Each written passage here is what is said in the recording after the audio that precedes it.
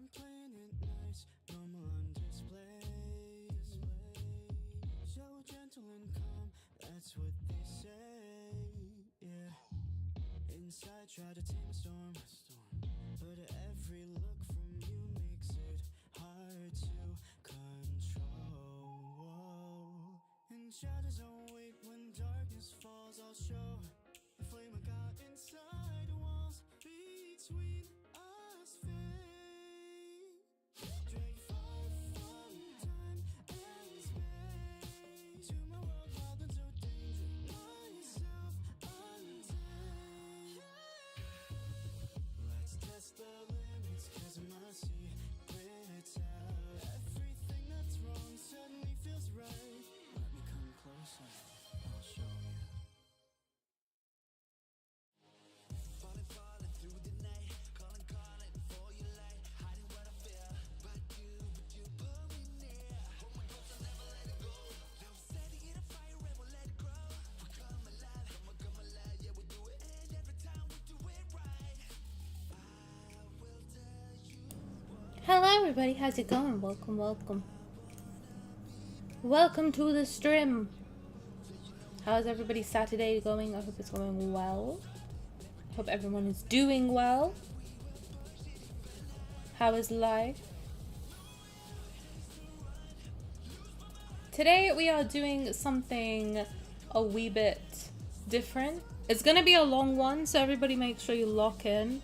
Make sure you take care of yourself, get your drinks and snacks and etc. all ready. We have two things on the list today. Today we are gonna do both the trailer reaction, so I will be putting you guys in emote jail real quick, and then we will be going through. We'll go through the trailer first. I do know it's Caleb's birthday trailer, just so we're all like on the same page. I think we all knew that that's what it was gonna be. So we'll do Caleb's birthday trailer first, and then we will go through the King of Darknight myth, which is gonna be super exciting. So I hope everybody's ready for that. And yeah, make sure you all lock in. Welcome! I did my lipstick a little bit different today. Don't be mean. See, when I do it, I'm like, oh, it looks fine. Then I look at it on the camera and I'm like, what did I do to my face? It's fine. It's fine, we're gonna rock with it. I hope everybody's having a good Saturday though. You are all in emote only jail because of the trailer. We are reacting to the trailer. You are in jail at the moment. Lol. Okay. Yes, I do know that this one is going to be Caleb's birthday trailer. I don't think that's like a secret or a spoiler, because I think we all knew. I saw the thingy that they posted saying that it was going to be his trailer today, so that's not really like, you know, anything too different.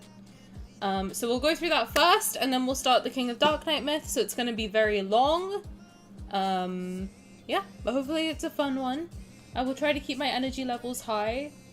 My energy has been very bad recently. I have been suffering from really, really bad fatigue, but we will do our best to have a good time. And I think we'll manage to do it. Right, let's get started. I do not have the link. Oh, let me say hi. So sorry. Kendall, hello. Thank you for being first. Welcome in. Yo, yo. So thank you for daily thingamaboober, and thank you for being second. Enjoy your Toji figure. There we go. Alright, let's get started. I don't know if the, like, two options have occurred. Either none of my notifications work, or no one is here today, which is fine. But either way, we're gonna have fun. So let's get started. I don't have the link, so I'm gonna have to navigate blind. But we're gonna do our best. Also, I believe this is a modless stream, which means it's gonna be kind of lawless. But we'll do our best. We'll do our best. Okay, let me navigate my way over. Okey-dokey. Oh, Jesus. Okay.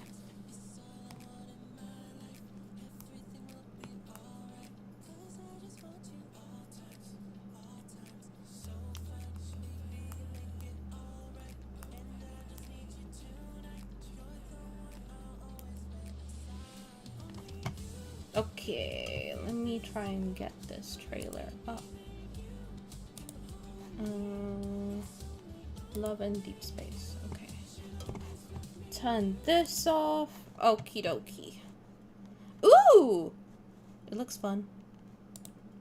Let's have a look. Edging. Okie dokie.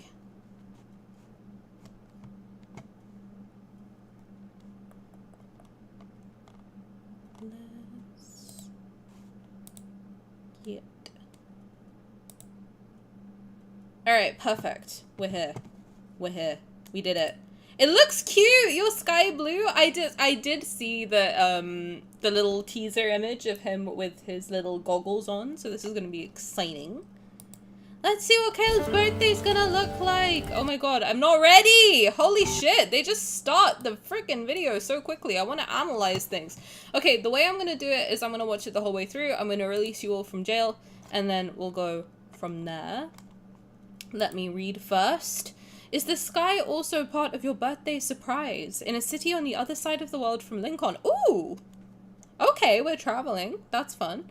Where day turns to night and the seasons run in reverse, the last flyable T-93 awaits his arrival. From his younger days to this very moment, you've never stopped believing he would become the best pilot in the whole wide world. Oh, that's so cute.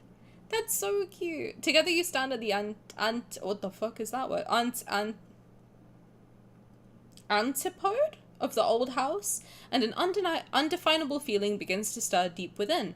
Even at the place farthest from home, you're still standing with the people you choose to love. That's very sweet. Okay, let's get started. He looks so cute with his little plane, and look at the little Caleb and the little green apple. That's so cute. Oh, I guess they couldn't model like a mini MC though, so they just gave him a little mini green apple. That's so cute. Caleb, you're sky blue. Okay, I'm excited. Let's have a look.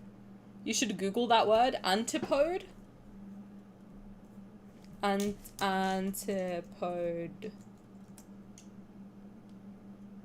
The exact opposite of something. So what is it saying, that he and I are exact opposites? Is that the thing? Also, hi Key, welcome. And hi Evie, welcome. Thank you for hanging out. How's it going? I hope you're all having a good day. Antipode. How do you say it? Is it antipode? Antipode? Antipod. Oh, antipode. Okay. I was saying it right. Alright. You're sky blue. I cannot deal. Look how cute. I'm gonna start crying. Okay, no. I won't pause it, I swear. Okay, sorry. I won't I swear I won't pause it. I swear. Okay. He's so cute. Oh, stop! No wonder I couldn't find your surprise. You hid it here, huh? So I'll trust my back to our new pilot. Yo, the animation is really good. Are you ready? Show me what you got. The animation is so smooth. It's smoother. Roger that. Oh my god, this looks so fun. Your heart's racing. Are you excited or nervous?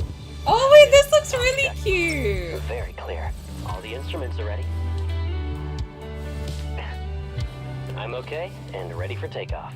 My happiness goes online when you're here. Oh, this is so sweet.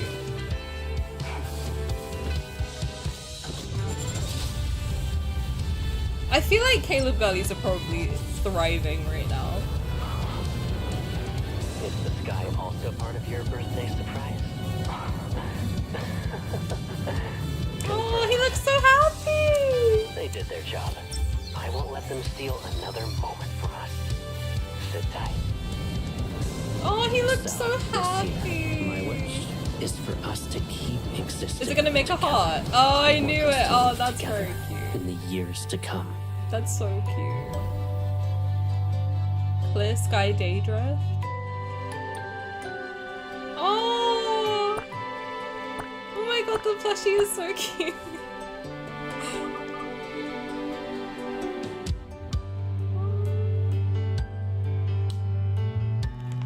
He looks so cute and squishy and happy.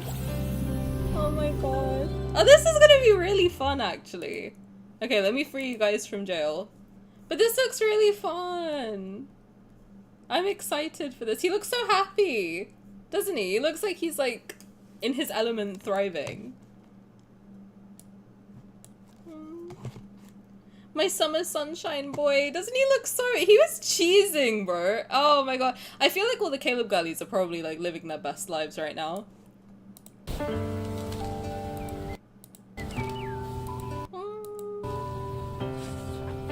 So cute. I love that it starts with a nose boop. That is so cute. I made a post about his laugh looking at the sky. You can tell that's where he belongs, and it made me emotional. Well, the thing is that Caleb really enjoys flying, but I think the problem is that his job made it not so enjoyable for him. Like, it makes it too serious, so he doesn't get to like actually enjoy it anymore, is what I gather from it. But I don't know. Also, thank you for daily thingamaboobers, guys. Cody, thank you for daily thingamaboober. Enjoy your Jonghyun poster, my queen. Cody, hello, welcome. Thank you for your... Oh, yes, your Jonghyun poster, yes. And Evie, thank you for your smoky citrine crystal. I appreciate it. And Key, thank you for your Jujutsu Kaisen calendar. And Kendall, thank you for your spray-on deodorant. I thought about that and the fact that she's with him. I feel like he just looks very comforted right now, which is very sweet. But I feel like all Caleb girlies have been wanting a Fly with Caleb card, and now we get it, which is very sweet. It does make me a little... Okay, I am feeling a little worried, low-key, though, as well, because, like, there's a lot of things that are kind of being achieved already. Do you know what I'm trying to say? Like, I feel like the cards are kind of giving us a lot of what we've been wanting very quickly. So part of me is like, wait, are we like close to the end already? Which I'm like kind of shocked. I would be shocked because this game is so popular that like if they're already wrapping it up, like that would be kind of crazy to me. And I feel like there's a lot of questions that haven't been answered yet, but like, I don't know, I'm getting a vibe because like we've really wanted a Rafayel Professor card. They gave us that. We've wanted a Sylus Kitten card. They gave us that. A Sylus Joyride card was given. Caleb Flying card was given. I don't know. I feel like a lot of it's being wrapped up. We're already married. Like, it's very like quickly. I feel like this is something that I would have expected like next year or the year after or something like that. I don't know, maybe I'm just being like super pessimistic, but I agree from a business perspective alone, we are nowhere near the end. I would agree that it would be frankly silly for them to not juice the fuck out of this game for as long as they can, because to be honest, like a lot of people are very, myself included, like we're very connected to the game, we're very connected to the characters. I think it would be not a very smart business decision to, like, cut it off. But, I don't know. I feel like they have, like, weird business decisions. Maybe. I don't know. I'm just, like, I'm feeling a little bit worried, honestly, because I really like the game, and I'm like, I hope it doesn't stop soon. Your sky blue immediately made me think of Taemin's blue. Oh, you're right. There is another thing, sky blue, that's, like, there is something. There is something with that. I just can't remember. Like, it's not on the top of my mind yet what that is. Belle, thank you for daily thing. I'm a boober. Enjoy your Rafayel acrylic standee. Wow, so cute. We surely are not close to the end. I hope not, honestly. Please, info, just give me one card. One card of what? Of what?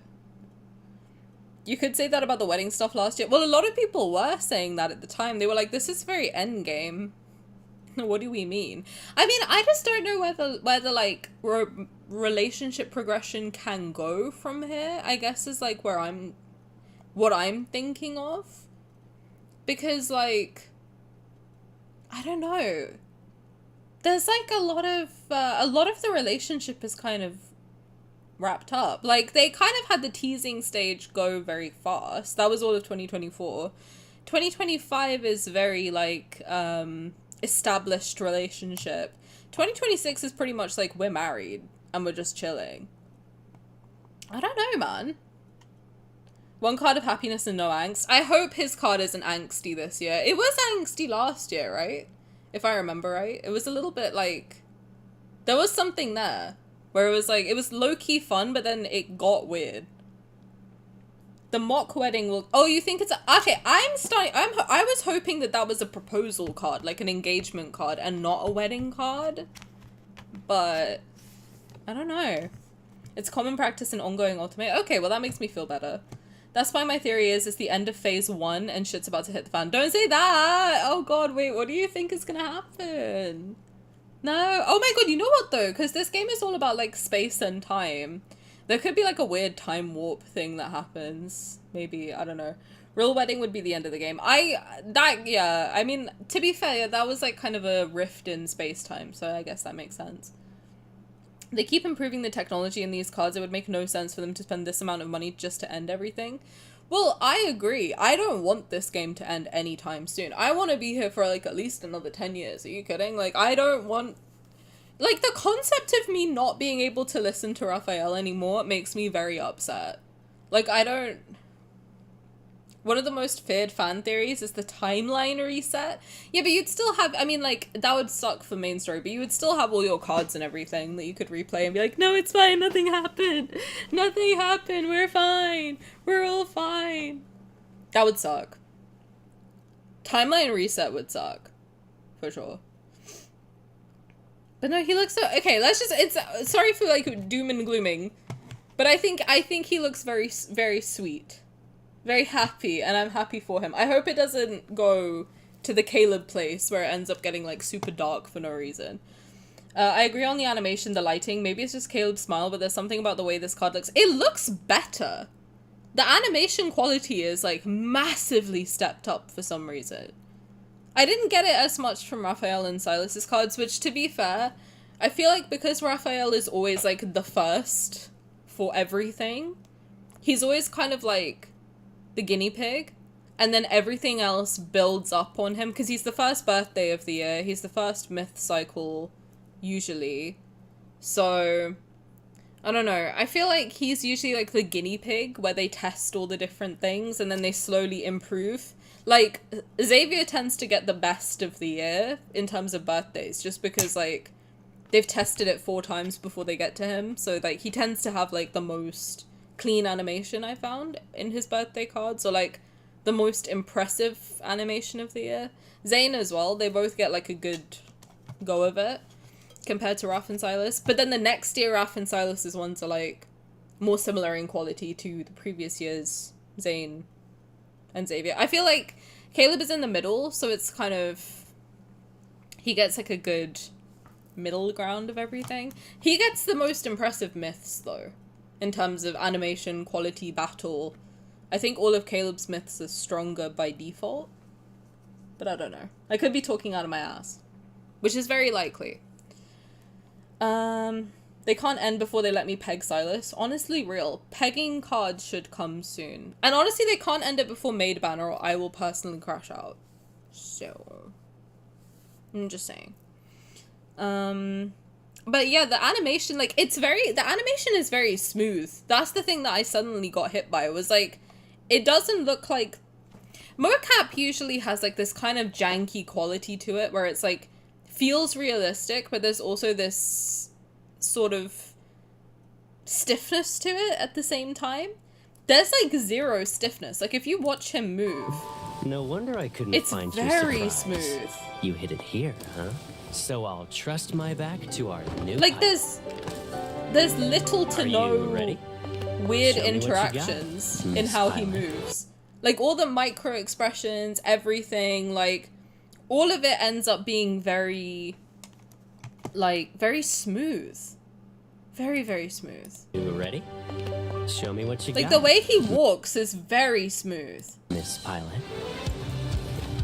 The way he puts his helmet on is very smooth. Like it's all very like Roger that. he looks so Colonel. happy. I can't get over it. He looks so he's cheesing. He's fully cheesing. Your heart's racing. Are you excited? He looks so Or excited. nervous? Navigator, Aw. check. Very clear. All the instruments are ready. I can't wait for this. This is gonna be fun. I'm okay and ready for takeoff. My happiness goes online when you're here. Let's fly. He looks so excited. I love this for him. Aww. I wonder, they've probably never flown together. Did you catch the finger heart? Oh, did he do that? I was wondering what he did. I thought he was just doing the lip thing. Oh, he did! He did a little thingy. Oh, that's cute. His hand is huge, man. I wonder if they've never flown together. What was that, Pipsqueak air card? No, literally. Literally exactly that. Darknight, thanks for the daily thingamaboober. Enjoy your turquoise bracelet. Welcome in. How's it going? Oh, orange and blue like his eyes. Stop! So cute. Is the sky also part of your birthday surprise? Oh, do you reckon she got people from the fleet to like do the flyover for him? Oh, that's cute. That's very cute.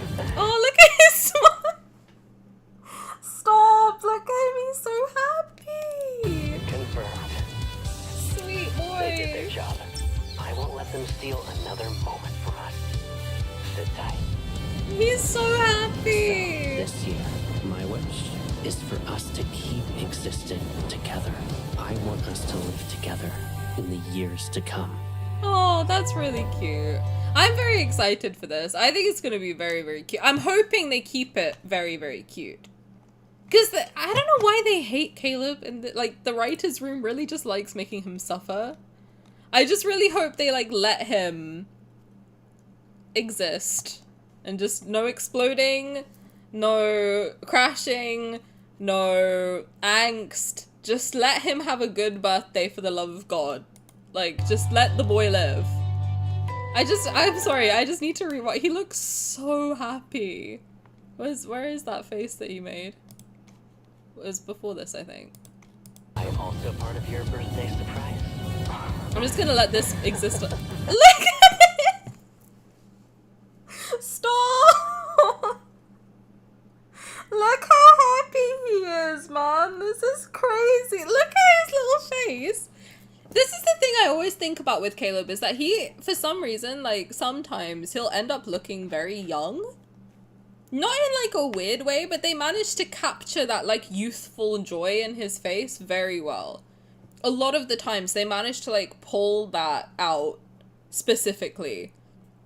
And I really like it, because I think it because Caleb has a lot of childhood trauma, right? And I find that, like, when people go through a lot of childhood trauma, they tend to become feel more safe expressing that childlike side as they get older, right?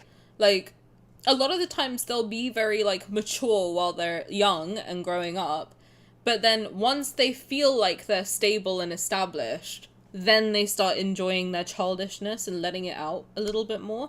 And I feel like Caleb is doing that, and you really see it on his face a lot of the time.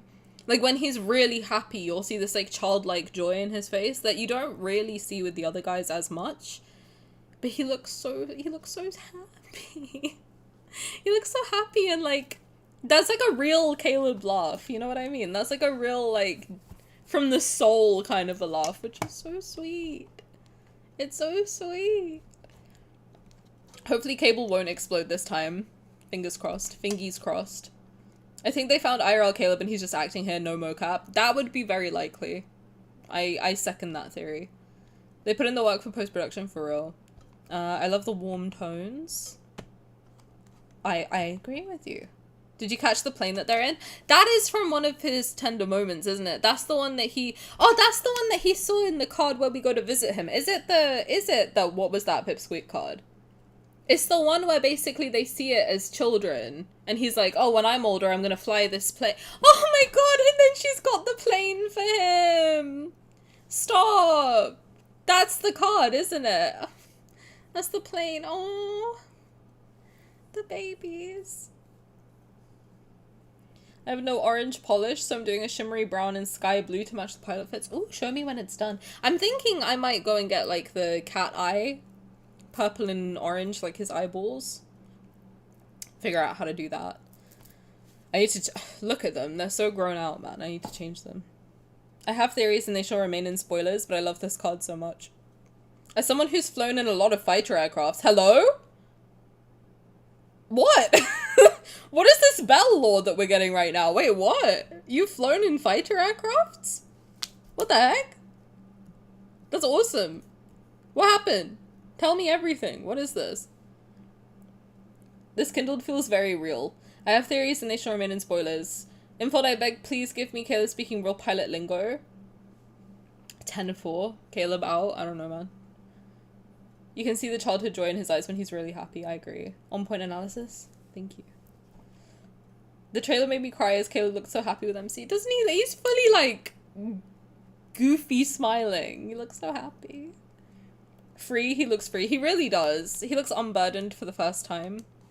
I agree. Skyline is the card. You may have to mute me when you play this card. I would never. We've fawned over the guys, but man, they're so lucky to be loved by MC back because the stuff she does for them. I agree. She is, like, a good example of, like, how to really listen to the person you love and do things. I think the boys do it for her as well. But I guess it's more... I don't know. But she really listens to all of their, like, niche interests and, like, manages to find a way to make their birthday special, which is very, very cute. And I like that a lot. She's a very good example of, like, how to make your partner feel loved. One of the reasons I can't get into Caleb is because my father is a military pilot and I've flown in many fighter aircrafts when I was a teen. It feels icky to me. Oh, okay, that's so fair, actually. That is actually so fair. Yeah, that would do it. That would do it. If there's someone who you know who's, like, too similar to a character, that ends up being quite... Yikes. It's very real. Very real. Well, I'm excited. I'm excited. I'm also mindful that, okay, we are going to be doing Xavier's Myth next. I'm a little bit worried. 9 chapters. We're going to see how long it takes. I'm not going to rush it, though. My hope is that I can finish by 1 in the morning. We'll see. That gives us, like, 5 hours to do 9 chapters. There's, like, half an hour per chapter. I think we can do it. But I am really going to lock in on the lore. That's what I'm hoping to do with the myth today, is really lock in on the lore and understand Xavier better so that I don't beef with him as much. That is the goal. Are you going over the Twitter post? I didn't. We should do that. Let's do that. Yo, why don't I get the link, bro? Why don't I get the link in the bio? What is this? Infold. You should put the link in the description to your social medias. Okay. Let me cold scroll Twitter real quick. Twitter. Love and Deepspace. Get over here. Get over here! Okay. Wonderful. We can always do a second session, no pressure. I would rather do it in one stream, just because I forget what happens. I'm just... My brain is not very good. Zayne doing heart surgery on us for his birthday? Don't do that! No! Come on now. That's dirty. That's dirty. Does that mean we're gonna be in an ambulance for Zayne's birthday card? Probably, man. Well, actually, he's unemployed at the moment, so I think maybe he'd be doing something else. What else does Zayne like? We probably go to a metal concert for his birthday. heavy metal concert. Caleb X Shanghai Aerospace Enthusiast Center. Ooh, that's fun. No flight stays smooth forever. Turbulence is part of the journey. A calm pilot doesn't need to resist every airflow. They trust themselves to recognize stress, steady their rhythm, and ask for help when they need it. Oh, that's cute. Is he learning to ask us for help instead of trying to do everything himself? Caleb collaborates with the Shanghai Aerospace Enthusiast Center to launch the Beyond the Horizon Stress Management Initiative. Oh, that's perfect for Caleb. Because his whole thing is that if he gets too overwhelmed... I shouldn't know this yet because we haven't played Homecoming Wings, but I think I remember that this is his whole bit. Isn't it basically that if he gets too emotional, his brain gets affected? Something like that? I think that's what it is. It's something that, like, if his emotions get too heightened... That's why his heart rate is really calm in the cafe. I think. I don't really remember. We need to do Caleb's session? What'd you call it? Main story. We need to do that soon. But this is good, yeah. Boy needs therapy, alright. You're right. And the rerun. I want to replay this birthday card as well. At some point. There's so much stuff I want to do. When do we do it all, man? Caleb's birthday event, your sky blue. Invite him to the other side of the world to fulfill a long-held wish, then gift him the perfect sunset with you in the co-pilot seat. Trust in his skill and experience. 3, 2, 1. Now it's your turn to fill the sky with your heartfelt wishes. Confirmed. My happiness goes online when you're here. Aww. Look at the little nose boop. I can't get over it. He looks so cute. He's such a puppy, man. Aww. Okay, we get an event. So you get the card, you get the event story. Video call, home interaction. Let's see. So it seems like we're going on a vacation with him. And then that's where it takes place. Cute. Maybe he's on a mission or something. His eyes curve softly with a smile while he listens to your birthday wishes. Aww. You know what's crazy? I don't think I did the birthday story properly for Rafayel or Sylus. I think I need to do that soon. So much stuff I need to do. I don't have time, bro. This sucks. Okay, you get 10 free wishes. Let's go. Birthday call. Birthday home interaction. That's always fun. The birthday home interaction is always really, really fun. His outfit's really good. I agree. It is a little bit similar to his BDAY jacket, but I'm not too mad at it. It looks very cute. I like it. So we got a title. Sorry, what was that? Title, wishes, avatar, chat bubble. That chat bubble's very cute. Chasing Skies BGM. And then some stuff for the journal, which I totally use. Totally didn't forget that that existed. Skyward Flare. From the ends of the earth to the same paradise. I love the bit of, like, getting the people to do the flyover with the coloured, thingy. Oh, the goggles don't come with the fit? What? That's... I guess the helmet didn't come with Sylus's outfit. But we got glasses for Rafayel. We should get goggles, right? Also, guys. Sorry. Somebody gotta stop me. Somebody stop me. Please, somebody stop me. Somebody has to stop me. Somebody has to hold me back. Hold me back. He's going in my basket. I need him. If you don't know, I collect these. I have the Xavier one. But I need him. Look at him. I need him.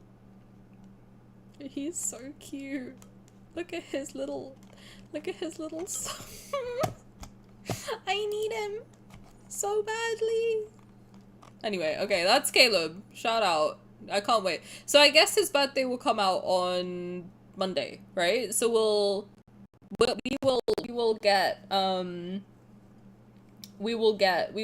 play it on Monday. Caleb's birthday stuff. We'll do it all on Monday. So if you want to come hang out for that, then feel free to. He isn't a surgeon anymore? I have no idea. I have barely played this game. I don't know. I don't know. Anyway, moving on. Maybe a candy making oh yeah! Candy making excursion would be cute. Also, your dad's a colonel! Caleb feels like my parent. Oh yeah, that would do it. To be honest, okay, I hesitate to like ever bring this up because I try to pretend it's not real. I don't know, I'd really have to, like, I also struggle with Caleb for a lot of similar reasons where I have cousins who are like Geminis and very similar to Caleb, so I have to, it's really like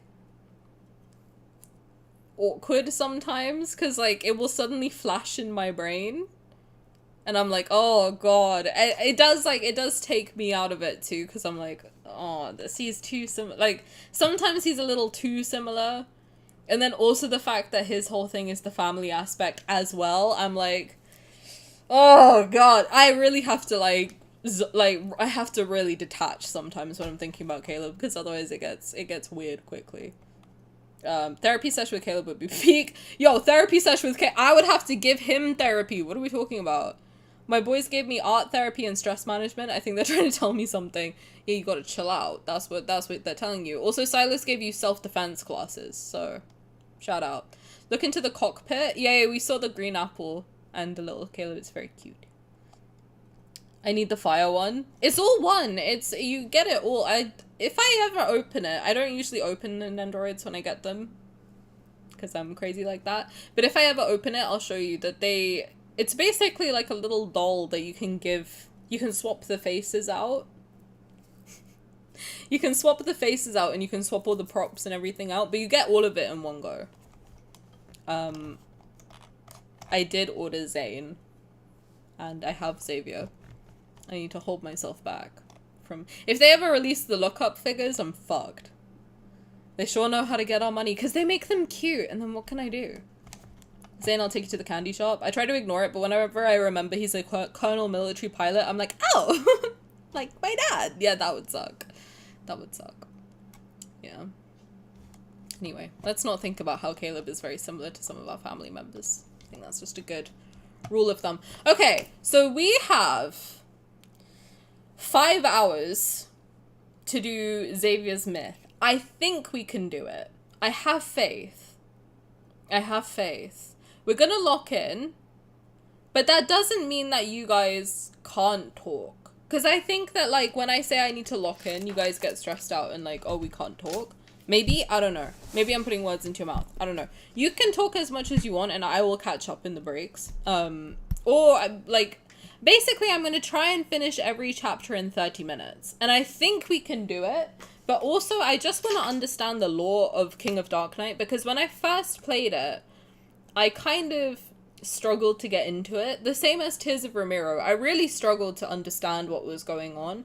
So I think now that I've had like a first look at it, now I can kind of go into it with like a bit more nuance and a little bit more of like knowledge of Xavier's whole story and kind of put it all together, and then we can have a good time with it.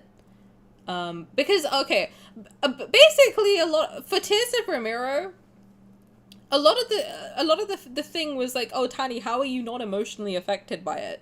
I was stressed out because listen, streaming is quite, you know, sometimes I'm hyper aware that there are people watching me, and I get quite, I get a little, back in the day when I was new to streaming, I got a little scared.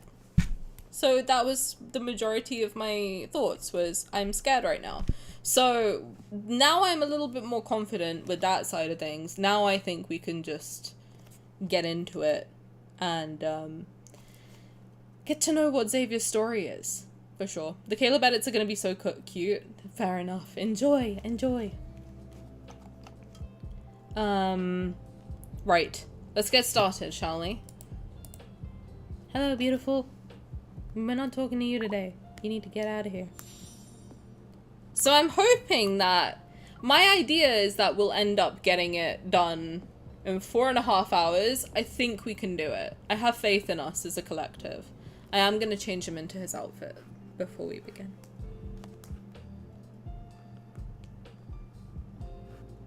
Also, okay, not to out Mimberly, but I'm gonna out Mimberly a little bit today, okay? I am gonna out Mimberly a little bit. We were talking about, like, pulling for this game, okay? And she was like, oh, I'm a little scared. And I was like, wait, why are you scared? And she goes, oh, because Caleb's birthday is coming up. And then also people are saying that Raphael's 4th myth is going to come out this year. And when I tell you, I literally almost dropped to my knees. I literally almost dropped to my knees because I have been hoping and praying we're not getting any new myths this year. I have been fully hoping and praying that after Caleb Netherlord we were done for myths. And I was like, don't tell me that. I do not claim this negative energy. Cause bro, the reason, oh my god. I don't want more myths. I don't, listen, I'm good. I'm fine, actually. I don't want more myths. Leave me alone. I do not want another myth. I'm okay. Just give me a break. Please, for the love of Christ. I need a break from mental turmoil. I wouldn't mind no new myths this year. Well, then that also adds to my theory that if each of the guys are meant to have 6 myths, right? Because there's 6 Stilactrum colors, whatever. Then they've already had 3. So that would make me think that we're halfway through the game already.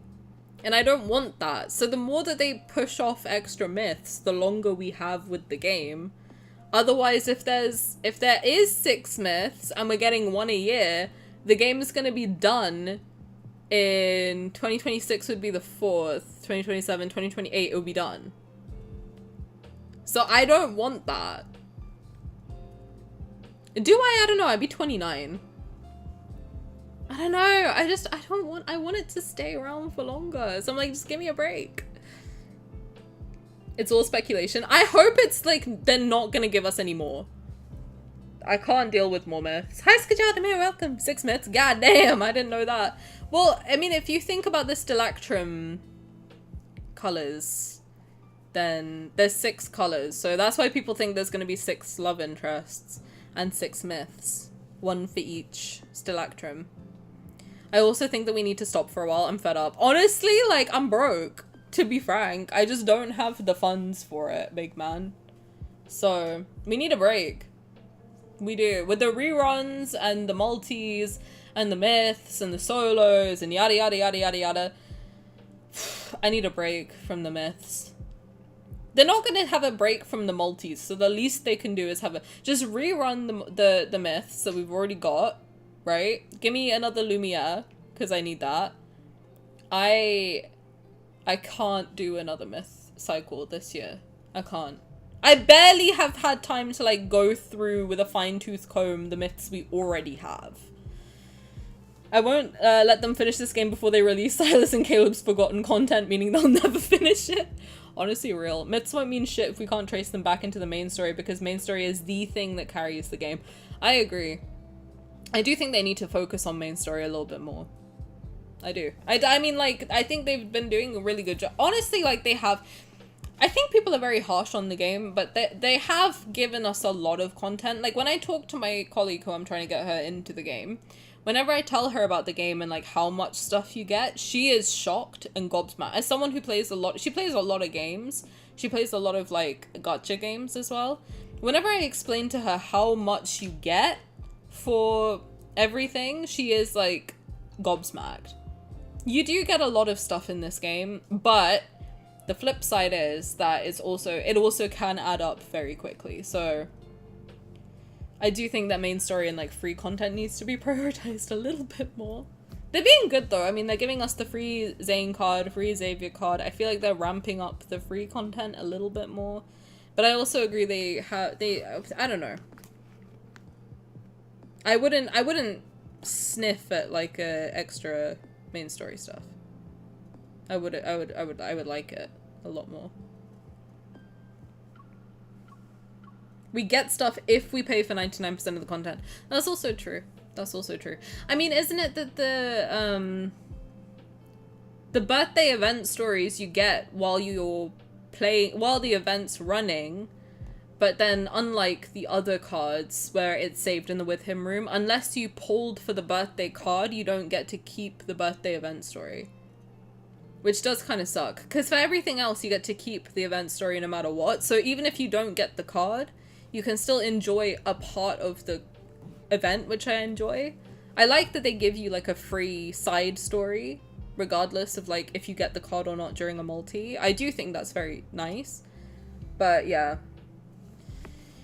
Also, yeah, if you weren't there for the event at the time, then they don't rerun the events, then you miss out on that, so it's kind of like there is a hit or miss.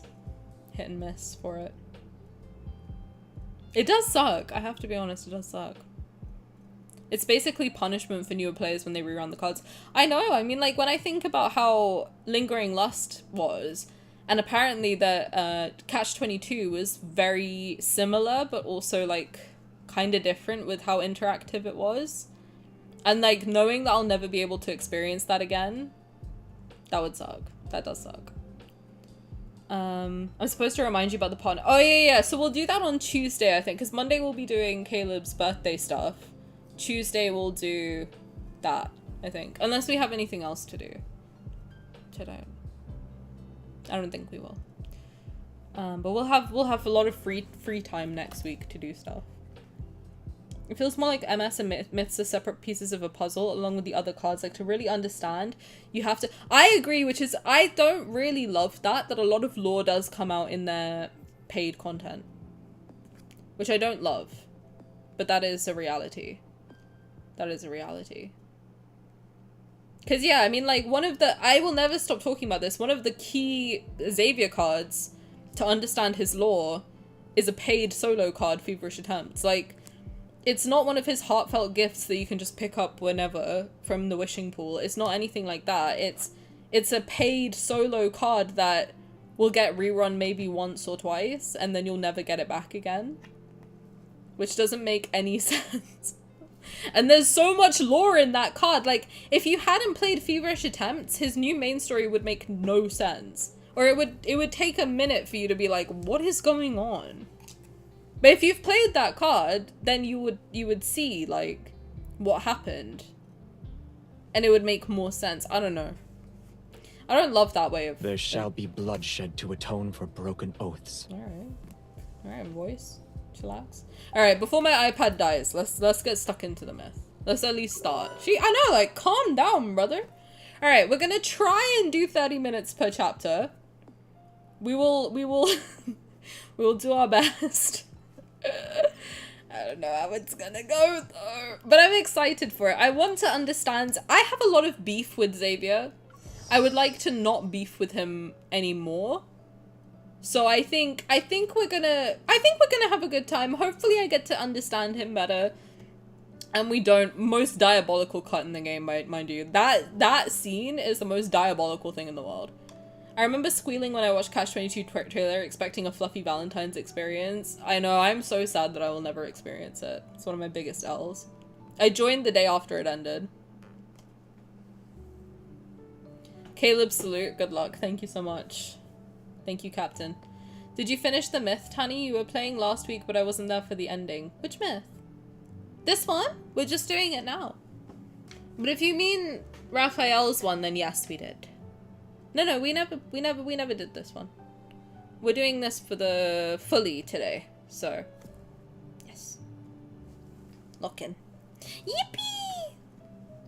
Yeah, we're gonna be here for a minute. We're gonna be here for a minute. I have my Pepsi ready. My Pepsi. I'm ready. I'm ready to lock in.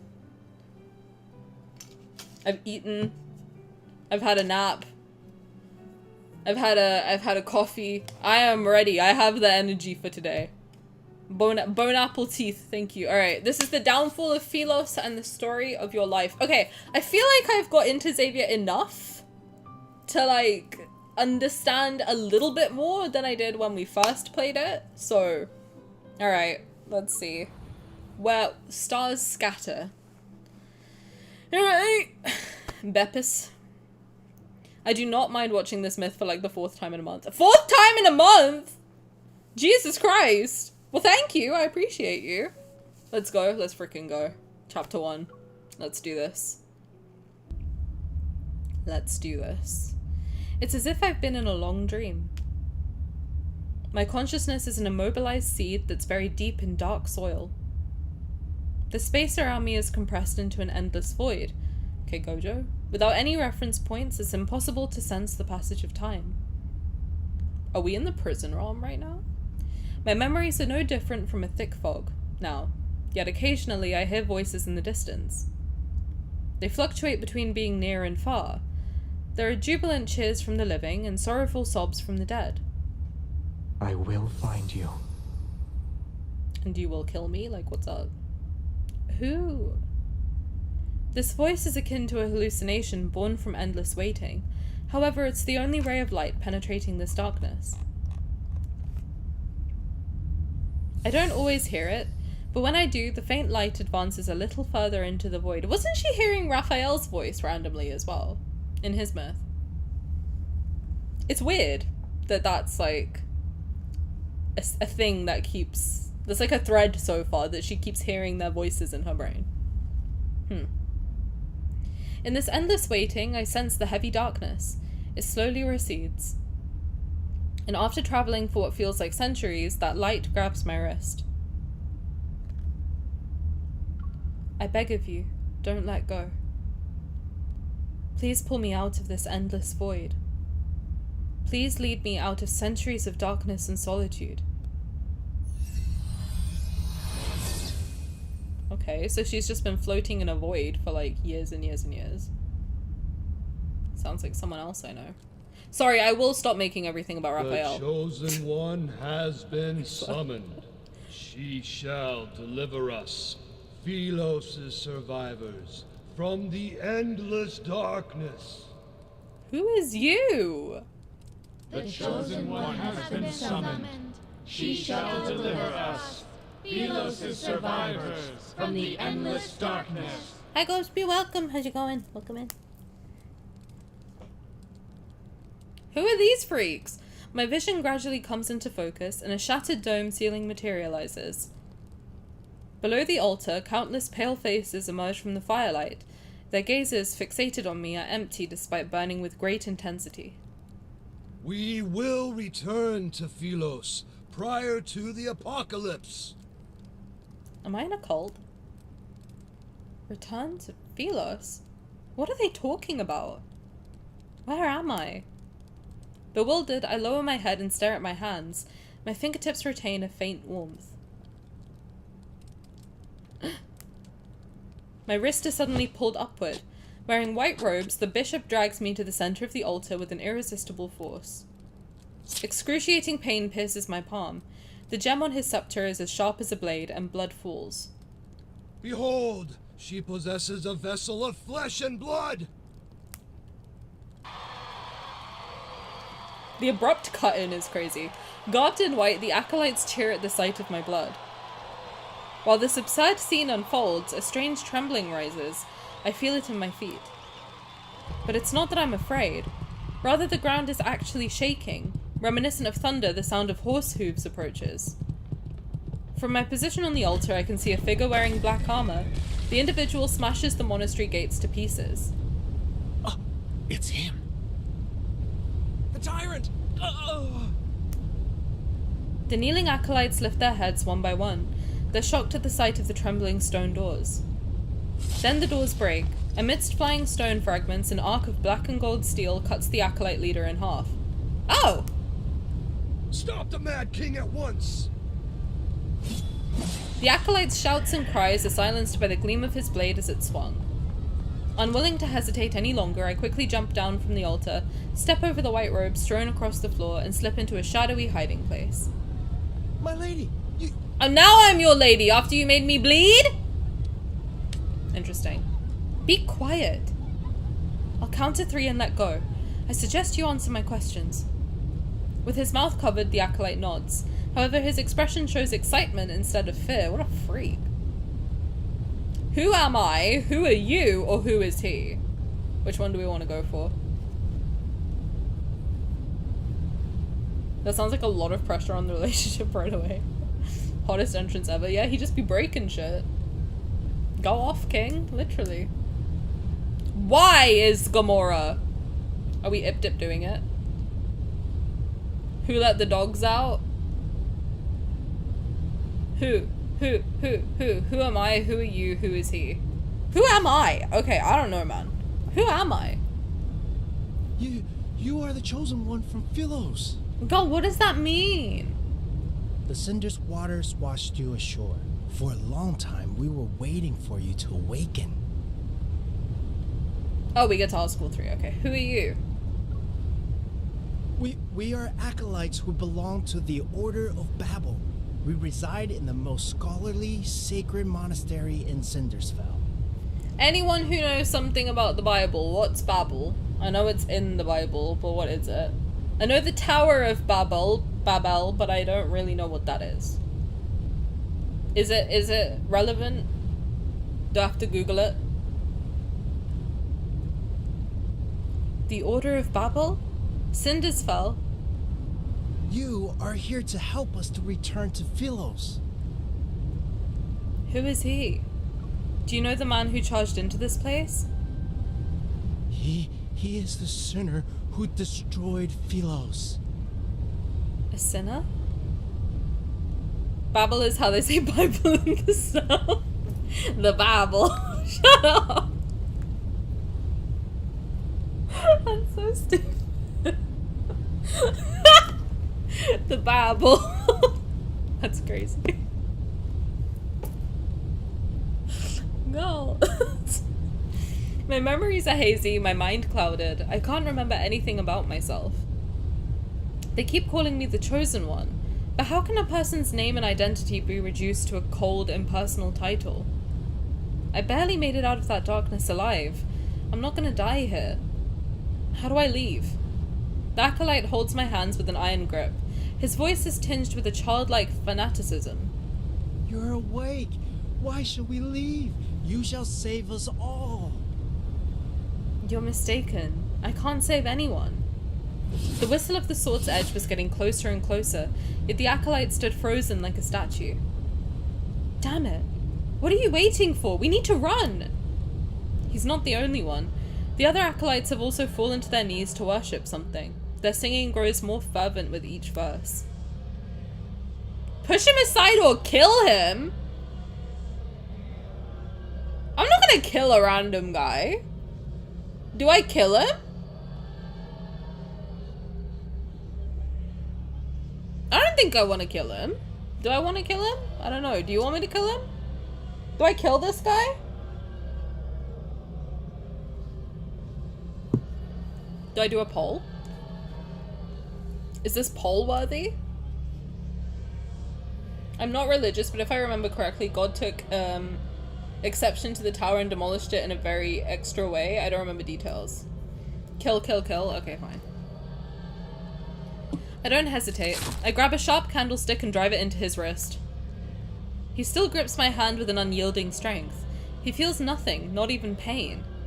I drive the pointed end of the candlestick into his chest. The figure before me seems to be torn apart by an invisible force. He dissipates into dust. These people... all of them are... I whip my head around to look at their devout expressions. Under the light, none of them cast a shadow. Vampires? These acolytes and the old man who cut my palm earlier. They're revenants. What does that mean? The Cinderspell they spoke of truly is a place inhabited only by the dead. Xavier, relinquish that sword which is bathed in the blood of your brethren.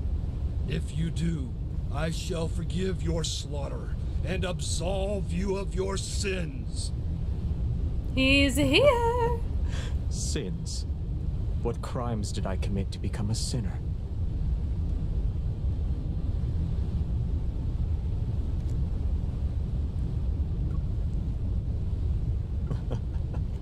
Sins? What crimes did I commit to become a sinner?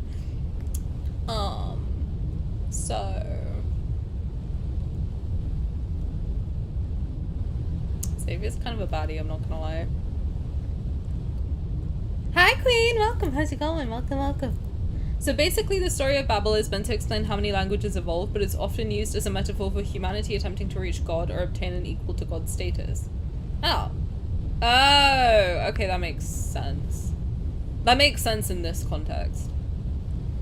And suddenly I've switched religions. I'm alright, how are you? I'm good. I'm trying to keep my throat alive. And my energy alive. I can't tell you how much caffeine and energy containing things I've consumed today. Is teaching the dead to cease their incessant chatter a crime? He's kind of hot like this, I'm not gonna lie. You.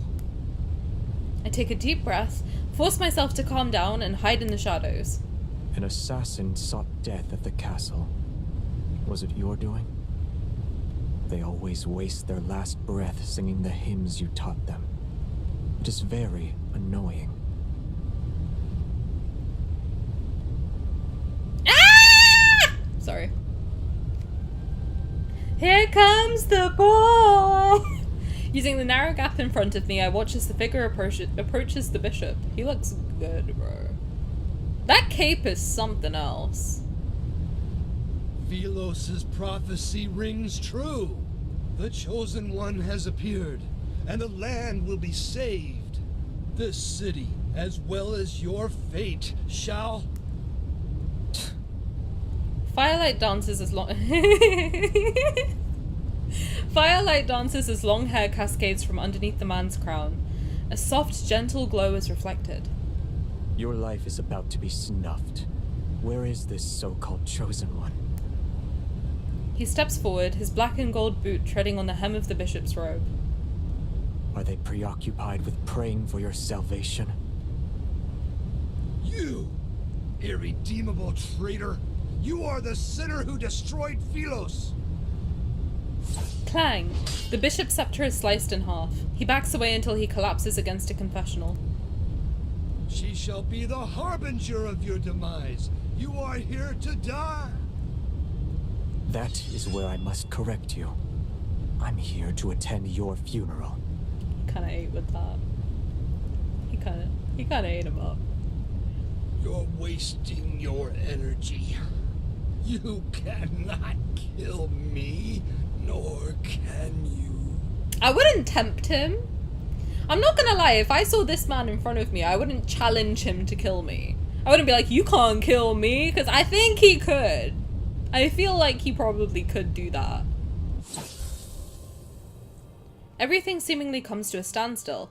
Then a corpse slowly settles onto the ground under that man's feet. It kicks up dust. The stifled groans fade while the night wind extinguishes the last flickering flame on the altar. Damn. The man slowly lowers his blade. Surrounded by sparks and dancing cinders, he descends the long staircase. I'm stunned and my fingertips are numb. They can almost feel the reverberations from that sword's deadly swing. In the darkness, the sound of footsteps grows more distant. Is he gone? Still tense, I wait for what seems like an eternity before I use the wall to support myself. I cautiously step out from my hiding place. I need to leave. The entire hall is deathly silent. There's only rubble and a white robe on the floor. Stone pillars have collapsed and flames creep along the spilled wax on the cracked floor. Ghostly lights frolic across the walls. I turn and thud. A sharp blade, having been thrown past me, is now embedded in the stone wall behind me. Do you mind? What in the you shall not pass is this? The night breeze plays with his long hair, but he doesn't move. He stares at me for a long, long time. Part of me feels as if we're not meeting for the first time. I could almost believe we're reuniting after being separated for years. However, this illusion is shattered by his next move.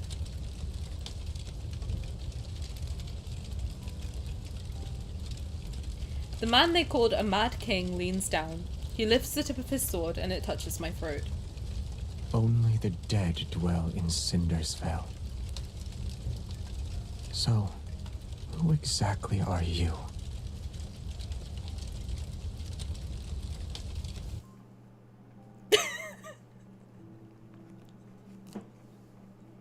I don't remember the King of Darknight being that hot, to be honest with you. You tell me. I just got here. I just woke up, man. I don't know. I don't know who I am. That's for you to tell me. I don't know.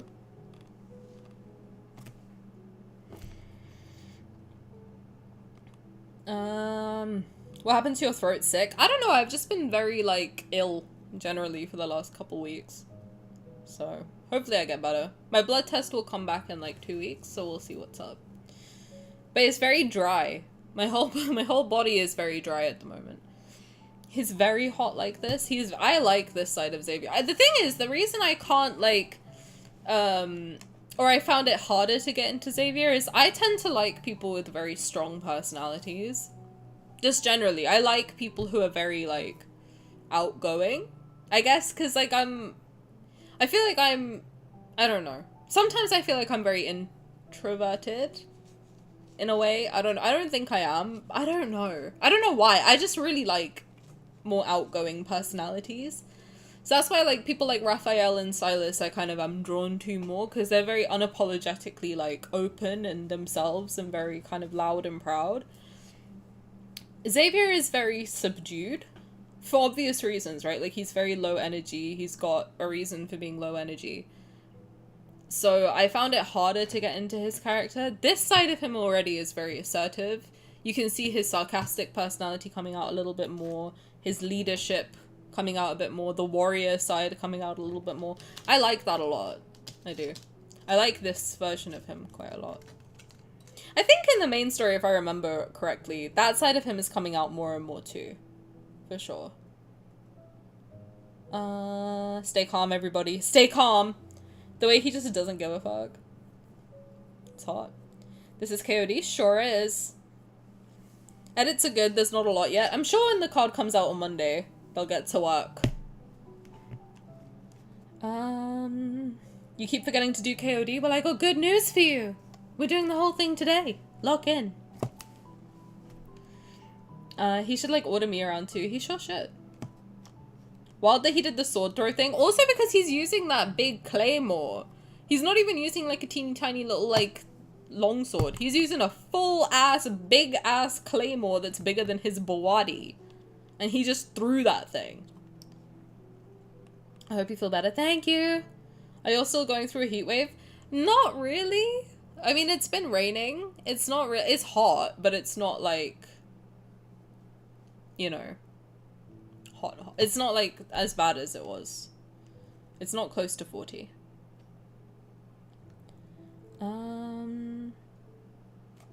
Swing that thing around for me? Indeed. Right, let's keep going. We're doing well for time. Let's keep going. Let's keep trucking on.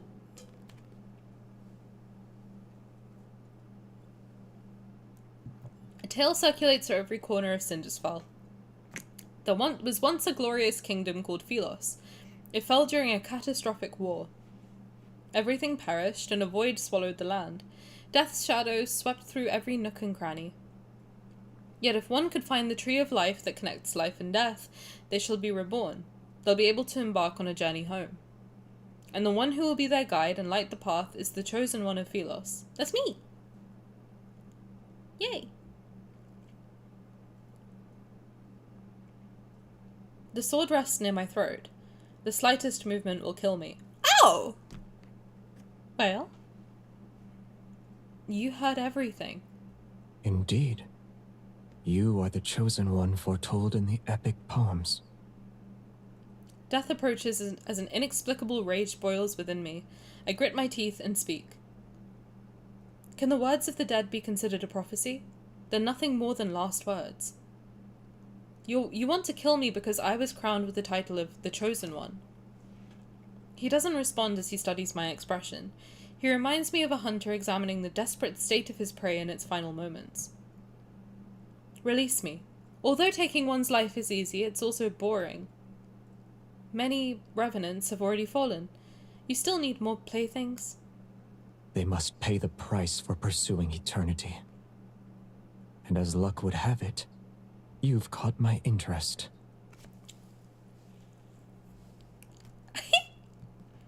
Cindersfell can only be inhabited by the dead. You are alive. So does that mean he's dead? I have no idea how I even arrived here. all my memories remain trapped in those centuries enshrouded in darkness. They're akin to seeds buried underground. If you wish to slay me, then do it. I'll be able to join their ranks as a Gambling with your life isn't how you properly threaten someone. Let's not forget, a death wish is an easy request to fulfill. And that this blade can only cut down the dead. Oh. How does that work? No wonder people hate him with a burning intensity. Bitch is so annoying. To be hunted even in their semblance of an afterlife saps away their chances of happiness. In any case, I have no intention of killing you. Truly? The wound on my palm reopened during our struggle. Blood trickles down my wrist. He pauses and furrows his brow as he stares at my wound. Then he pulls my hand to be right in front of his eyes. Is he like those fanatical acolytes? Has he not seen a person bleed in eons? He tears a piece of cloth from the hem of my skirt. Okay. With his gaze lowered, he wraps the makeshift bandage around my palm. What is he trying to do? Is this how you make people submit? You threaten them with the sword before offering bait. Don't move. I only stopped the bleeding. Your wound hasn't healed. I can say please. Answer me first. Ow! He ties a knot over my wound, picks up his heavy sword, and turns to leave. Already tearing clothes. Like, damn, buy me dinner first. What the fuck? My mind tumbles further into chaos. I jump down from the stone coffin and grab the corner of his cloak. Why are you changing your mind again? He turns around. A moment passes before he offers a faint smile. Perhaps I'm wondering how someone who bleeds so easily could be a savior. I slowly let go of him. Danger lurks in every crevice here. Stay alert. So let me stay with you. What the hell? I wish you luck. What do you mean? We're two alive people in the city of the dead. Let's just hang out. Right? Doesn't that make sense? We should be friends. There's no one else alive. Who are you gonna hang out with except me? Think about it, man. The sky darkens as moonlight disappears in the canopy of trees. The thick, tangled branches obscure the paths ahead, but the scenery remains vivid in my memory. No matter where you are in Sylus, you need only look up to see the imposing, gloomy castle. In its opulence, it stands with solitary majesty. So we are on Sylus. It's just called Cindersfell. Because of the apocalypse. Is my understanding. I think.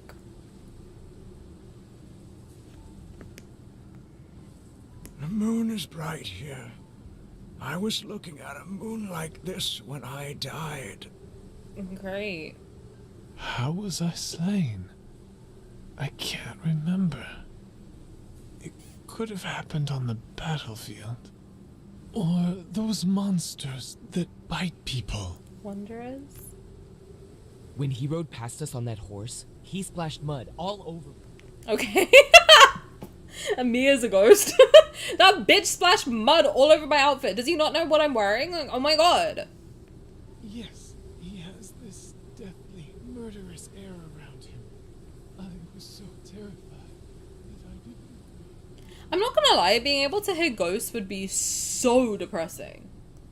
Because, like, all they do is whine, bro. Like, I get it. If you're a ghost, you're here because you've got unresolved stuff going on.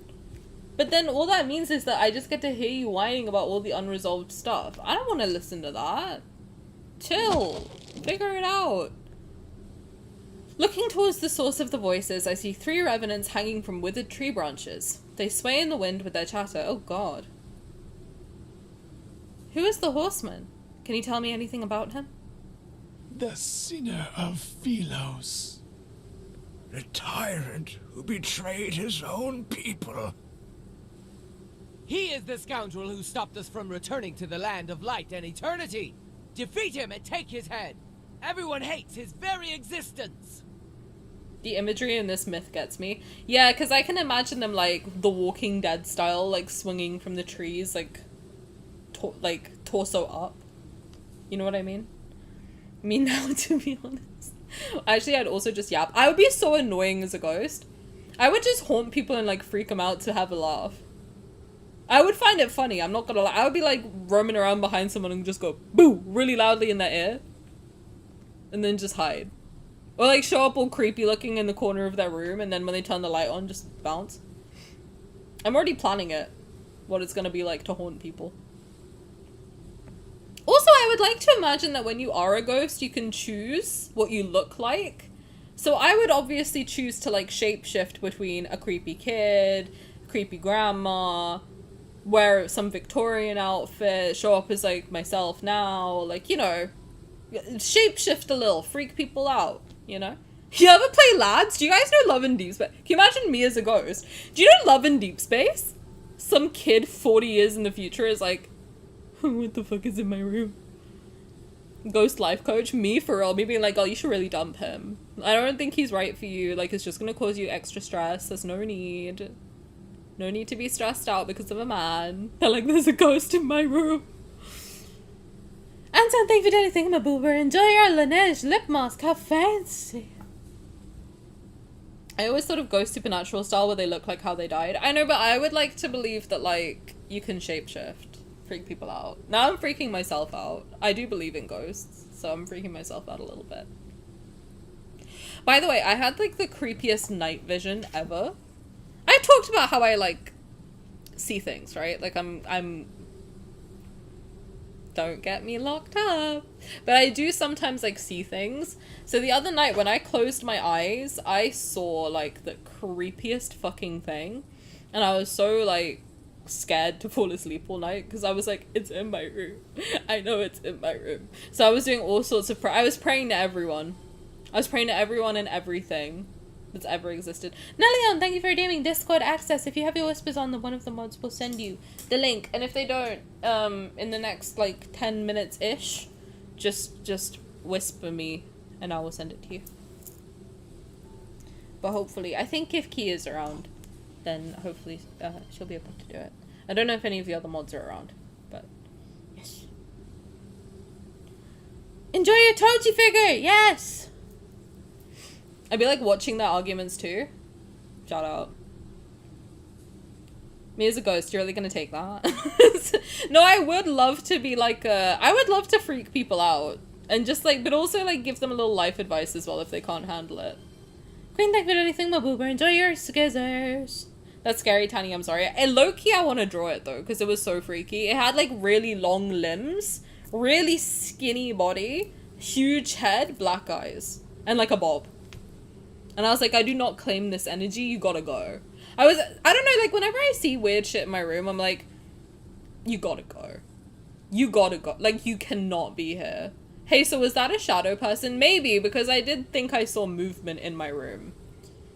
But also, I have always seen, like, a massive shadow standing here that, like, comes and goes. So I talk a lot about the ghost in my room. Simi makes fun of me. It's real, and it's scary. A bob? It had a bob. It had a fuck-ass bob. It really did. But whenever I see things in my room, I'm just like, you gotta go. Like, with all due respect to you, you can't be here, because I'm gonna freak out. You gotta go. I'm like, I don't know if you're fucking with me, if you're trying to freak me out. It's working. You've achieved your purpose. You gotta go. I low-key want to draw it, because it was scary as shit, but like, I don't know. I do be seeing things. I do be seeing things. I do sometimes be hearing things also, which is why I now sleep with headphones in. I'm sorry, that's scary as fuck, but the bob is making me laugh. No, I don't know if there was like a meme figure that was like a balloon with really long limbs and a bob, and that's basically what it looked like, but like black and white with like big blacked out eyeballs. And I was like, you gotta go. You can't be here. Hugging the Rafayel plushie. And just be like, you gotta go. You can't, like, I understand that you're trying to, like, resolve some shit, but you can't be here right now, because I'm freaking out. You gotta go, man. You gotta get out of here. praying to literally every entity that I know of. Every god that I have ever heard of in my short time on this earth, I prayed to them all. I was like, you gotta get this thing out of here. With all due respect, you gotta get them out. Anyway, maybe I'll draw my shadow friend with the fuck-ass bob. The fab. Thanks for the skizzes. You can use it to defend against the fab ghost. Unsteady, the ropes sway. The one belonging to the last revenant snaps because of how agitated he was. The corpse plunges into the swamp below. Oh no! He's gonna float away! It's getting dark, and the fog is coming. You'd better find a place to take shelter.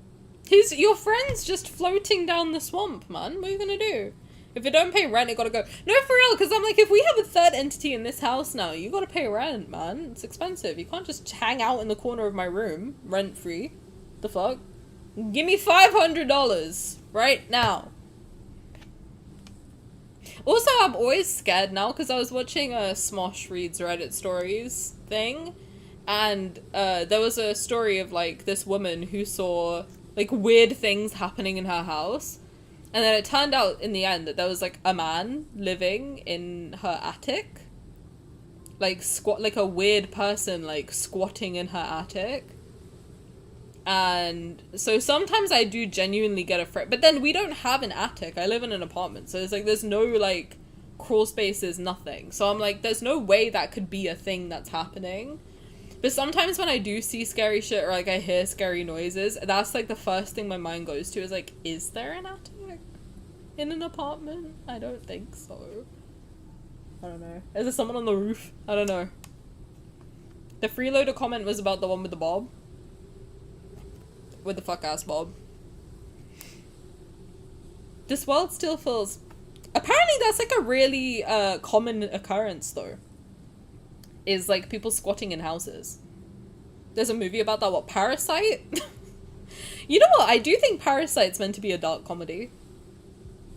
Because when I watched it, I was like, this looks like dark comedy to me. I don't know. But Bob, please don't come for me. I hope everyone is protected from Fab. But I will be drawing him. / her. Them. The world still feels unfamiliar to me. He's not wrong. My highest priority at the moment is finding a safe location. Where can I find such a place? The city at the foot of the mountain, of course. It's the liveliest place in the area. The echoes of the royal capital still linger there. You are just bobbing in the swamp telling me all this info. You must navigate through the forest, the swampland, and the remnants of a battlefield. Oh god, he's like secret timesing in my ear right now. Remember to gaze at the moon. Once you reach the ferry's dock, you can cross the river. I don't think you should be crossing a river in the land of the dead. Like, that doesn't usually go well for people. You shouldn't... Listen. If I know anything from mythology, you should not be crossing no river Styx, alright? Take a silver coin with you. The old ferryman has a nasty temper. If you're not careful, he'll kick you into the river. But that's not very nice. I look into the distance. At the westernmost edge of this land of exiles, the monastery sits in a secluded corner on the highlands. It's far away from where the Mad King resides. To reach Cindersfell, I need to traverse the forest and fog at the base of the mountain. Let's go on an adventure, girlie. Imagine the dimensions crossed and Bob McBallooney thought the same about you. He's like, there's someone in my bed. What is that thing in my bed? And it's me, hugging my Raph plushie, being like, oh my god, what is that in my room? Bob with Bob. That is like a Nicki Minaj song, isn't it? Not Parasite, I can't remember what it was called. I'm sure it will come to you. Parasite's the only one I know about that. The fog thickens and envelops the forest as daylight dims. Everything around me becomes a hazy blur. A broken bridge, and another end of the road. In the place of a crescent moon is one that wanes. Its reflection dances across the murky water's surface like countless spectral figures. Everything that falls into the water sinks without a trace, except for the moon's reflection. I mark a tree branch to trace my path. Then I turn around and continue my trek. In a forest clearing, knights with pikes and silver armor sit around a fire. There are knights in a place like this. They aren't moving, and their lifeless eyes gaze up at the moon in the sky. May Philos prosper under eternity's divine gaze. Grandest Knight, isn't that from, the Lightseeker myth? Isn't that what Xavier was the Grandest Knight? May Philos prosper under eternity's divine gaze. It's like the head of the knights that serves the king, isn't it? Silence. Do you hear that? Footsteps approach us from the southwest. Sexy voice on this knight, not gonna lie. Only the living can make that sound. Is the Mad King here? Oh, no worries, I'll get it for you.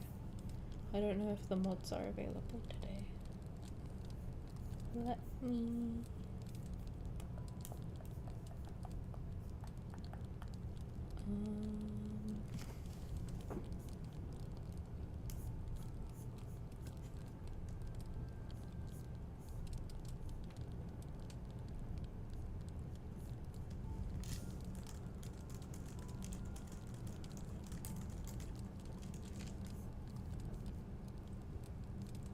Let's see where it is. Sorry, guys.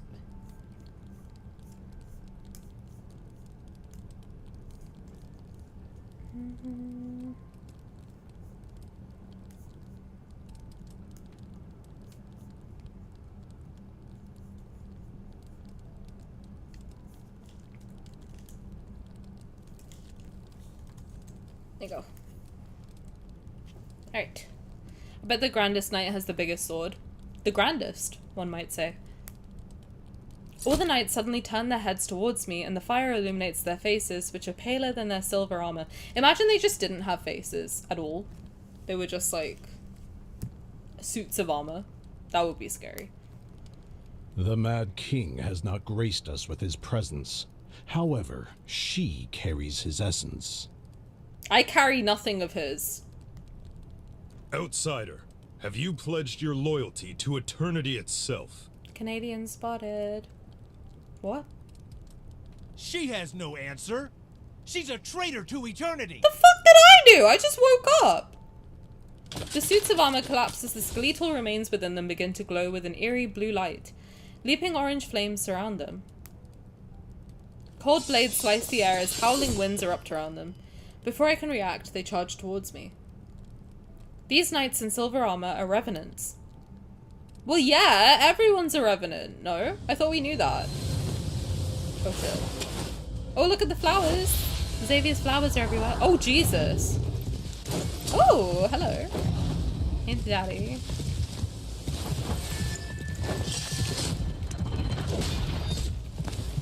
Get on. Oh, shit. Shit. Thanks.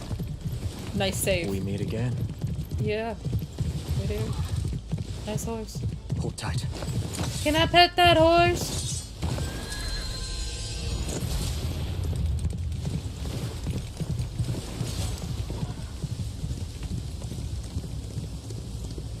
A lot of moon symbolism. The response if you miss is great. Oh man! I should have missed.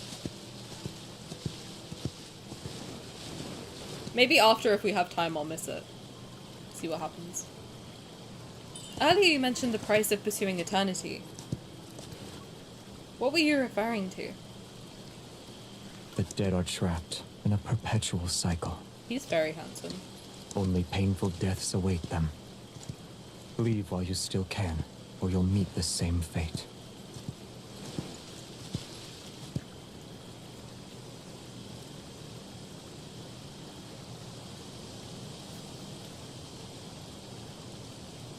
These short shots are gorgeous with the mist and moonlight, I agree. Hi Tara, welcome. Take for your Sylus titty mouse pad. The movie's called Within. Can you send it to me on Discord? I want to watch it. I want to watch. In a rush? Yes? Didn't you tell me to leave while I still can?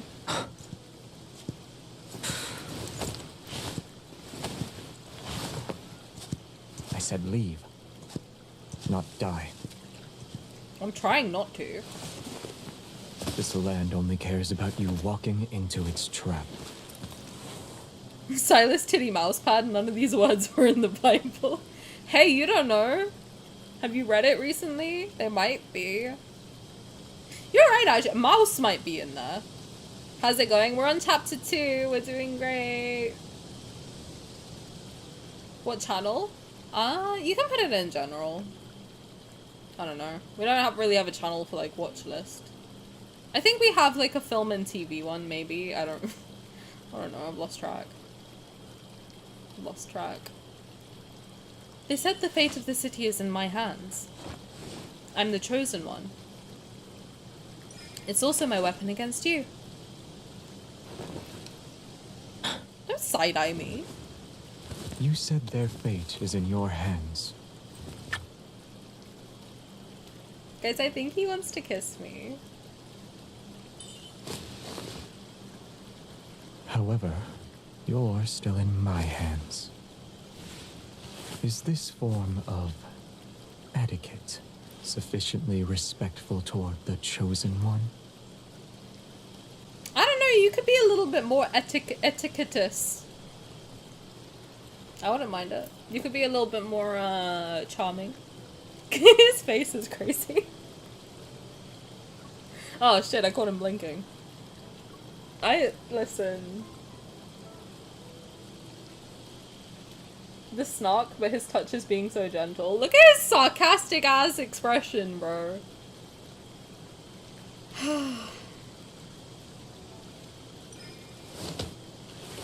Oh.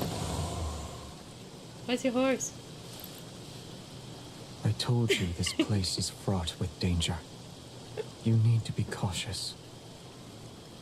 I love it when they look down at me. I don't know what it is. Put me down. Yes, of course. And people's intentions can be just as treacherous. Hello? Where are you going? So you've never heard of Phelos's prophecy? I've heard more last words. Such as? Excuses from the greedy. The pleas of those on death's doorstep. Confessions of hypocrites. Look at my wand.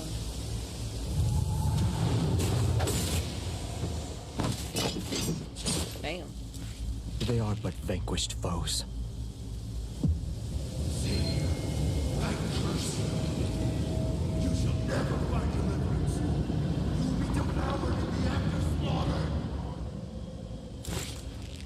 Is that so? Damn. May your last words come to fruition.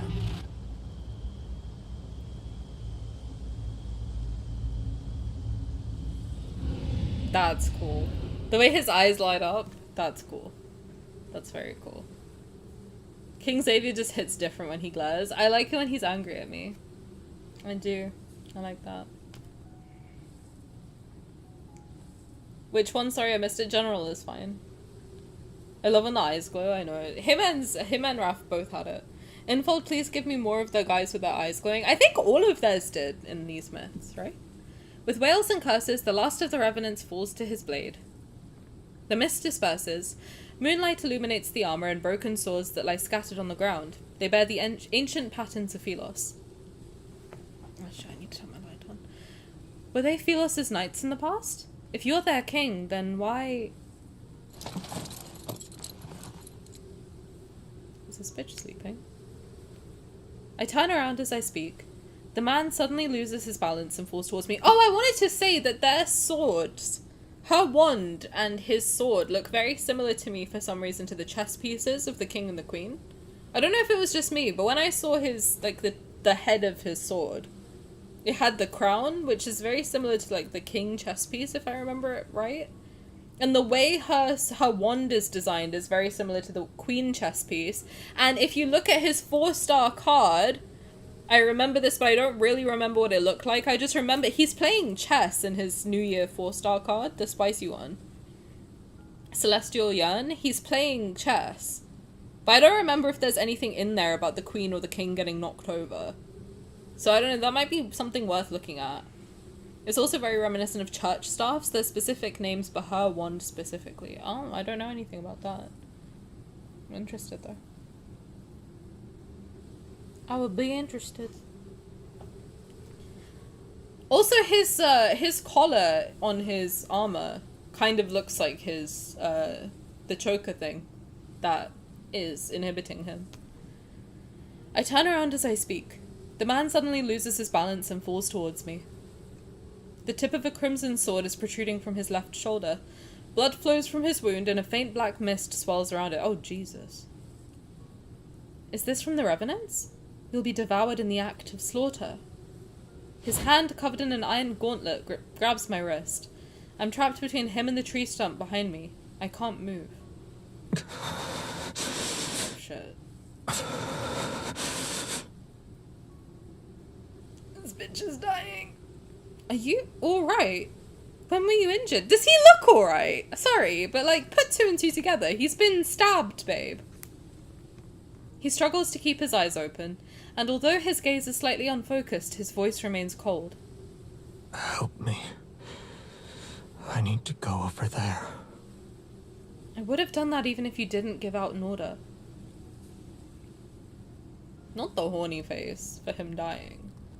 That's the horny animation. Come on now. After gathering enough fallen leaves and dry branches, I build a fire at our resting spot. In the fire's glow, his face is deathly pale. It's almost drained of colour. Would you like to warm up by the fire? No need. Do you need water? No. Do you want to rest? Are you okay? And there's a weapon lodged in her body. Like, can you put two and two together? Does he look alright? Very well. If you won't sleep, then I will. The night's cold and damp, so I'll be borrowing your cloak. He shifts slightly without saying a word. His eyes are still closed, but he does move to make room for me.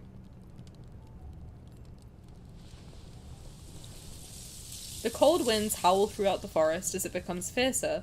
I hug my arms tightly, lean against his side, and act as if it's not unusual. You have a heartbeat, you breathe, you bleed. You're alive just like me. Is that why you didn't kill me at the monastery? Did you see yourself in me? Dangerous question to ask Xavier, because he's gonna be like, I don't see myself in you, but I could if I want. I mean, if you're offering. He didn't seem interested in answering my question. During that battle, his sword was the only weapon capable of slaying the Revenants. No wonder that old man with the white robes wanted it. While connecting the pieces of information in my mind, my gaze shifts to the sword lying half a meter away. It's a great sword that devours light. Aside from the back of the blade being thick, the weapon itself is completely black. Mysterious runes are inscribed on the sword, and they surge with light whenever it's swung. So it's interesting, his weapon in the main story is a light blade.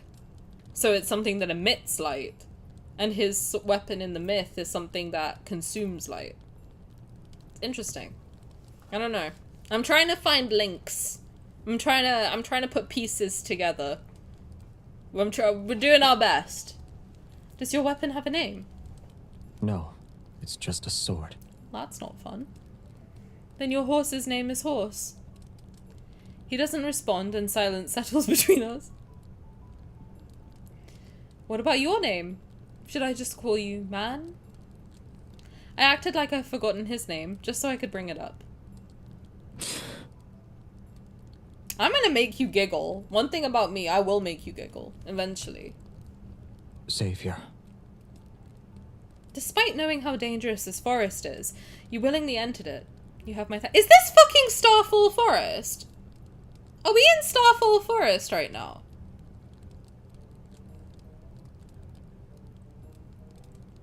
You are mistaken. Worthless rabble trampled on my garden. I cut them down, roots and all. His nonchalant tone suggests I'm the first person he spared. My unspoken words remain in my throat as my gaze shifts once more to the terrifying sword at his side.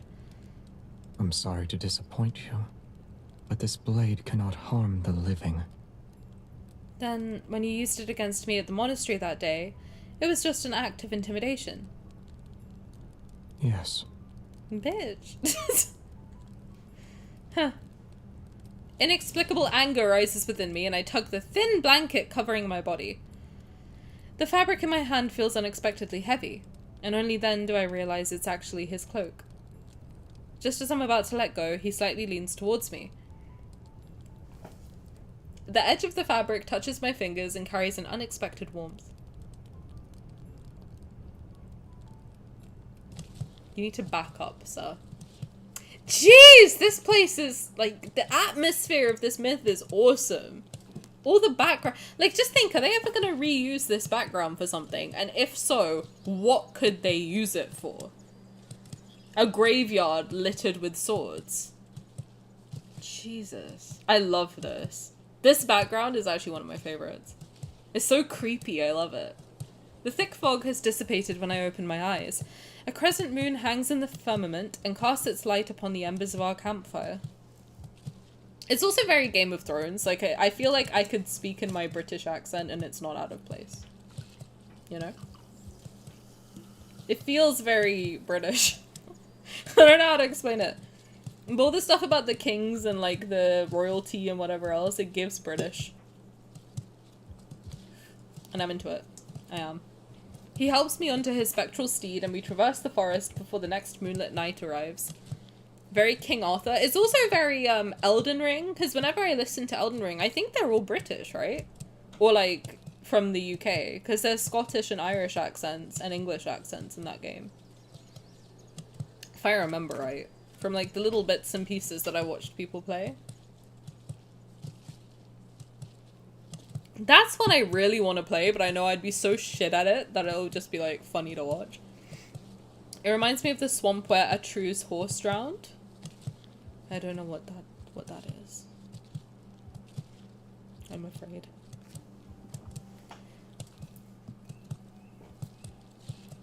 Whenever we encounter those revenant knights, they are swiftly cut down by his massive black sword. Xavier, only an agonizing death awaits you. They really hate him. As we pass through a swamp, I see a dead tree that has half fallen. It's covered in the lingering souls of soldiers who died in battle. He remains calm and spurs the horse forward. We press on.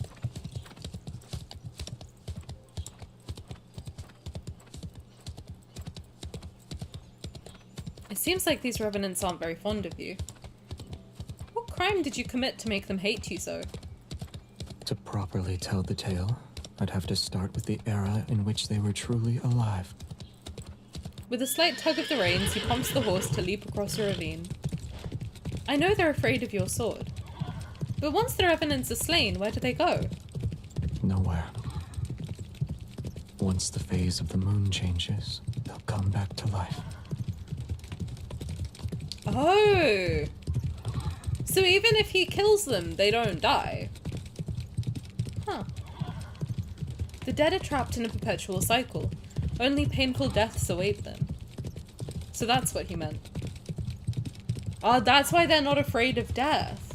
Because they can't die. Oh, I see. After an unknowable amount of time passes, rain falls from the sky. The remnants of an ancient battlefield emerge on the distant horizon. Collapsed stone tombs accompany overturned coffins. Rusty swords, broken spears, and worn helmets are scattered about. The rain washes away the dirt from the tombstones to reveal the text carved into them. In a chaotic era, kingdoms fall like shooting stars. The Order of Lightseekers fought until they breathed their last breath. Countless blood-soaked battles fought with unwavering courage. Their tales live on in song, their heroic deeds forever engraved in our heart.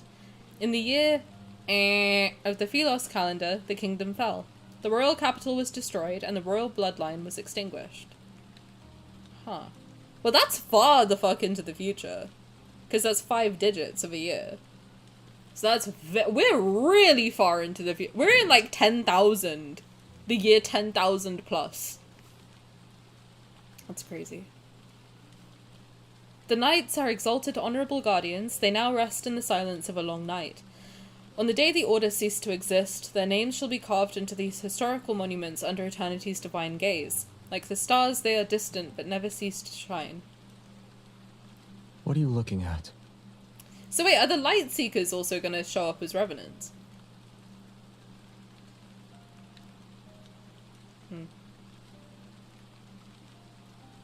After tying the horse to a tree stump, he walks towards me.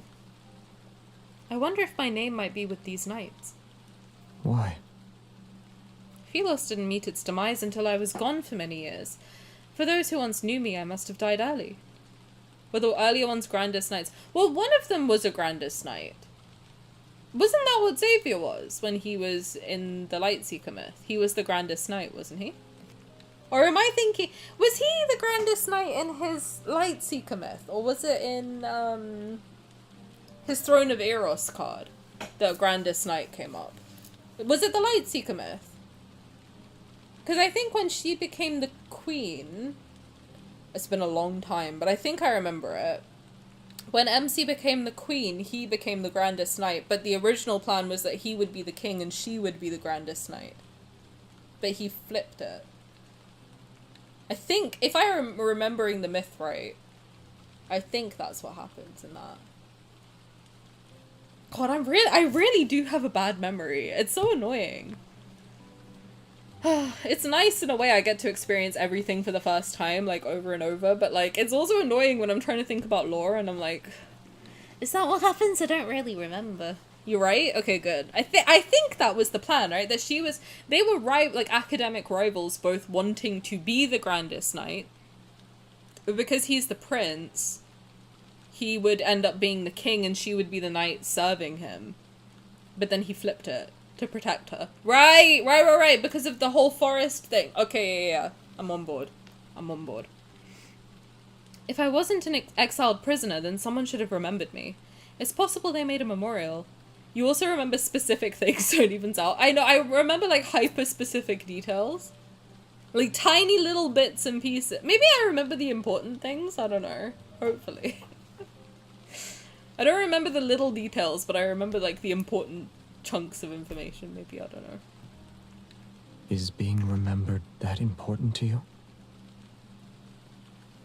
I would like to be remembered. I'm unsure of when he had lifted his cloak to shield me from the rain. These knights fought for their country when they lived.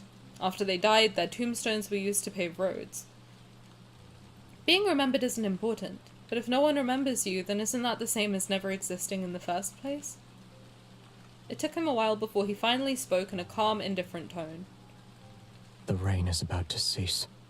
We should leave. My legs are numb because I was crouching for a long time. Seeing me struggle to stand, he grabs my wrist and hoists me onto the horse. In the distance, the forest path gradually widens and becomes a road. An endless expanse of land stretches towards the horizon. And across the river is our destination, Cindersfell. Is this still chapter 2? It's gonna take a while.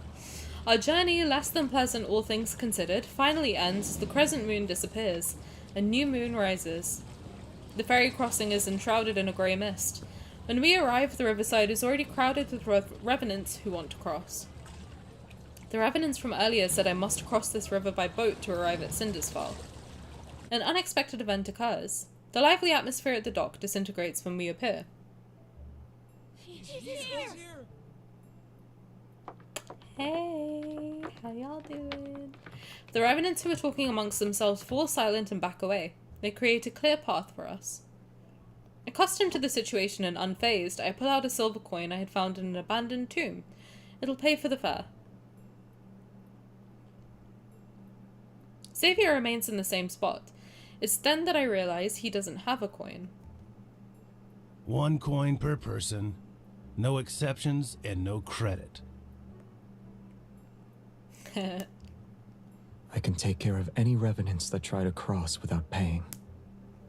Your presence alone is bad for my business. I'm not even sure I want to let you board. So, are you crossing the river or not? He gives me an expressionless glance before silently shaking his head. Wait, I'll pay for him. The ferryman's expression changes subtly as his gaze lingers on me. He presses his lips into a thin line before gesturing for me to board the ferry.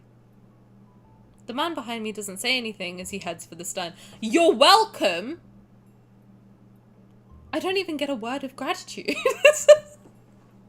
She is literally me. You're welcome! As soon as he steps onto the boat, however, all the revenants swarm to the stern. It starts to sink under their weight. Meanwhile, the bow... What, bow? No. Is it bow or bow of a boat? Meanwhile, the bow, where Xavier and I are standing, rises. Either find a seat or get off the boat, you dead bastards. You heard the man. The revenants on the stern proceed to leave as if they were pardoned from execution. Only the two of us remain. In the silence, the small ferry moves across the water and disappears into the rippling moonlight. English is hard, honestly. It's my first language and I don't even friggin' understand half of it.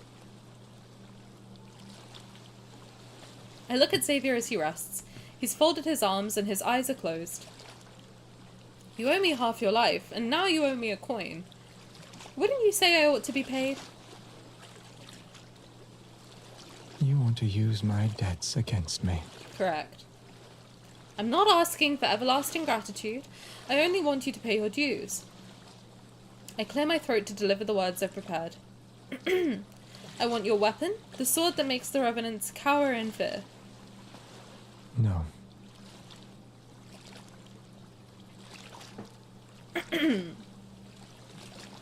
I can sense his resolve in that answer, but I expected as much. Since my first request was rejected, the chances of the second one being accepted are higher. If I can't have his weapon, I still need shelter if I'm to survive. But living with an unpredictable individual is risky. If you cannot decide before we disembark, there will be no payment. You can't decide that, actually. I won't allow it. Since you live in the castle on the other side, I'll meet you there when I think of my payment.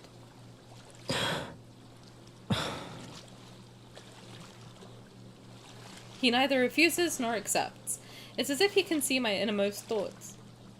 Without a bond forged through hardship, this might be my only chance to request something from him. Before we part ways, let me offer you one piece of advice.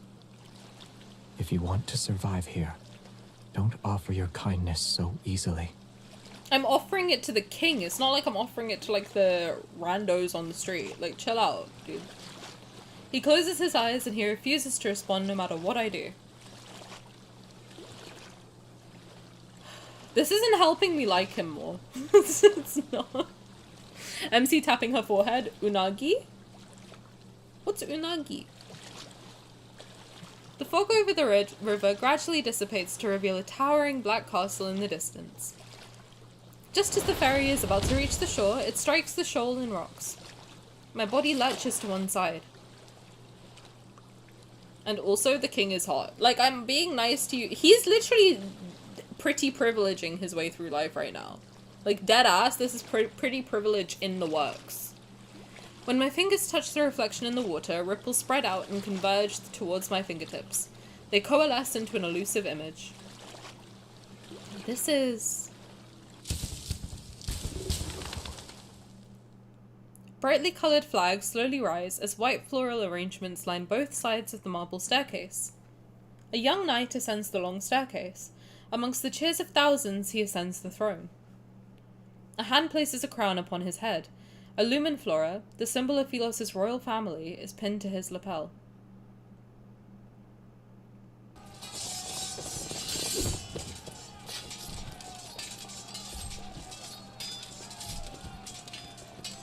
So is this an AU where she doesn't become queen and he becomes king? Oh, okay, I think... Because he never ascends the throne in our timeline. He becomes a knight and then leaves.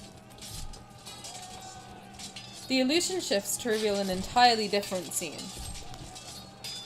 Fortifications crumble, ruins cover the land. The royal capital, once peaceful, has become a battlefield shrouded in war smoke. The rebel army storms the capital. They force the young king to take his own life. Yet their swords are melted into liquid steel in the furnace and cast onto the throne itself.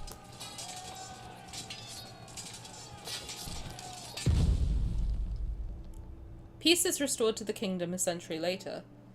There are no more casualties from the war for hundreds of years, yet people have come to despise this monarch.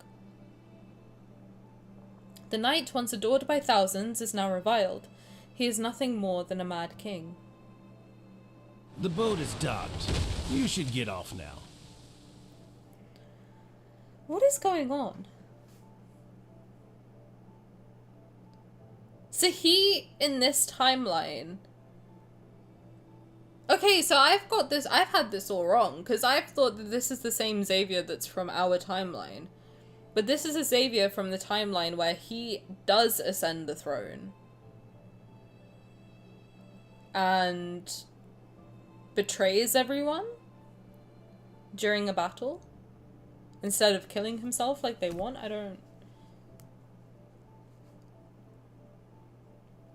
I'm very confused. The voice pulls my thoughts back to reality. I raise my head and notice the space beside me is empty. Did I see his past? Shock washes over me, and in the darkest hours of the night, scattered lights illuminate a ruined city in the distance. The wind rustles the grass as his figure quickly vanishes into the darkness. There's more later on. I know, I'm impatient. I want to understand what's going on. I'm going to turn my light on quickly. I think there's an ad as well, so just give me 1 second.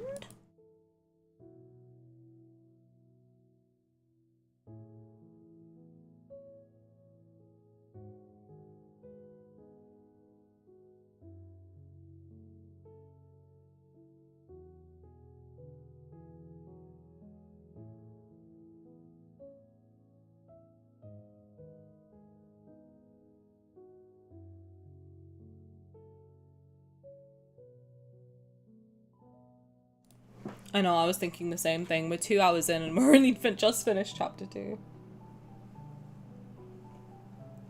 We're gonna push on. We're gonna press on. Granted, it's been an hour and a half. We'll see. I'll try my best, but maybe we'll have to pick it up later. I've been wandering the city for days. Although I failed to discover new information, I feel more free than ever before. But what surprised me was that every revenant here firmly believes they'll return to Sylus one day. And before I knew it, I started to believe it too. Within that rotten black castle is the Mad King, who sits on an abandoned throne. Countless kingdoms, innumerable cities, all their denizens wept under the hooves of the tyrant's iron cavalry. The thing is, though, I see other people, they finished the myths in like 2 hours. Like, I've seen other people's stream lengths, and it's like 2 hours. I'm like, how are you doing that? I genuinely don't understand how people are doing it. I don't know. Do I yap too much? I don't even feel like... I feel like I'm holding myself back from yapping. Third myths, there's no way. I've seen so many that are like max 3 hours long, and I'm like... How? At the square in the busiest part of the city, many revenants have gathered. I pull my hood tighter and move closer. The dead were turned into weapons. Their bones and souls are mere cannon fodder for his wars.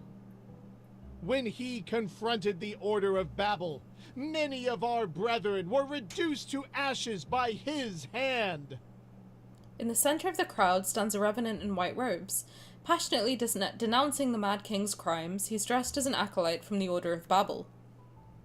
He looks familiar. Is he the acolyte who escaped that day? Will we come back to life next month? Unhand me! No more dissenting voices rise from the crowd. The revenant acolyte surveys the gathering before speaking with satisfaction. But we have received good tidings! Sorry, I can hear my chair squeaking. The Chosen One, who shall deliver us, has answered our call. She's already here! Hey, how y'all doing? Anticipation ripples through the revenants, and some lower their heads to whisper a devout prayer.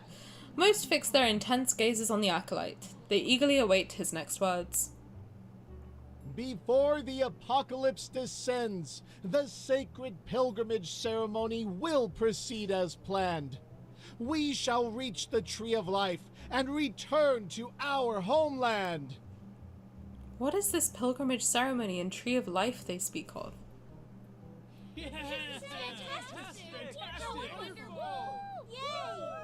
Where's the Chosen One? The Chosen One. The Chosen One is... A sense of foreboding stirs within me. I turn to leave as I hear excited shouts behind me.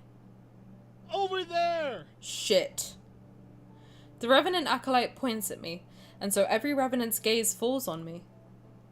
She is the Chosen One! Our prayers have summoned her! Acting as if they've seen a goddess, the Revenants run towards me. Fervent cries resound. God, that would drive me up a wall, bro. I'd be so scared. Countless hands reach out and cut off my escape route. Jubilant, they hoist me above their heads. Wait! Release me at once!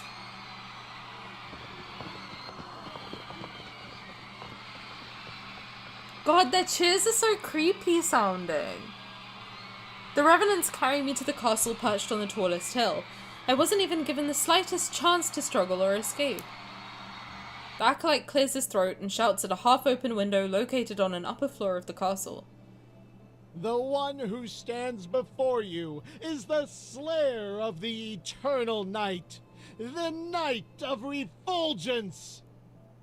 The pilgrimage ceremony's shepherd, the ruler of fate, the shining beacon of hope to Phelos's countless survivors. Is that me?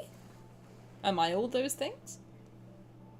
And she will be your nemesis until you die. Our prayers have summoned the Chosen One. Did he come up with those titles in the time it took to get here? She's so unserious. The black... She's like, he came up with all that? The black window frame slightly stirs and a dagger with a cold gleam is thrown down. My castle is too small for your ilk. Only your Chosen One can come in to slay me. And there will be a sea of blood if you let me handle the selection process. I don't know if I want that smoke, I'm not gonna lie to you. In the blink of an eye, the righteously indignant revenants scatter in all directions. Even the enthusiastic acolyte runs away and disappears like smoke. A chill runs down my spine as I look up. The figure near the window meets my eyes. I see they've made their choice. God, his voice is so hot. With all due respect, my god. Resigned, I sigh inwardly and pick up the dagger. Alright, let's kill this guy. Xavier, get over here. Sorry, man. It's time to die. In the vast empty hall with the tiled door, only the sound of footsteps echoes. Is this the same castle from the Rafayel Throne of Eros card? Just in different colours. It looks like a recolored version of the Throne of Eros castle. I don't know if I'm just hallucinating. In the vast empty hall with a tiled floor, only the sound of footsteps echoes. The candle's flames sway from wrought iron chandeliers. Light and shadow interweave like spiderwebs across the cold stone walls. It's been a long time.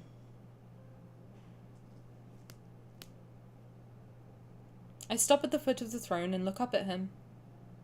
You bear all their hopes and dreams, and their very faith rests upon your shoulders. How does it feel? Well, I woke up yesterday.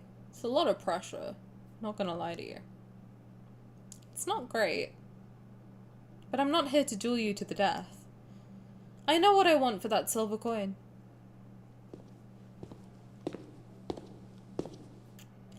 Welcome to your new roomie!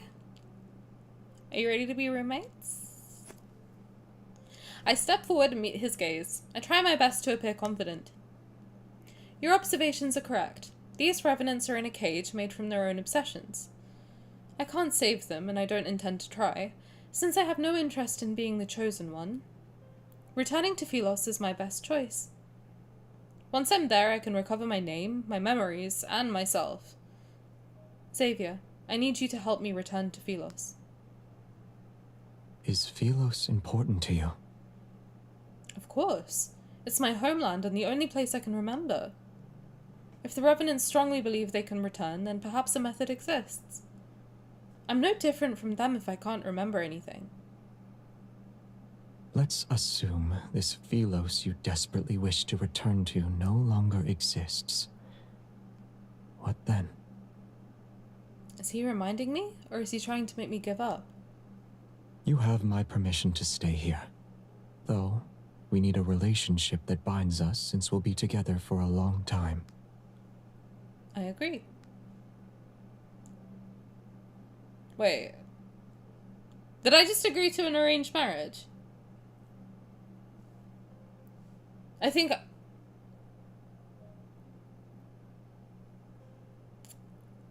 Well? As soon as he let his guard down, I quickly agreed and scrambled in my mind for a role that could connect me to the king. Minister, attendant, knight, or a loyal subject. In any case, I'll need time before I can give you a satisfactory answer. That figure, surrounded by countless blades on the throne behind him, simply let out a faint laugh. Are the swords on your throne truly mementos from assassins? Do you want to leave one yourself? Is he literally sitting on a throne of swords, like the Game of Thrones throne? That's crazy. Point 1 in my Xavier is a Fae essay, because that happens with them in fairy tales. I wouldn't be surprised. Yeah, also the fact that he has an Iron Throne. Yes, he is. My god. We are queen, baby. You want to marry me? Hi, Luna. How's it going? Welcome, welcome. Our conversation hits a wall. I clench my fist before turning away with a smile. I'll just pretend I didn't hear him. By the way, can I have a room that has access to fresh air? I'll allow it. Oh my god, Xavier, we're roomies! Are you excited? Are you excited to be my roommate? You get to live together, isn't it exciting? After I entered the castle, the underground gambling den began taking bets on how the Chosen One would die. Oh good! Thanks, guys, for your faith in me. Getting thrown into a forest with evil phantoms only to be devoured, sinking to the bottom of the cinders, or dying because of his massive blade. I choose the third option. I wouldn't mind him using his massive blade on me, I'm just saying. These 3 deaths are ranked with different odds, but they're at the top of the list. No one believes the Mad King will let me live. Mahusiv. Boned to death. Not the worst way to go. If the Chosen One dies, then it means they weren't the real one. So they'll wait for another. However, if the Chosen One survives and escapes from their enemy, that means... God, their voices are so creepy. The revenants from that land of exiles cheer. Their dreadful suffering will finally come to an end. Oh god, I hate it.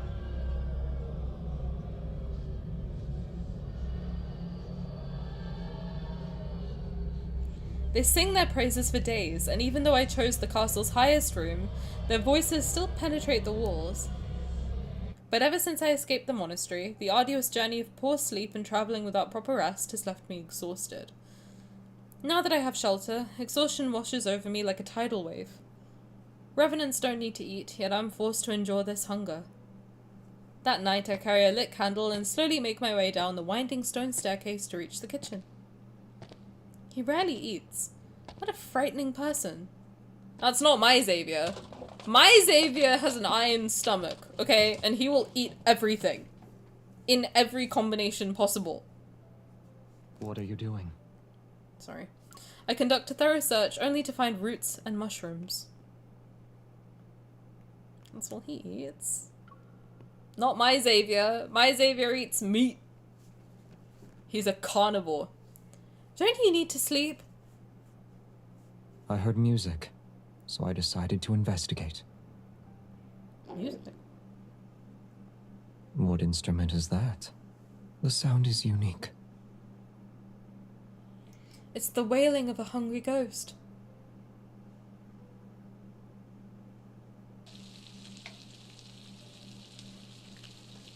Feed me, sir. Can he cook? in this lifetime. If he doesn't eat meat in this lifetime, he doesn't eat much at all, which is very different to our Xavier. Does that mean this Xavier can cook? 15 minutes later, he brings over a bowl of mushroom soup. I don't know about that. It's brightly colored. Oh god. This is all I have. God, he's so hot with the long hair. I'm sorry, I really like his hair specific. His hair is my favorite. By the way, guys, if there is a fourth myth, which I really don't want, but apparently it's coming and I'm scared. If there is a fourth myth, what do you guys think the hair is gonna be like? Because I personally think it's gonna be short. And I'm talking Key from Shiny short. Bald? I'm not gonna lie, so Key from Shiny currently has like very short, like close cropped hair. And I think he looks so good. Like, he looks extremely handsome with it. And I'm like, you know what? I wouldn't mind seeing all of them with like very close, like close cropped hair. I would be into it. I would actually really like it. Because you would get like the forehead reveal as well. Slick back hair. Everyone likes that. I'm not really like a big fan of it, to be honest. Maybe we can see braids? Like a full like thick braid, or like the one that Caleb has in his hair for Netherlord. Man buns, beards. See, the thing is, I'm not a big beard person. I actually don't like facial hair on men at all. It's itchy. It's really itchy. I don't know, for me, I hate it. I really don't like it. Like, whenever I've ever been with someone who has a beard, I'm like, shave it off. Please, for the love of God, just shave it off. I don't know, any like... I don't know. Because a lot of them don't groom it properly, and then it just looks like not nice. If Xavier ends up bald, I blame you. I kind of fuck with the bald idea. Scales on their head? I don't mind bald. Honestly, I don't mind bald. There was a specific Sylus edit with short beard, like stubble. That's fine, but I don't like the bushy beard. The short beards are okay. They're very itchy though. I don't like how it feels on my skin, but I don't know. I just like, I don't mind how it looks. It's just like when when it's like near, because sometimes they don't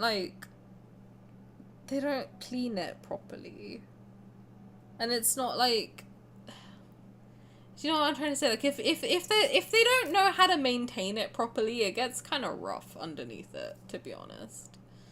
I'm not a big fan of, like, the big bushy beards. A little bit is okay, but I prefer them like they are now, I think.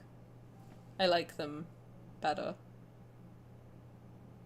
What if they wear wigs? Do they wear wigs? Will they wear wigs? When will they wear wigs? Beards are suspicious, never know what's underneath. Also, haircuts and beards are like makeup for men. I watch a lot, I don't know why, it started coming up on all my socials. And now I just watch them. The makeovers, the haircut makeovers for men, where they come in looking like, with all due, listen, I'm just gonna say it bluntly, okay? Basement dwellers. They all come in looking rough as shit, right? As a fellow basement dweller, I feel like I can say that. They all go in looking rough as fuck. And then these guys work some magic. They walk out like supermodels. Just from a fresh trim. I'm like, that's crazy. That's insane. You're a whole new person. And they move differently too. It's crazy. I don't know. I kind of want the close cropped hair though. Imagine Xavier with like real short hair. Basement dweller is such an elegant term for that. What else do I say? Apparently if I say Discord mod, it's mean. So I feel like you know what I mean if I say basement dweller. Reddit mod? I don't know. You get the vibe. But they come out looking great. Every single time I'm like, oh my god, they're really handsome. It's just like upkeep, I think. And like learning how to style their hair properly. So, I don't know. It's important.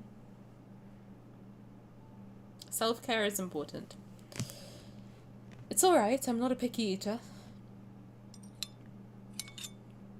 The taste is rather strange, but I've been starving for several days. It's nothing short of a rare delicacy. So he can cook? Oh god.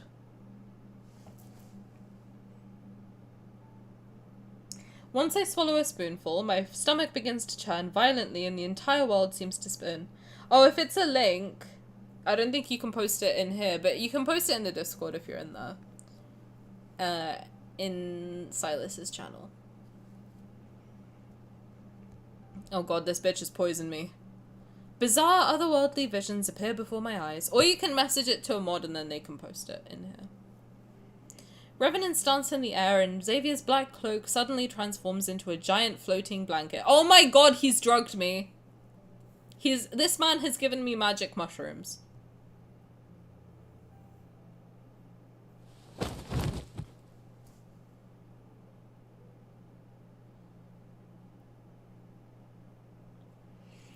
In this dream, I saw Sylus again. It was far away from me, yet it was still beautiful. Walls of brilliant snow white surrounded the city. Towers loomed in clusters, their vibrant flags fluttering. The streets gleamed with a soft radiance.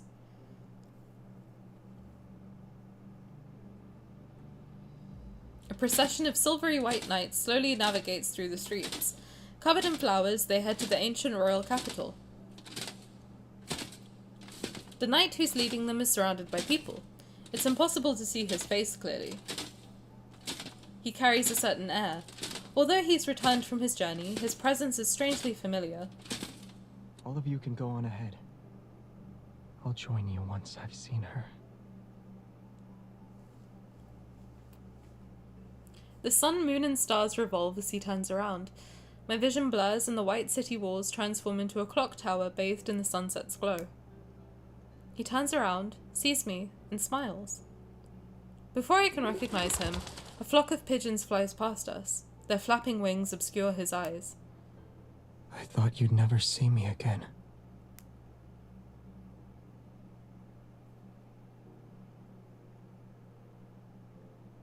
Third point, never eat food from a fae or you'll be haunted by visions or cursed to stay in the fae realm forever.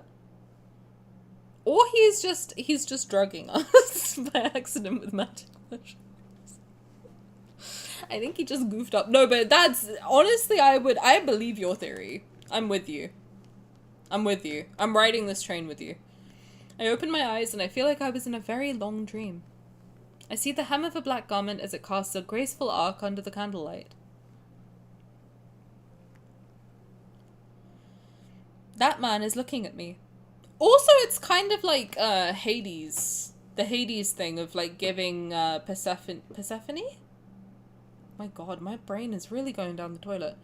Is it Persephone, the goddess of spring? She eats the pomegranate, and then that's how she gets stuck in the underworld. It's kind of similar to that, too. And it's also the land of the dead. There's a river Styx. And goddess of the underworld, correct, yes. Daughter of Demeter. I want to see him with fairy wings so bad. That would be an interesting fourth myth, him being fae. That would be interesting. I like that. I would like that, actually. With pointy ears. That'd be cool. They can give them, like, ear accessories. Oh my god, there is an accessory, isn't there, that's pointed ears? They do have an accessory that's like an earring cuff that makes the ear pointed. I'm pretty sure that is an accessory that exists. I wouldn't be surprised. A lot of their accessories hint at future myths. I wouldn't be shocked. Like male Tinkerbell? Yeah? Yeah, Tinker... Fuck, what's the... Tinkerbow. The man is looking at me. It's as if he stepped out of my dream. I have an antidote. Thank God for that. In his hands, he's holding a bowl of medicine that gives off a faintly bitter scent. Although I've returned to my senses, I'm at a loss for words. I already tasted it. Tinkermail. Good. Misinterpreting my thoughts, he speaks in a calm tone. I hesitate before reaching out to grab the hem of his clothes. I squeeze it a few times. No. No, I'm not a hallucination that appeared because you were poisoned.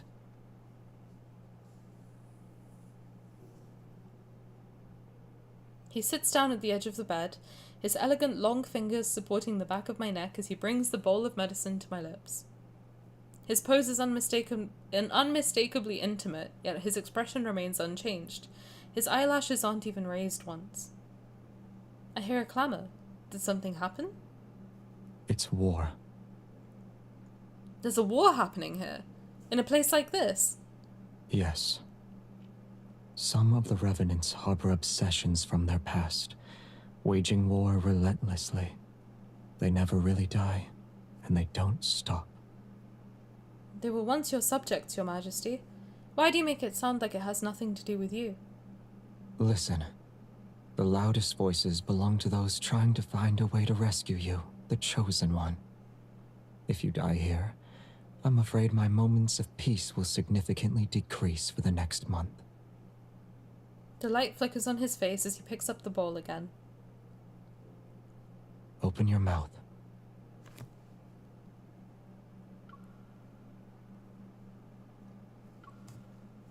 Shut up. The slightly bitter liquid spreads across my tongue. He gives me a sidelong glance, but he doesn't look away until he's confirmed I finished every drop. Sorry. I'm fine. No, I'm good. I'm not being dirty. I promise. I'm locked in. They knew what they were doing right now. Listen! They wrote it. I am analyzing it. That's what I'm here for. That wording was so intentional. They know exactly what they're doing, the dirty bastards. I know their games. I know what you are, Infold. During the days I've been bedridden, outlandish rumors have spread throughout the city. The Mad King has become the Chosen One's servant.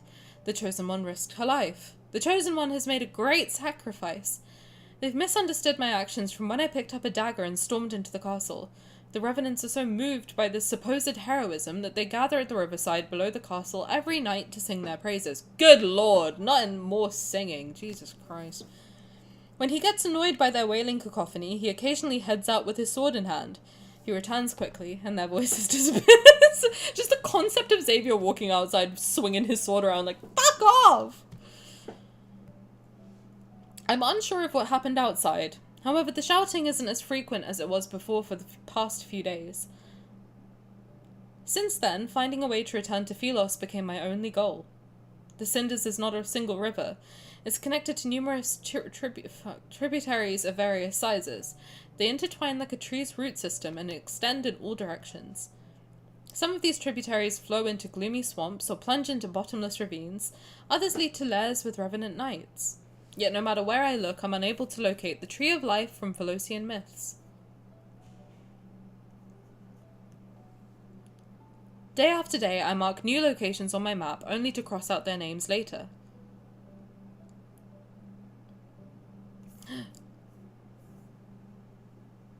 Oh dear, I missed a message on YouTube. Dear to the heart, I hope if you're still here, I'm so sorry.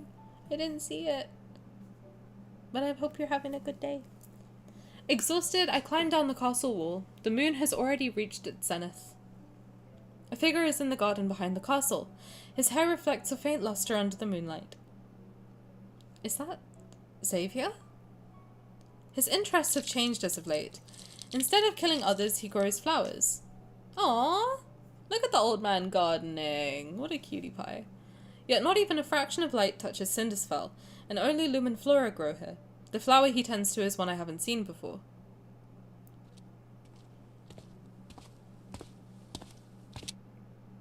What kind of flower is that? Curious, I walk up to him. He glances at me before he continues to water the plants. One that shouldn't be able to survive here. Then why are you growing it? He doesn't answer me, his fingertips touching the withered stem. I'm not sure if he didn't hear me or doesn't want to respond. I know you have secrets. You don't need to tell me. The fact that I have secrets shouldn't be a secret. Well, I know that. You got 123 of them by my count. But this secret is related to a certain person. Yes? I crouch down beside him and push aside a cluster of leaves. The wilted leaves' veins have taken on a yellowish hue, and the light blue flower bud droops. It looks so fragile that it might snap at any moment. People typically grow flowers to remind themselves of someone, or give them as a gift. I doubt there's anyone you'd want to give flowers to in this city, though. There is one person. Is it me? Is it me, Jesus? Who? He sets the watering can aside, turns to face me, and looks into my eyes. We'll talk about it when the flower blooms. Do I make you nervous? I don't know if it will ever blossom. However, I do know that someone who promised to help me hasn't kept his word. He nods thoughtfully. You created a map of the entire city. Then you walked along the tributaries large and small. You've done good deeds all the while. Tales related to your acts of kindness have spread throughout the land. I was collecting information. Wait, how do you know about all this? You rarely leave the castle. Would you say these methods of yours are effective? I'm quiet. Then I shake my head. None of them are the correct method to return to Philos. What a pity. He's always like this. He dismisses my words with a few of his own. Well, we'll set that aside for now. About that relationship you mentioned before, I've made up my mind. I'll be your knight, your companion, or your queen. I will let you guys choose.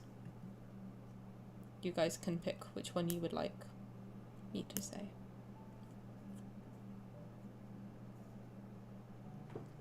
It is up to you entirely. Queen?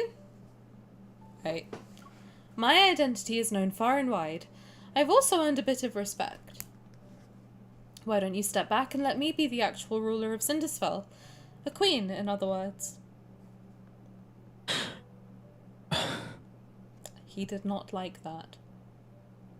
That way, you won't be bothered by outside affairs. It doesn't matter if you want to plant flowers, kill revenants, or live a quiet life. To put it simply, I want to be someone who's important to you. Perhaps worried about losing a stable source of food, I made a vow with the utmost sincerity. I don't know what his thoughts are, however. What do you mean by important? Let's say you're the only one that matters in my life. Huh. So you want to protect me? As if he couldn't hear me clearly, he crosses his arms and takes another step towards me. He's pretending he made a humble inquiry. I doubt you need my protection when you wield a sword like that. But when those revenants attack again, I'll be by your side.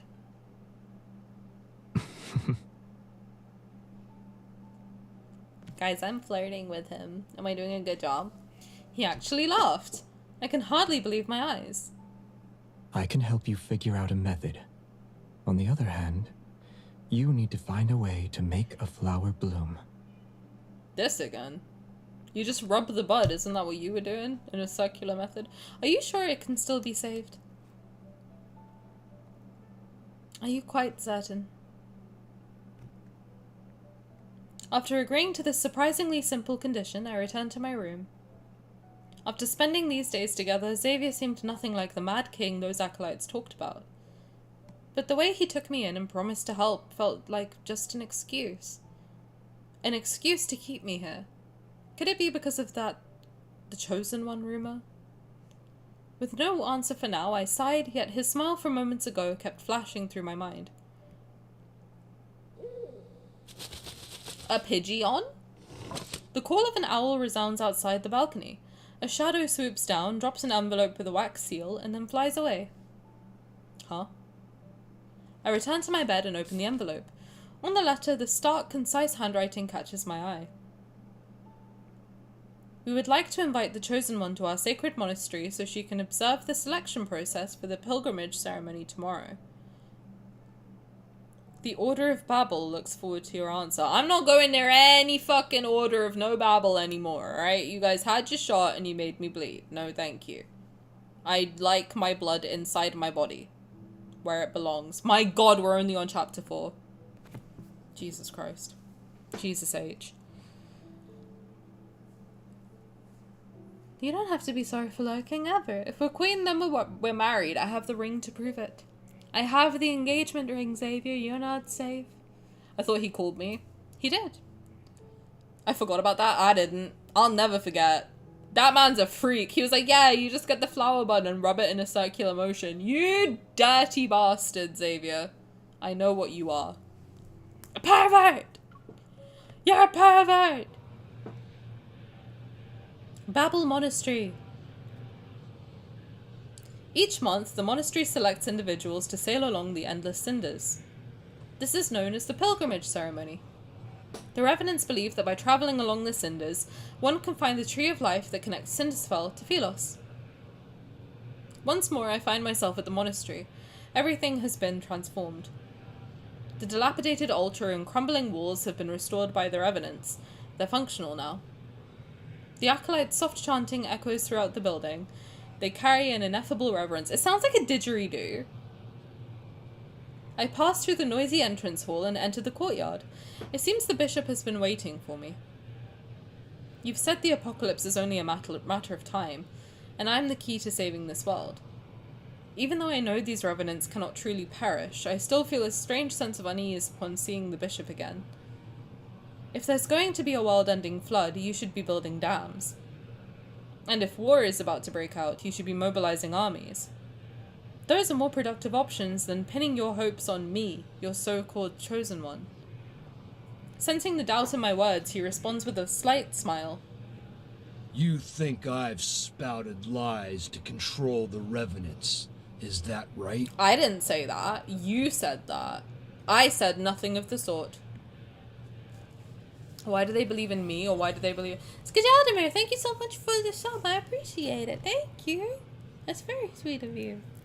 Thank you, thank you. Why do they believe in me versus why do they believe in you? Why do they believe in you? You look like a shithead. When the options are a false hope or genuine despair, the former option is much more enticing. I appreciate it. Thank you. You're very sweet. Unlike this fucking guy. Your very existence is hope incarnate. You have the freedom to choose your path. We shall not force you to bear the responsibility of being the chosen one. We are incapable of forcing you, in fact. That's right. But the pilgrimage ceremony shall be carried out as planned. It will be held during the next full moon. There's a lot of moon symbolism with Xavier. And I don't, like, as much as I'm into the moon and, like, the phases of the moon and whatnot, I don't really know, like, I can't pin down exactly what it means in terms of him. Like, I can't quite piece it I'm trying. I'm, like, that's one of the things with Xavier that I'm genuinely trying to do, is, like, piece together with him how the different moon phases have something to do with his different phases, too. I can't connect the dots yet, and I'm trying my best. Oh my god, Ouija, hi! Welcome. He's a moon bunny. What's a moon bunny? Glub, hello! Thank you for your starfish necklace. How's it going? I think it's celestial things in general. He's got both the moon and stars. That's true. But I just... something about Lumiere, really, like... I wish Lumiere's myth had gone more into who Lumiere was at the time. Because... as much as I enjoyed the Lumiere myth, I do like it, and I think it makes sense for him. It's a good myth to understand him better, but Lumiere as a concept is so confusing to me.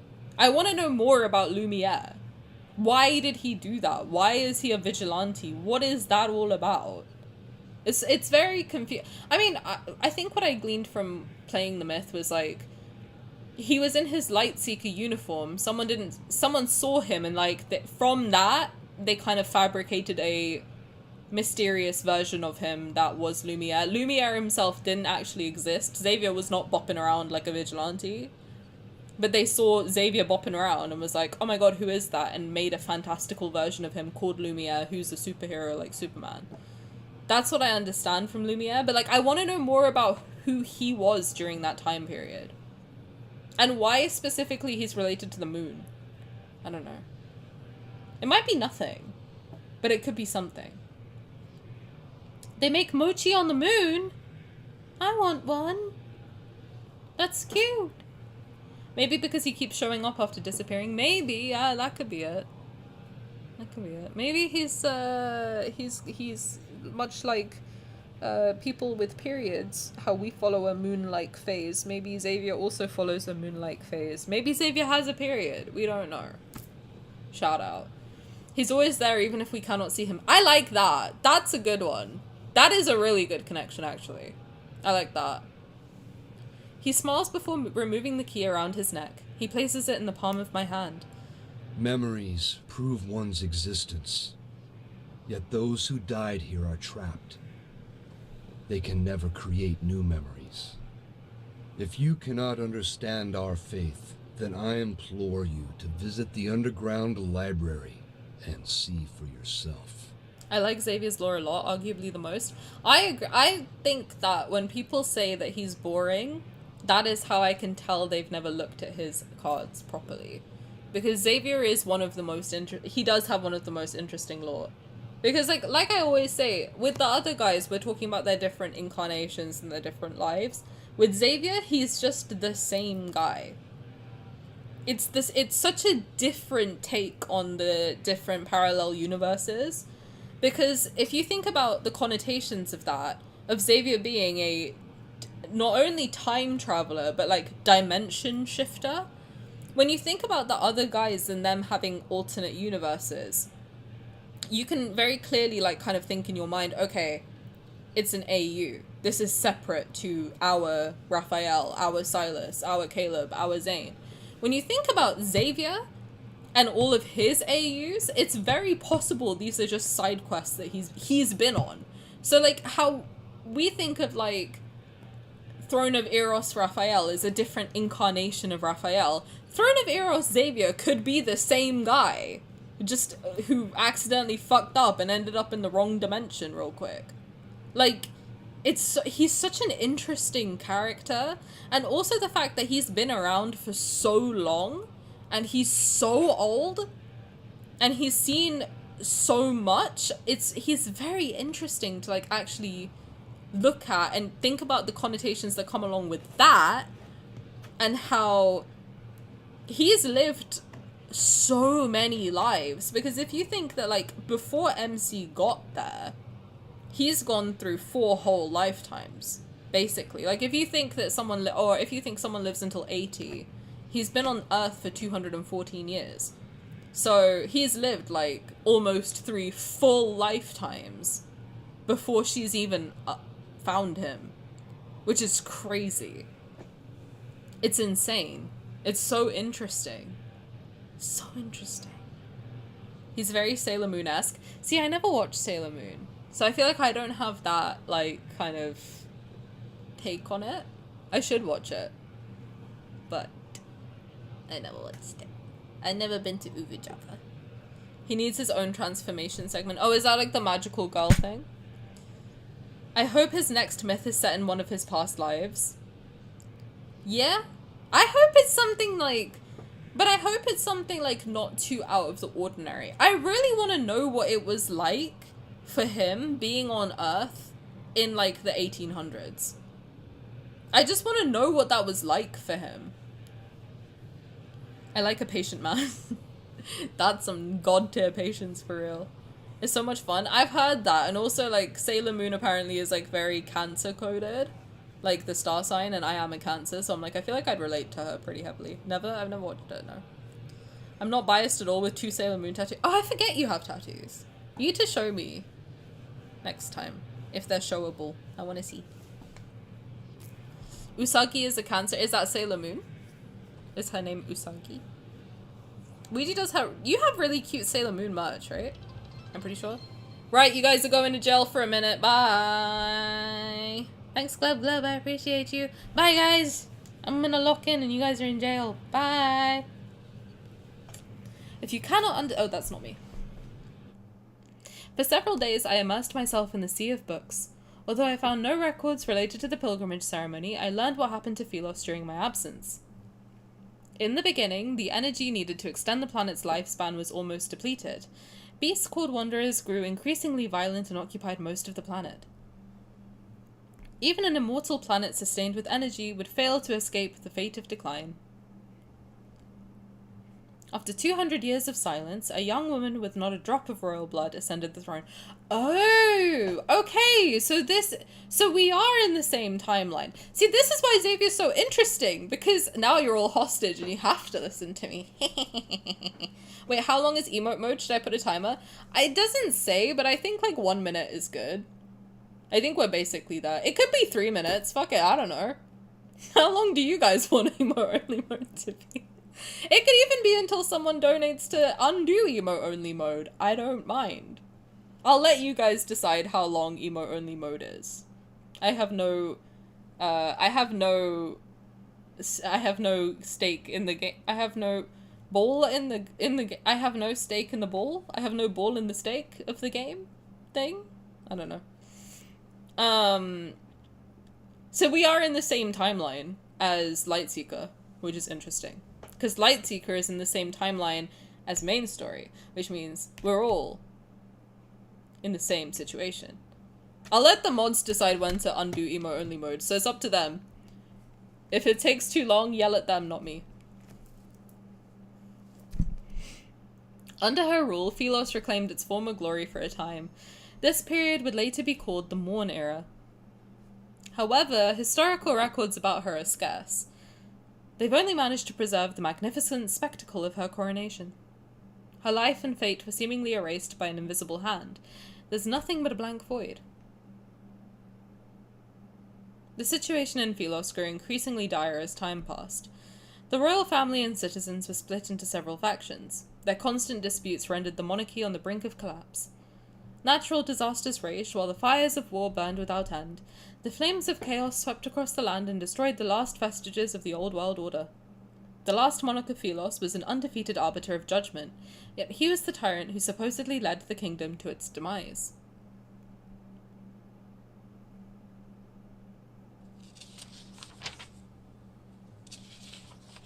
The tyrant addicted to bloodshed, the embodiment of corruption, a fallen god who was devoured by the darkness. This must be Xavier. In every historical record about him, the fall of Phylos is almost universally blamed on that king. Yet as I carefully read through the list of crimes, I feel as if he can't be blamed for everything. What part of the text made you stop reading? He's sneaking up on me again. Startled, I look up to find the tyrant himself. He's leaning down from the balcony above, and his gaze is fixated on me. Why are you here? My only important person disappeared. Was I not supposed to look for you? Oh my god, guys, I think he wants to kiss me. I notice the young acolyte who served as an attendant has dozed off in a corner. Book in hand, I walk over to him.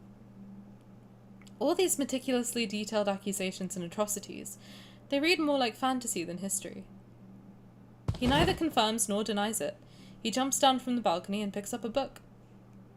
I can only imagine what expressions the acolytes would have if they saw him walking around as though he owned the monastery. According to this book, the first 200 years of your reign were referred to as the Golden Epoch. It must have been wonderful. Why did... Some matters should remain shrouded in the unknown. What's an epoch? Epocalypse? What's an epoch? Am I meant to know what these words mean? I don't know anything. I'm silly. Are you throwing a book at me? Is that a dictionary? Leave me alone, man. Look it up. Alright.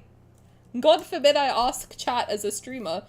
An epoch is a specific point in time used as a reference anchor or a distinct period in history characterized by significant events or new developments. A memorable event or date that marks the beginning of a new era or extended period of change. Oh, so it's like an era. Why can't we just say the word era? What's wrong with that? Are we allergic to eras? What is this? Chat is still in timeout. Oh, yeah. Sorry. Sorry, my bad. My bad. Sauce, guys. If you don't want to tell me, then that's that. I'll assume all these myths about you are true since you won't say anything. I hesitate, but my Oh, is this a lie? Can I add to the lie counter? I feel like I can add at least one lie to the lie counter. I'm gonna do it. Yay. What is that emote? What is this yoga emote? What is happening there? Okay, shout out. I hesitate, but my curiosity eventually gets the best of me. Tightly holding the book, I move closer to him. You said 5 minutes, right? I swear it's been 5 minutes. I think we should free the people. Let's free the people. I'm freeing the people. There we go. So what happened to the royal capital of Sylus? It was destroyed. What about the holy sword of the goddess? The statue was shattered. That happened in main story, didn't it? Didn't it? Yeah, that happened in main story. Tani brain, please work. Didn't that happen in main story? That they shattered the sword? God, man, this game's lore is so I feel like if I only, like, stuck to one person, I would be able to understand their lore a lot better. Dealing with all of them is so hard. It's a good catch? Wait, did I get it right? Yes. It's freaking yeah! Astria Knight Academy? And the oaks behind the Star Hunters main building. I desperately recall the places I can remember. Burnt to cinders, along with all the birds in the forest. That must have happened later. The wind blows past us again. The windows rattle as the chandelier above us sways.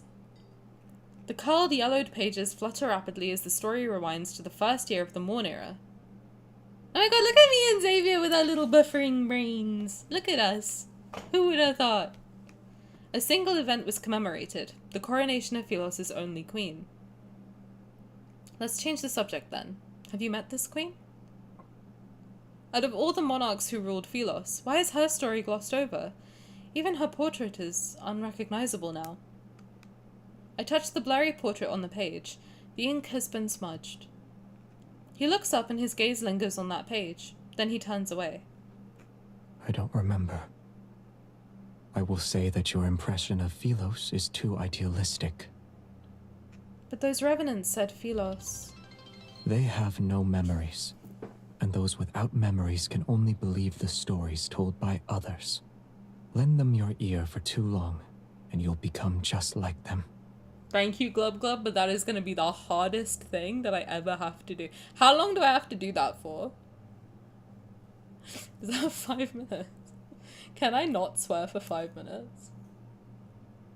Am I able to do that?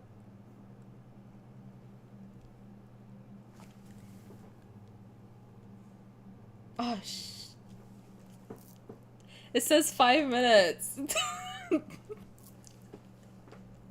I can't say anything! Okay, I'm just gonna read for 5 minutes. This is gonna be hard. Pulling a standard 5-star? Do you hate me and my wallet? I can't do that, bro. What do you mean? Did I just swear? See, I just assume I swear every sentence. What counts as a swear word? I'm just gonna read the card. I know. I'm already someone without any memories. That's why I want to return to Sylus and find them. The revenants will be at their strongest during the full moon. We'll head back once you've seen enough. Only now do I realize that he's here to take me back, even if he didn't say so directly. I see. You're worried about my safety. She has to say something nasty about Rafayel and clip it. I'd rather pull a standard 5-star than do that. It would be fun to have a beep, but it's Caleb shouting pipsqueak. Oh, like a sensor thing? Let's see if I can get a discount on the PC and it's enough. Like the budget matches up that it includes this, like it's the, I managed to save the price of a Steam Deck. I think that's not the Steam Deck, Stream Deck. The thingy, there's like a soundboard thingy that you can buy. If I can afford it, then I'll try. I'll try it. Cause I would like to have that. Elgato. Yeah, it's been on my list for a long time, but the funds do not fund. I need to get more serious about doing stuff. Finding the funds from somewhere. You said you needed to find me because of our agreement, but it's actually because of loneliness. You've lived in that... I can't see. In that castle for too long. The absurdity of our deal, his awkward expressions of concern, perchance it's because he's been alone and bored for years. I won't stop you from drawing your own conclusions. Good. I'll do just that, especially when it involves matters that make you uncomfortable. You refuse to speak of them in either case. I narrow my eyes and lean towards him. I push the book he's holding to the side. The city of Revenants has existed for over 100 years. Have you truly been alone all this time? The Revenants exist in groups, and the Acolytes gather together. They pray all day and all night in the monastery. It's only been 3 minutes. This is so hard. I can hardly imagine what it must be like to live alone for hundreds of years, never aging, never dying. Aren't there any friendly revenants you can talk to? Do I swear this much in person? Weedy is the only person that's ever met me in real life. Do I swear that much in I feel like it's only on stream that I can't stop it. I don't think I swear that much in person. I don't know. I genuinely don't know. I don't know what comes out of my mouth 90% of the time. No, it's because you're thinking about it. Ah! Aren't there any friendly revenants you can talk to? You want me to become close friends with them? Yes. Make a friend. It's nice. Not all revenants are disagreeable. You're already prepared then. For what? You'll be their only goddess. And once you're no longer needed, you'll be a sinner they hate. Well, that's not very nice. You're setting me up for failure. Has it been 5 minutes yet? A complex, indescribable emotion wells up inside me. I retort before I can stop myself. You always say they deserve to be trapped in their futile obsession for eternity. You have 58 seconds left. How are you and I any different from them? Aren't we also trapped? I'm obsessed with returning. What about you? Obsessions are for the dead. I have none. Did I cut off his breathing? For you nasty people.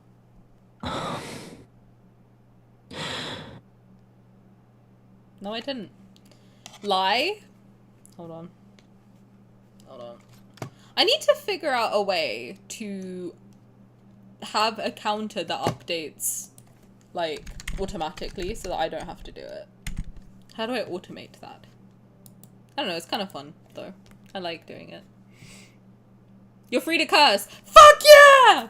He turns, his profile etched in moonlight, yet his features are obscured in the shadows. Thanks, Glub Glub, that was a very silly challenge. It shouldn't be that difficult for me. Why is it that difficult? Do I have to speak about this with a therapist? I think I have to. I can't help but feel like nothing matters to him. Whether time passes or stops, whether the flower he tends to blooms or not. He's just waiting. For what, I'm not sure. An inexplicable sense of frustration and loss bubbles inside me. Never mind. Don't leave just yet. I found these books for you. He furrows his brow slightly. Still, he turns and takes the books. Philosian Guide, Caring for Flowers, and How to Identify Edible Mushrooms. Drag her! I'm not sure if flowers can bloom without light, but watering them 3 times a day will definitely kill them. He's trying to kill his flowers? You stupid. You can't do that. Even I know that, and I kill every plant. I love how much of a tsundere the king is. But Xavier's like that in main story too. He is quite tsundere. I've always said if you look at Caleb, got Caleb on the brain.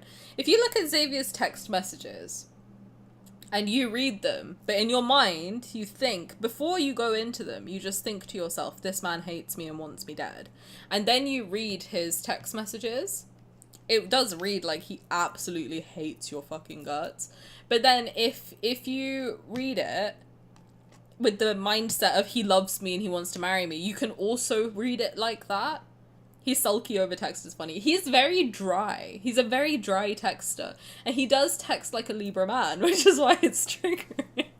He texts like, yo, you up? And the U is a U letter and not Y-O-U. Can't deal with that, man.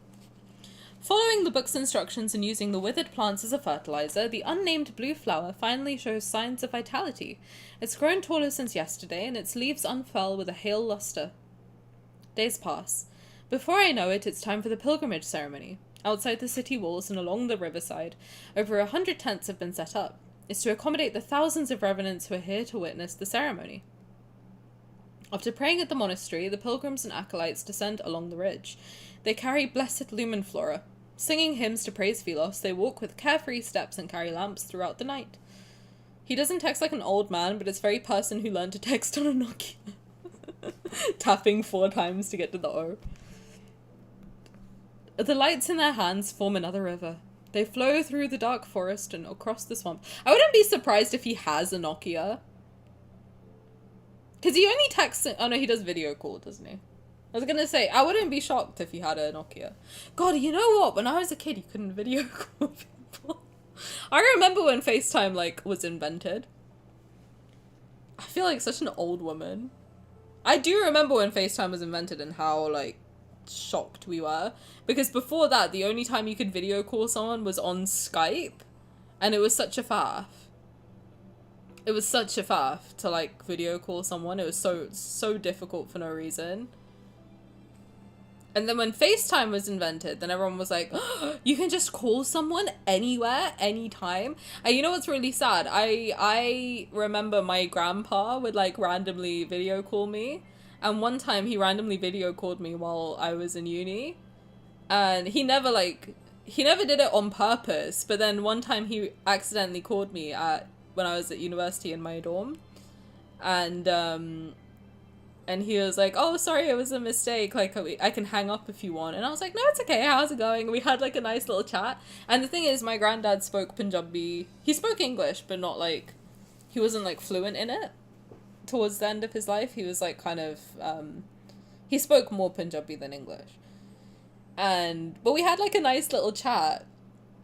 I don't remember what we talked about, but it was just like a small, like, how's it going? How's your day? Anything in the news? Like, that sort of thing. And then I think he passed away, like, a couple months later. So that was, like, one of my last interactions with him. But then when I look at my FaceTime log, I still see that call and I remember it and I'm like, oh, that was a fun little memory that I got to have with him. Because I'm the youngest grandchild, so I didn't get that much time with him. But it's a sweet little memory. Like, whenever I look at my FaceTime log, I'm like, that was a nice little moment we had. It was cute. But I just think, like, how nice is it? Because before that, like, he would have to come and fly to England in order to see us. But then he got his iPad and he could, like, call us all the time. It was very sweet. I think it's nice for older family members that they get to do that and, like, see you. Because it's difficult to travel. Especially when your family's in, like, different parts of the world. Oh, thanks, guys. He was very cool. I love my grandpa. He was, I don't know if you guys know much about, like, Sikhism, but he wore the turban. Like, a red turban. And, like, pretty much always white cotton clothes. So he looked dope. But one day, we were, like, as kids, we were, like, me and my cousins. So I'm the youngest, and then I have one cousin who's a year older. And one cousin who's 3 years older. And we were like, can we dress you up like a gangster? And he was like, mind you, he used to be a teacher, so he was very, like, strict, apparently, when my mum was a kid. And we were like, can we dress you up as a gangster? And he was like, what does that even mean? I must have been like 6 years old. So I was 6, one cousin was 7, the other cousin was 9. And we put him in like a tracksuit and a beanie, and we got him to take a picture like throwing up gang signs. It was so funny. And he let us like put like clips in his hair and everything, because Sikh men have like very long long hair. That's what's under the turban, is like very long hair, because you're not supposed to cut your hair. So he let us put like all sorts of like funky clips and stuff in his hair. Oh, it was good times. He was very chill with us, but very strict with our parents, which is very funny. So whenever they saw us getting him to act like that, they were kind of shocked. They were like, wow, this man raised us and he was so strict. And with these kids, he's so chill. It's been a long time, but he was a very cool... He's my only grandparent that I ever met, so he's very, very cool. Very fond in my memory. I always think those turbans look super fashionable somehow. They're very cool. Every time I see... My cousin... None of my... Like, the rest of my family wears one. Except for, like, special events. Sometimes they'll bust them out. But every time I've seen any of my cousins, like, my younger... Not younger than me, but, like, the younger generation. Anytime I've seen them in one, I'm like, it does look smart. Because you wear them when you get married. So whenever I see them wearing it, I'm like, you know what? It does look smart. It looks pretty, like... To me, I associate it with, like, a formal look. So, it's pretty chill. Pretty chill. I think the reason that those exist is because... Sorry, just getting a Sikhism lesson. I'm not, like, religious at all. But I like it for the culture. It does add height. And actually, I think the reason that... So Sikhs... Okay, I'm just going to give you a really quick rundown. So Sikhs are meant to be warriors. That's, like, the whole... point is you're like the soldiers, basically. In like the olden days, we were like the soldier group of people. And so I think the reason, apparently, I don't know, my dad told me this, and he did lie a lot, so I don't know if like he's lying about that, but apparently it's so that you can pick someone out, you can pick a Sikh person out of the crowd to ask for help. So if you see someone wearing a turban, you're like, oh, okay, this is a Sikh person, I can go and ask them for help. Because it does add height, and they're usually quite bright colours. So you can be like, ah, okay, let me go ask him for help. I don't know how true that is nowadays, but apparently that's what it was for. But I don't know. That could be lying. It could be a bold-faced lie that someone told me, so I have no idea. But they look sick, for sure. Anyway, that's your little lesson for the day. Drippy was pretty drippy. I bet he loved it. Hopefully. He was giggling. You know how it is when you have grandkids, right? It's gonna make you giggle. Almost like a police uniform. Yeah, pretty much. I don't know. I don't want to like feel like I'm preaching to anyone, but it's a pretty chill culture. It's all about peace and all of that. Anyway, the lights in their hands form another river. They flow through the dark forest and across the swamp. The 36th moonlit night. Why do I feel happy and sad? I don't know, man. It be like that sometimes. Sometimes you be happy, sometimes you be sad. Thanks for the lesson. Anytime. Anytime. I like sharing my culture with you guys. We have our faith. But faith is fragile. It's like a flower or an egg. One careless moment is all it takes to break it. I don't know anything. All I know is that this guy must be from the same area as the Rafayel VA. They have the same tone in their voice. Egg? Yes. What's an egg? I can't remember anymore. But it doesn't matter. We'll be returning to Philos. What do you mean, what's an egg? You don't know what an egg is? Moonlight flickers across the mountain ridge as a gentle breeze passes. Dazzling silver robes sway back and forth. The Chosen One is attending the ceremony. My lady, why did you bring the Mad King with you? Oh, we're dating. Trying to reform him must be a tiring endeavor, no? I'm unaware of the new rumors that are circulating the city. I respond with a sheepish smile and lower my voice. Rest assured, he's renounced his old ways thanks to my guidance and spiritual cleansing. The young revenant's expression becomes one of astonishment and admiration. Yeah, you better admire me. I'm pretty chill. I gently tug Xavier's sleeve. He glances at me and chooses not to expose my lie. That's wonderful. May Sylus prosper under eternity's divine gaze. Why do the Revenants always say weird things? Ready to depart, I pull on Xavier's sleeve, yet he opens his mouth. What if your eternity's foundation involves sacrificing others? Ooh. Nonsense! Sylus is the embodiment of eternity, and everyone possesses an immortal soul. Is his cloak, like, moving? Like, the fabric has, like, something glowing on it. Huh. Even if some are sacrificed, they're necessary and justified. That's pretty sick, man. How can we fight against the emptiness of time without immortality? How can we explore the universe? Well, you're not meant to. Assuming eternity does belong to Sylus, then why did you and the others die? That's very cool. I like the color shifting. It's very cool. It's like a flame. Yeah. Yeah, change their worldview, Xavier. Get them. Get their asses. Unable to refute his argument and intimidated by his sword, the young Revenant stomps her foot and storms off. Xavier! Can't take you anywhere. What the fuck? Inside most of the tents set up along the river are statues of Sylus' royal family from throughout the ages. They're near the witnesses who are attending the ceremony. These royal statues are crooked and misshapen, their features indistinct. Maybe it's because most Revenants have a poor memory. Me trying to draw anyone from memory, that's crazy. This one is surprisingly lifelike. Its face is too fierce for my liking, however. I approach it and examine the small wooden figurine placed in the back. For some reason it has a wooden stake in its chest. The last king of Sylus, the man responsible for Sylus' downfall. Isn't that Xavier?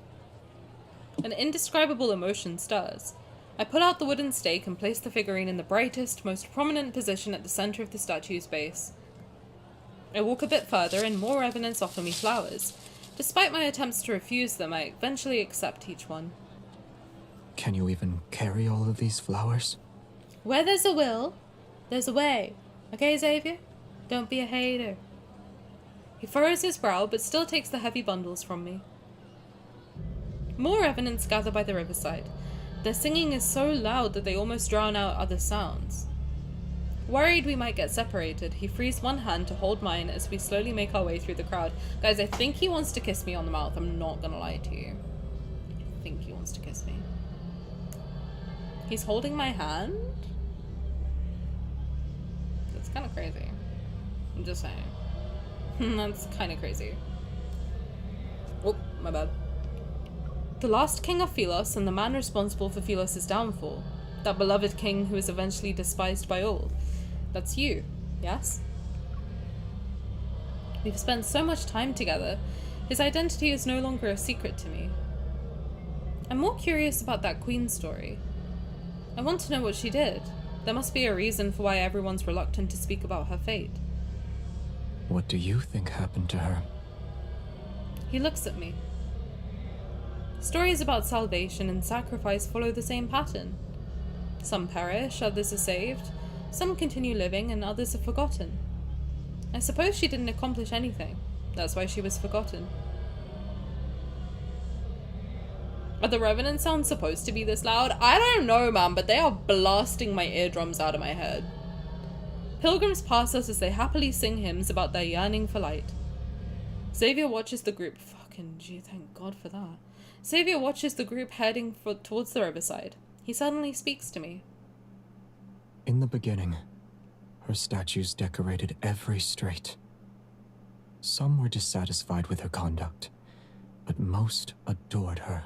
I guess it's to show that there's a lot of them. That's why they're so loud. In the beginning, I was thinking the same thing. In the beginning. I love that. That is one of my favorite things. That was my vocal stim for so long, because I did in university I did a dance performance thing, And that was the intro. So I had to listen to that every single time I practiced that choreo. Oh my god. I used to just end up walking around all day going, in the beginning. And everyone was like, I don't think you can, like, you gotta chill out. And I was like, I can't. I literally can't. I am not able to. I can't stop saying it. I thought it, but didn't want to say it. Anytime someone says in the beginning around me, that's where my brain goes. I'm like, in the beginning. Oh god. They believed she would be the chosen one who'd lead Philos to its rebirth. She was the key Philos needed to obtain true eternity. And then? Are you asking what happened? No, Xavier, I'm asking for a bedtime story. Yes, of course I'm asking what happened. She disappeared. No one knew where she went.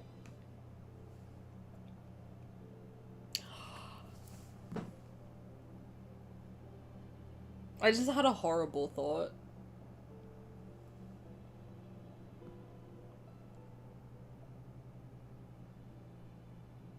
Because isn't the whole reason he made her queen, say it out loud, isn't the whole reason that he made her queen to stop them sacrificing her in the forest?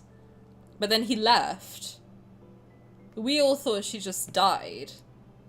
But what if they sacrificed her anyway? And then that's why he came back and went mad. Oh god, that would be horrible. That would actually be horrible.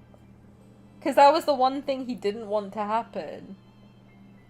Because also, how would she die? She's from Philos. They don't die.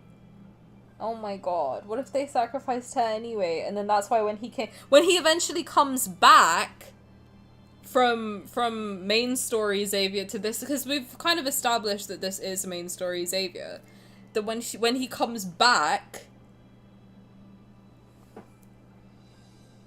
he finds that like everything was for nothing and they sacrificed her anyway, and that's why he goes mad. Oh, that sucks. I would go mad too. I'd kill everyone as well. I'm not kidding. If I went through everything Xavier went through to protect the person I love, and I got back and I find out that they did the fucking thing that I didn't want them to do anyway, and all of it was for all those 200, 300, 400, however long he spends on Earth, all of it was for nothing, I would go crazy. I would lose my fucking marbles and I would kill everyone. I'm not gonna lie. Anyone who had anything to do with it. I get him. 100% he's justified. He did nothing wrong. For 100 years, the people thought she abandoned them. For the 100 years after that, the people slowly forgot about her. Another 100 years passed. Her portraits were burned, and her statues were destroyed. They became the stones that paved the royal capital's plaza. After the king ascended the throne, normalcy returned. Yet nothing could change this planet's fate. His tone is aloof, yet tinged with scorn. Her sacrifice was nothing more than an insignificant grain in the sands of time. Yeah, no wonder he's pissed. You're suggesting I shouldn't let my compassion push me into becoming the chosen one. I don't want to be that kind of person, though. I don't plan on saving anyone either.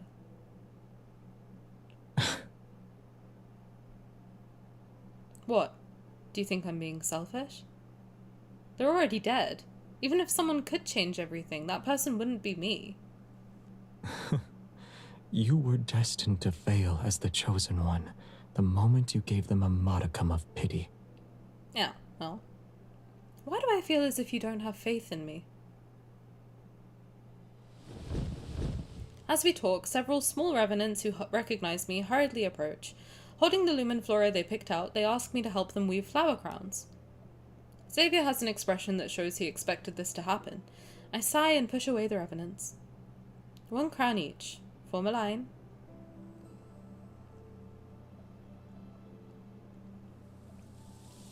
When I look up again, Xavier's already walking away from the lights and chatter. The night wind rustles through the grass as his figure quickly vanishes into the darkness. He always arrives without a sound and leaves in the same manner. His thoughts are impossible to predict.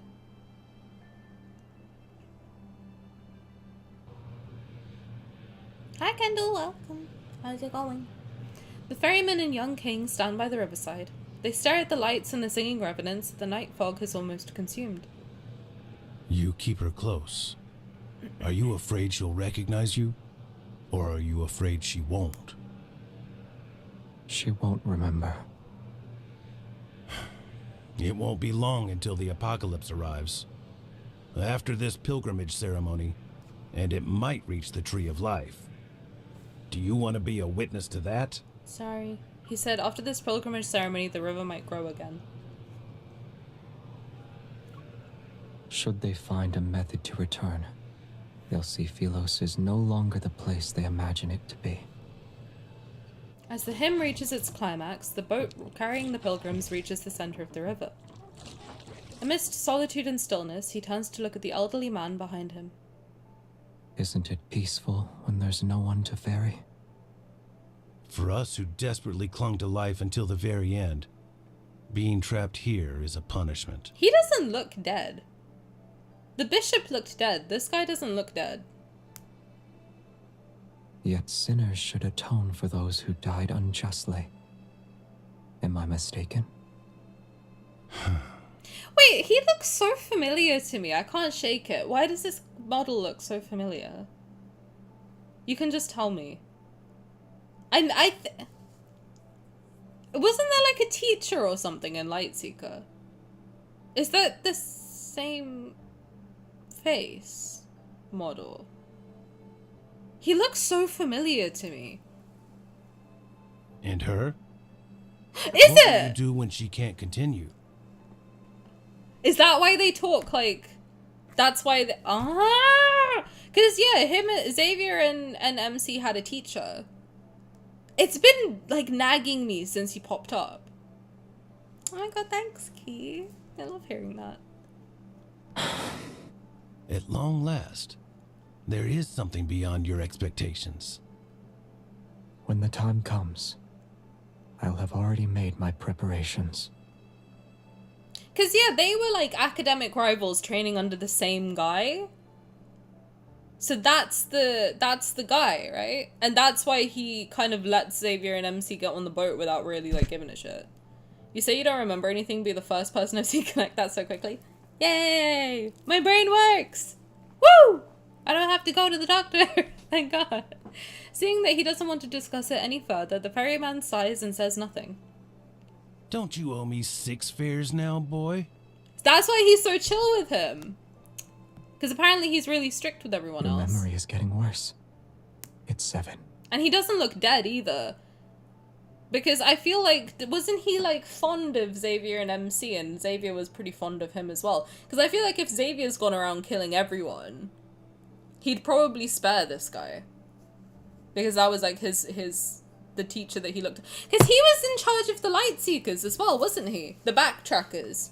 That's who they had to get permission from, right? To go and do all this stuff. He was like their mentor. I feel like as the ferryman, he's like an in-between. Not a revenant, but not alive either. He's probably just really fucking old. Because he's old. If you think Xavier still looks young and he's like 10,000 years old at this point. Or more. 10,000 minimum. This guy must be like 50,000 years old. Oh god. Maybe that's why his like memory is getting worse and everything. Centuries have passed. Yet I've never seen anyone pay your fare except for her. Because that must be like their father figure. In a way. I don't think Xavier would kill him. Because he like looked after them. Mentored them and like took care of them. Where to? I won't ask for a coin this time.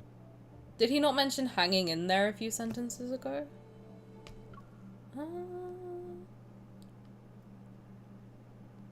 Oh yeah, desperately clung to life until the very end.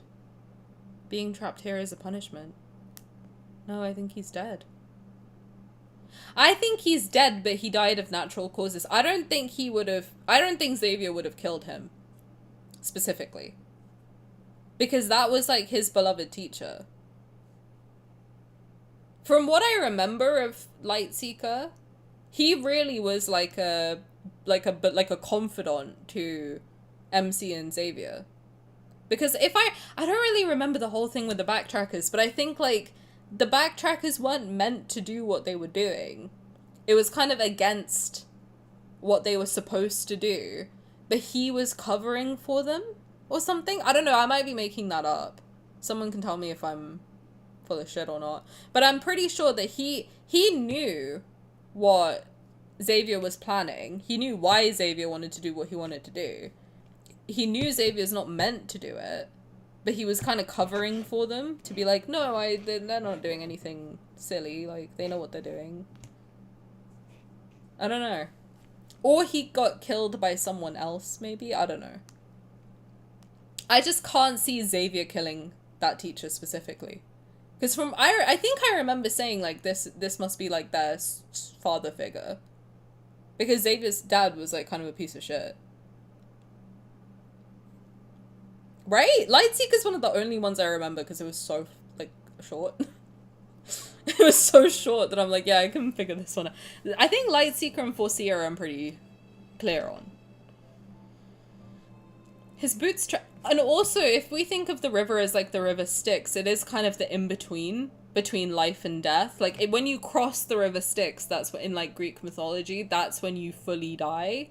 He stays on the river. He's the ferryman, so he's not quite dead, not quite alive. So you are right, Evie. I think he's like the in-between man. That's why he looks more like his skin has more color to it than the bishop, who is pale as a ghost. His boots tread across the moss dampened with night dew. He heads towards a bustling area with lights and voices. Nowhere. I'm waiting for someone. Also, Xavier's hair looks grayer, which could show age. Usually his hair is like more blonde or more yellow toned. It's more white toned. Don't pay the ferryman keeps popping up in my mind. I don't know what that's from. The Revenants say this grand ceremony is based on a ritual conducted in the past. It was how the royal family bid farewell to knights before they were sent to battle. I wonder if anyone gave Xavier flowers when he departed as a knight. I rub my sore wrists as I finish weaving the last flower crown. It's for him. He was scary. When he passed by my tent and saw me making wooden carvings, he threatened me into making one for him. It's not nice. My ears perk up when he's mentioned. I walk towards the tent surrounded by the Revenants. What did he ask you to carve? A small wooden figurine of the Chosen One. It's you, my lady. Way to spoil the surprise! Huh? Did he pay for it? Probably not. He only gave me a gemstone from one of his buttons. Was he trying to flaunt his wealth? Unbelievable. God, he can't do anything. Is this how you guys felt when I was dogging on him for the better part of the year? Whenever I was shitting on Xavier, is this how you guys felt? Being like, man, he can't do anything! God, please leave my man. Let him breathe, dude. What He's the only fuck? pretending to obey you. He'll spend every Yeah. night cursing you with that wooden figurine. Hey, that's not nice. He can spend every night doing something else with me if he wants. That's an exaggeration, don't you think? Strange yet restless emotions stir in my heart. I look around, but I can't see him anywhere. Songs drift from the rustling forest in the distance. As the moon rises to its apex, the pilgrimage ceremony reaches its climax. The chosen pilgrims drift downstream in small boats. They sail amidst the Revenants' cheers and songs. The Revenants remove the floral wreaths from their wrists and toss them skyward. There's a shower of light that rains down. Did he leave me behind and return already? For some reason, this scene feels strangely familiar. It's as if there was an even more magnificent celebration in my memory. What's happening to me? Pain suddenly pulsates through my heart. Oh god. The violent tremors pound against my eardrums as an unbearable force spreads from my chest to my entire body. Is she having a heart attack? Everything before my eyes blurs like paint on soaked paper. Hello? Can we get an ambulance? Your Highness? Your Highness? Tomorrow is your coronation ceremony. Starting tomorrow, you'll be the Queen of Philos. Yay. Before my eyes is not Cindersfell, but a magnificent grand palace. It's as white as snow and radiant. For your coronation, he asked for 20 carriages to be filled with fresh flowers. I'm telling you this in secret, so you didn't hear it from me. Wait, that's so sweet. The children he hired lined the streets. They cheered and scattered flowers. Some stood along the roadside, others on rooftops. In the end, the entire square turned into a sea of flowers. Did you see it? Is this my memory? Are they talking to me? Jeremiah! My baby! A wild wind sweeps through the area and toss aside the already weightless bodies of the revenants. They tightly hold their hoods as they gather around me. It's the chosen one! My lady! My lady! Where's Jeremiah?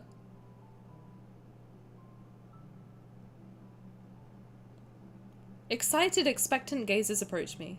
I try to step back, but these individuals move closer. God, you know what's crazy? Because if you think about this being actual main story Xavier, then that means that we've died. We're dead. He watched us die and then he came back. You know, I've had that thought playing this myth. Well, where's Jeremiah? Or that we're dead. Because, like, main story us is gone. Long gone. He bopped back to Philos. He was like, right. All done. Let's go home. Yeah, where is Jeremiah? Maybe he stayed on Earth and just died. It's pretty sad, but, like, maybe. Excited, expectant gazes approach me. Or unless me and him died in horrible circumstances. Where's Isaiah? Is that his name?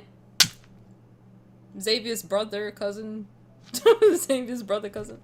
I don't want to think about him losing current MC after finally accepting being settled in Lincoln. Well, it would be after a long time.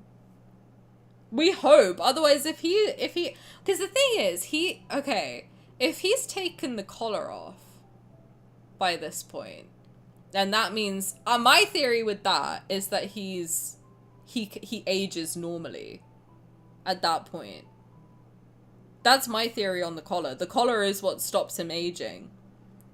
Is my theory. I don't know if that's true or not. So if we think that, like, he's taken the collars off now, he would age normally. So the fact that he looks the same somehow, he's still living and he's in Philos again. Why? What happened? Where's Jeremiah? Where's his brother, cousin, Isaiah, Anne? Where's Soren? We all died of horrible circumstances. Jeremiah may still be on Earth selling flowers. Or that! Or he decided to stick around. You know, you never know.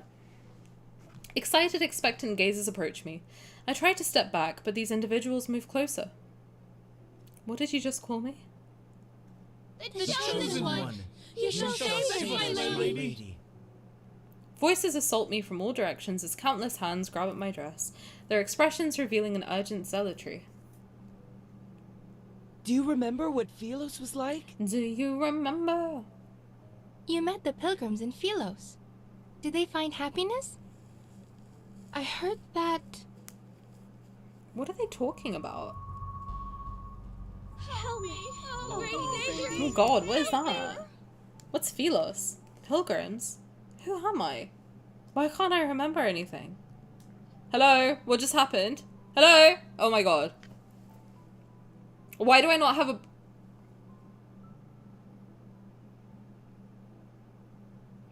Why do I not have a brain? Hello? Where's my memories gone? Good morning. What just happened? My memories have been burned to a crisp. My mind is a blank slate and I feel a strangeness unlike anything I've ever known. Philos is about to meet its end. We beseech you, your majesty. As the ruler of Philos, you must ensure this planet survives. The ether core within your heart can save Philos from destruction.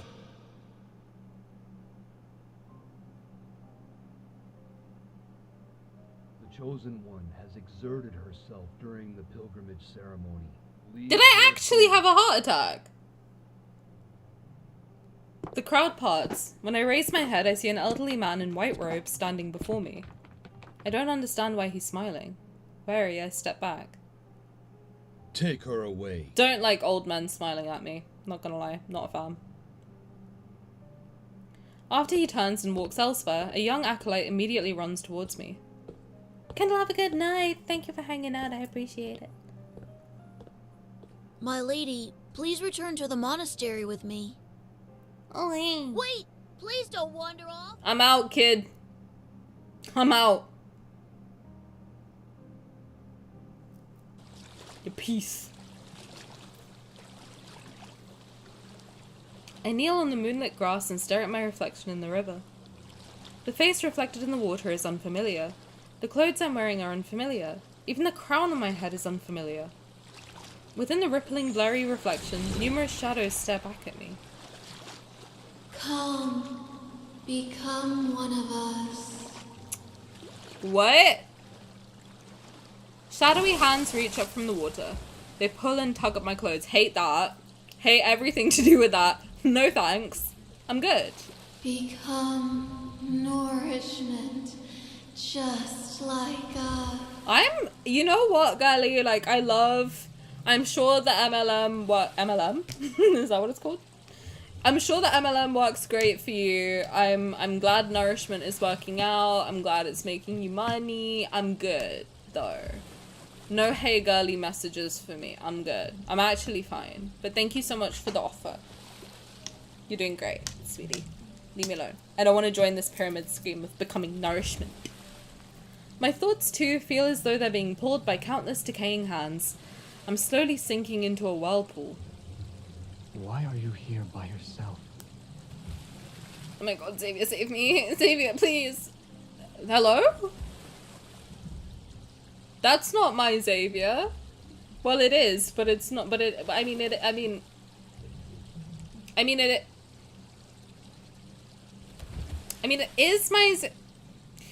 my Xavier, but it's not my Xavier. Do you know what I mean? A white figure appears in the depths of the forest.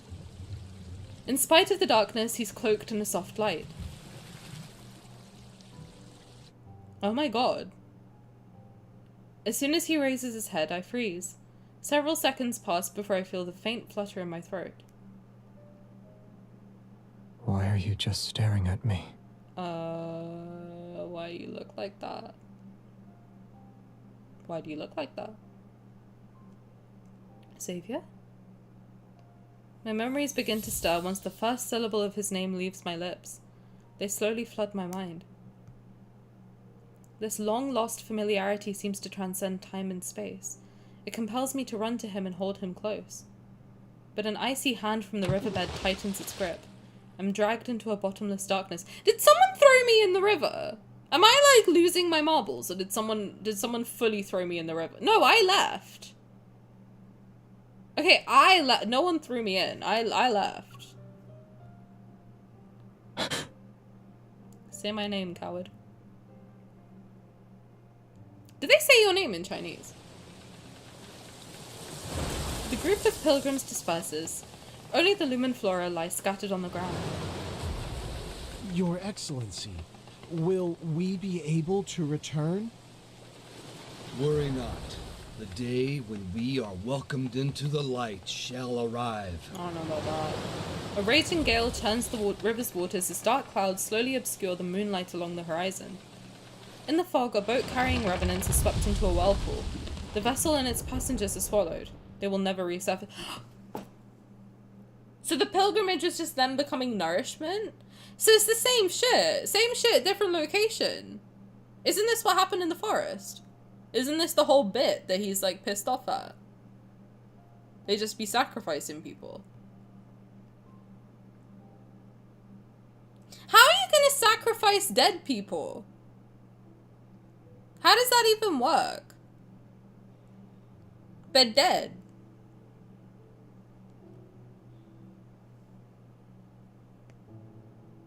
History repeating? They never learn. They never learn. You know why history is important, and I only realized after I was out of school, because I fucking hated history in school. Because I was of the mindset of they're all dead, why does it matter? I did. That's how I thought. As I get older, I'm like, no, history is important so that you because in my mind, I'm like, oh yeah, history is bad. The history was bad. We all know to like not do this shit because it's bad, right? And then you look around and you're like, oh, apparently that's not common fucking sense. So that's interesting. Shout out. Apparently we don't learn from history. We're like, oh, that was a great idea. Let's do it again. No, let's not do it again, actually. You dumb fucks. Anyway, but the older I get, the more I'm like, no, history is really important so that you understand why what happened was wrong and you don't repeat it. And there's several people who could take notes. Several who happen to be in charge of countries. I love this timeline that we're in. It's great, actually. There's nothing wrong with it at all. I just dropped my can. Excuse me, pardon me. Don't mind me. I'm very chill. I'm very chill about the state of affairs and the state of the world right now. Very chill. Having a great time. Very chill. Shout out to common sense. Not so common, apparently. Maybe if I did it better the second time, it won't end the same. Maybe we try a different approach. Just an idea. Maybe we try something new. You know? Something nicer. Maybe we do something that's not shitty. What a crazy concept. Anyway. How you guys feeling? We're halfway through. You guys doing good? Oh god, we are going to be here for so long. The chorus of voices comes and goes like the ebb and flow of the water. There's a lot of water symbolism. It's quite interesting because if Xavier's the moon and Rafayel's the ocean, they are connected in a lot of ways. I'm settled for the whole thing, but I'm worried about your sleep. It's okay. Myths for the myths? It's okay. Lovely listening to you. Oh my god, you're so sweet. Thank you. Yeah, a lot of the moon and the another reason I ship starfish, and they're kissing. That's true. The moon and sea do canonically kiss. And Caleb's the sun. True. This is true. So does that mean that Caleb and Rafayel are like, no, Caleb and Xavier are twins? Caleb is Apollo. Xavier is, no, yes, Artemis. And Sylus is the red moon. Happy Pride Month. And so 1 + 1 = 4. And so we get to Happy Pride Month. Caleb would love to be twins. Well, we are twins with Caleb. In a hypothetical sense. Twin flames, one might say. Oh my god, what if his fourth myth is about twin flames? Because we had yin and yang symbolism. I would love a twin flame moment. Like that toxic twin flame. Oh. Caleb would love to say twinning. Caleb is the type of boyfriend to dress you in a couple outfit, for real. Zayne is also the sun with his God of Annihilation myth. True. I need to redo that. That's another one for the list. I didn't know what the I'm gonna be so honest. I didn't know what the fuck was going on. I didn't. I had no... The whole time we were doing God of Annihilation, I was beyond confused. Caleb is the boyfriend to beg for you to dress him in a couple outfit. Bro, just buy the outfit. I'll wear it. Do you know what I'm saying? Like, I'm such an easy to please person. If you bought me a couple outfit, it's very simple. You want me to... Caleb, take notes. I know you're out there. If you want me to wear a couple outfit with you, simple. You buy that outfit, you put it on my bed in the morning, so it's the first thing I see, I will put it on. Whatever I see, you know how I get dressed in the morning? The first items of clothing I see in my eyeballs are the ones I put on. And I never know what it looks like. I don't have a mirror in my room, so I have no idea what the fuck I look like until I get to the office. And even then, I don't know what I look like. Not a fucking clue. First 2 items I see, they go on my body, I put my coat on, and I go. So if Caleb was out there and he wants me to wear a couple outfit with him, that's your secret. Just put it on my bed and I will put it on. God of Annihilation produced more questions than answers. I just didn't understand the concept of what was happening. At all. I think watching him give me back shots in a pool in chapter 1 just broke my brain. And I was like, right. So I'm getting railed. That's the only thing I can think of for the next 6 hours. I always go by what I feel comfortable in that day, and that varies a lot. That's fair. I just cannot put outfits together anymore. I just don't care. Which is, it's so not me. I used to be such like a fashion bitch. Now I just don't give a shit. I'm like, whatever. Just, I don't care. As long as it fits and is comfortable, I don't give a shit what I'm wearing. Who cares? It's close before suddenly becoming distant as it gradually fades into the depths of a murky consciousness. When I wake up again, I find myself lying by the riverside. My sleeves are soaked with cold water. I only just started doing my makeup again. Otherwise, like, for the 3 years I was working from home, I didn't wear makeup at all. And I don't think you need makeup, to be clear. I actually think I look better when I don't wear makeup. But I like doing it because it makes me feel good. To me, it's like putting a mask on. Do you know what I mean? Like, I can decide what character I'm doing based on, because I do my makeup differently when I stream. I put my makeup on differently when I go to work. So whichever version of my makeup I've done is like a character for me to get into the mindset of. It's interesting. I like it. To me, it's like a different form of art. It's like, okay, let's create a character and go for it. You know? Makeup is for play, correct?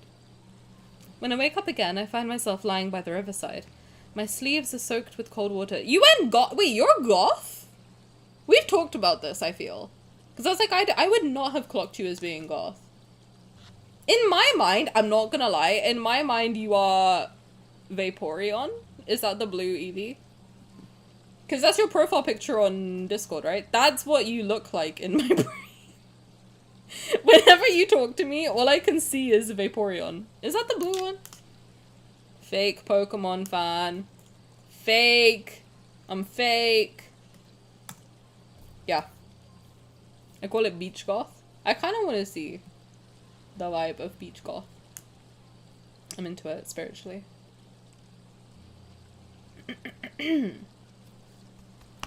Beach goth does sound interesting. I'm into it.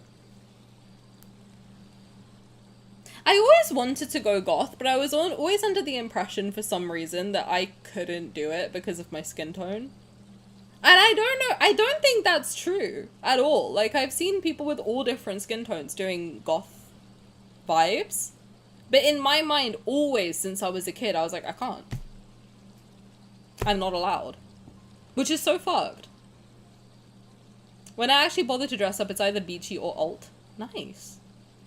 I used to do very, like, alt rock kind of looks when I was a teenager. Well, like, I guess teenager, young 20s, like early 20s, I used to do a lot more, like, I used to try a lot more. Dress up a lot more. No, I can't care. I'm like, there's so many other things I'm worried about. I don't think about it anymore. I want to, though. I want to be more. I had a lot of fun when I was younger, because I used to dress up in, like, all sorts of weird and wonderful outfits. Was I unable to remember anything before? Wait, I have my memories back now. I used to wear pastels and frills. You look cool, though. Your fits always eat. I liked your outfit when we hung out. As an outsider, my memories slowly fade away, just like the Revenants. Wait, Xavier! I freeze before I sit up and look around frantically.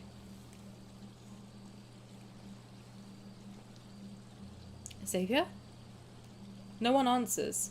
I stand and start my search. I soon spot a familiar figure in a nearby field of flowers. God, say that 6 times fast. Mother of God, that was a tongue twister and a half. Xavier! I steady my breathing and stand in front of him. It seems as though he hasn't noticed me. Seemingly in a deep slumber, he lies quietly amongst the flowers. Thin wisps of black mist are wrapped around his body. It's as if the resentment of countless revenants is corroding him. Hello? Jesus Christ, what's happening to you? Snap out of it! Snap out of it! Snap out of it! His breathing is stable. His chest rises and falls with every breath. He's not injured. Is he actually sleeping? A weight is lifted from my chest. I crouch down beside him and poke the back of his hand. No response. He's always been a light sleeper. He'd sensed my presence as soon as I took a step in his direction before. But he seems to have fallen into a defenseless slumber this time. I can't help but lean towards him, to the point where I only need to look down to see his long, soft eyelashes. You're always stern when you're awake. Well, I'll admit, you look cute when you're sleeping. The person you like, the one you want to give flowers to, wouldn't you want to see you smile? I touch the corner of his mouth and imagine what he might look like with a grin. Without realizing it, I start smiling. Did you say my name, or was I imagining it? Xavier. Who exactly are you?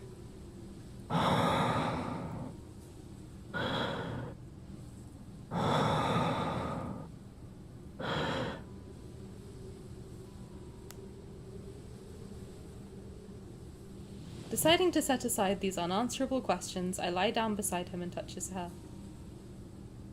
The strands that are entwined around my fingers, and I begin tying knots, one by one, for him in his hair? That's fucked. You can't do that. If someone did that to me, I'd freak out. What do you mean? Next time you give me a cold look, I'll just think of how you're letting me mess with you right now. As if hearing my words, his brow furrows slightly. Tying knots in his hair is diabolical. Keep sleeping if you're tired. Can you even do that? I'm trying it. How do you tie a knot in your hair? I guess you probably... It can't be that hard, right? Why do I feel like I used to do this as a kid? I just got like a weird deja vu. It's like a faff to try and do.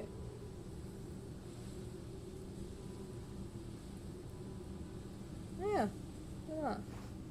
Look at my... Wait. I did it! My hair knot. Ow. I'm not gonna actually tighten it. I'm gonna have to cut a strand of my hair off, which I'm not in the mood to do. That's fucked though. Why would you do that?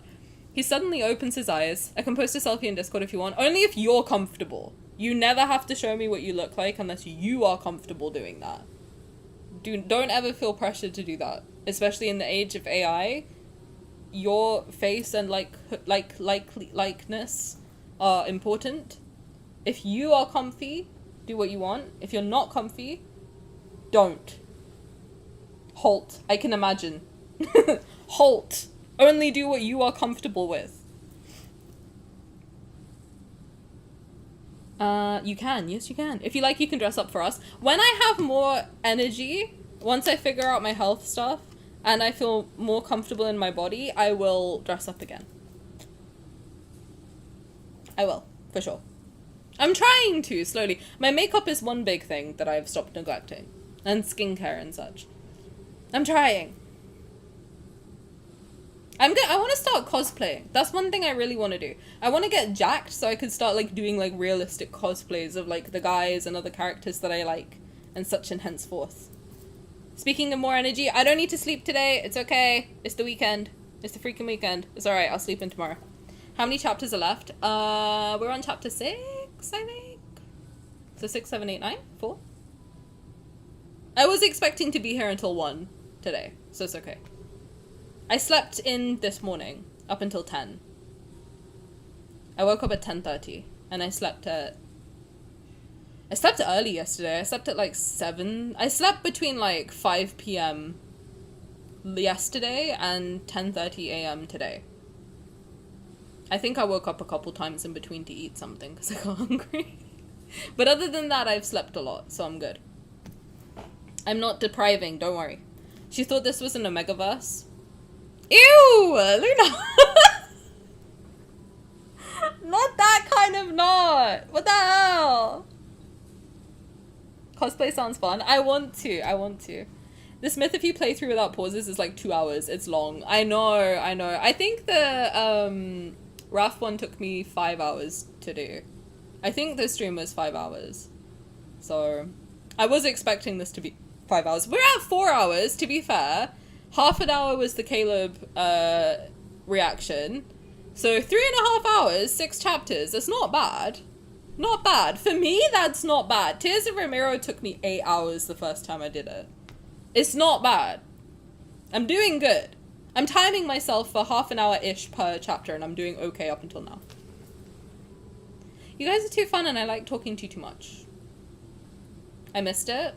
What, Tears of Ramiro? Oh, the first one I didn't post because it was like two sessions. Oh, Caleb. Yes, it was at the beginning. If you want to see it, you can scroll back. I think you can like rewind on a live. Or it will be up on YouTube after. But he's so cute. He is so cute. He looks so happy. His giggly little face. Oh, cutie pie. I can't wait. I have no savings. I'll be pulling for it and playing it on Monday. So if you want to come by, watch it with us, you can do so. He suddenly opens his eyes. Good morning. I loosen my grip and the half-braided strands of hair escape. Oh, she's braiding it, not knotting it. Okay. Luna, that's crazy. You can't talk about knotting in my Christian server? That's crazy. I loosen my grip and the half-braided strands of hair escape from my hand. Oh my god, Paula, welcome. How's it going? How are you? Long time no see. I hope you're doing well. Our gazes meet in the darkness. He doesn't speak, instead opting to stare at me for a long, long time. By the way, I'm gonna do my nails at some point next week because they're too grown out. Like, look at how long they are, actually. That's disgusting. So if you have any suggestions for Caleb birthday vibes, then let me know. Because I'm thinking of doing like purple and orange cat eye. But I'm not 100% sold on any designs yet. So if you have any suggestions or you see anything on Pinterest that you think would be nice, please could you send them my way? Because I need to change this. I'm obsessed with these nails. Like this is probably my favorite set I've ever done so far. Netherlord was a close. That was the first place, but this is a close. This is just taken over. But plains, blue and orange clouds. The thing is, I need to show them like an actual pre-existing design. They don't like let me ask to combine things unless I draw it myself, which I don't know how to do that. Or photo bash it or something.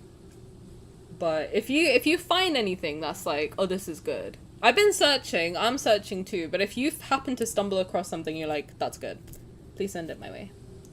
Good, enjoy your foodies. What are you gonna eat? How are you feeling with Caleb's new card? I'm so excited. It looks so cute. I hope it's actually cute and not angsty though. But we will be pulling for it and playing it on Monday, so if you want to come hang out with us and play through it and enjoy celebrating Caleb's birthday, then feel free to join us. It lasts for so long that questions appear in my mind. Is he trying to confirm something, or is he waiting for something? You're here.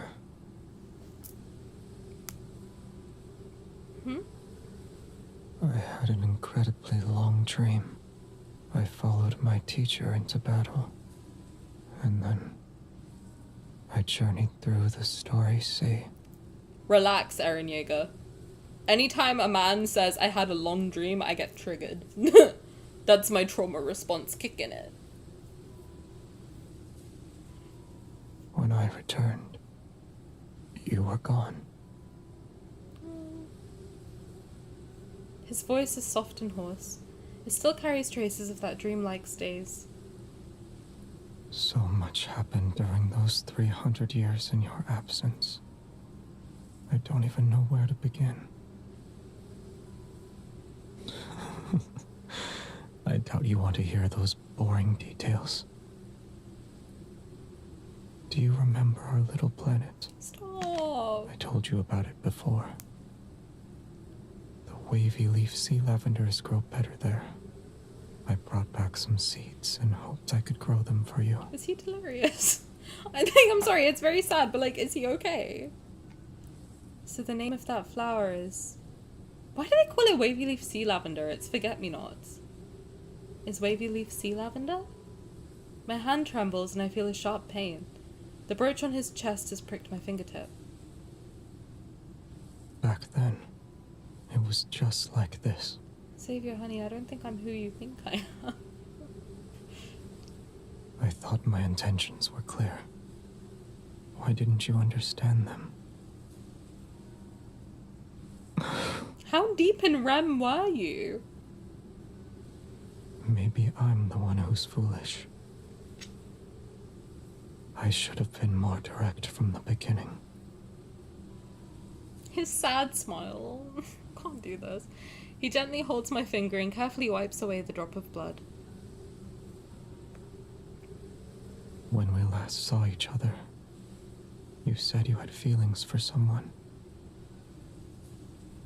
It doesn't matter to me yet.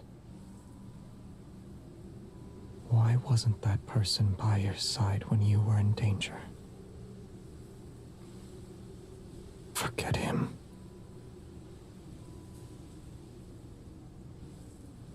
My god, his story is so sad. Like, the more I can't let myself think about Xavier's story too much because it's too sad. That he went through so much to try and save this girl and he couldn't. It literally was all for nothing. And he has lost his mind because of it. It's really sad. It's actually really, really, really sad. Like, I can't let myself go there. Otherwise, I think I'll just be sobbing through the remainder of the 4 chapters. I can't do it. My mind is, like, going overdrive. You know how, like, humor is a trauma response for a lot of people? My brain is currently going overdrive with too many jokes, and I'm like, yeah, I know, man. My defense is up here right now. I can't do it. His persistent gaze stays on me for a long time. I can only nod in response. I don't like him anymore. But I like you. Is that alright? As those words hung in the air, everything suddenly falls silent. Even the wind stops blowing. The night's still, and the flower field is silent. Only the distant waters of the river lapse against the shore. Neither of us moves, and I'm trying to think of words that could break the tension. Then he shifts closer to me. His cool fingertips press against my jawline, and our breaths intertwine. I attempt to create some space between us. What's wrong? Am I not allowed to kiss you here? He lowers his head, his expression indiscernible. All I can feel is his cool breath against my eyelashes. Of course. Why would you want to see me like this? The hand at my nape suddenly tightens its grip, and he lowers his head again. Instead of retreating, he stubbornly kisses me. It feels like I'm trapped in a thick, viscous dream. I'm unable to wake up and unwilling to try. The warmth and pressure from his hand seep into my skin. They carry an affection that borders on obsession.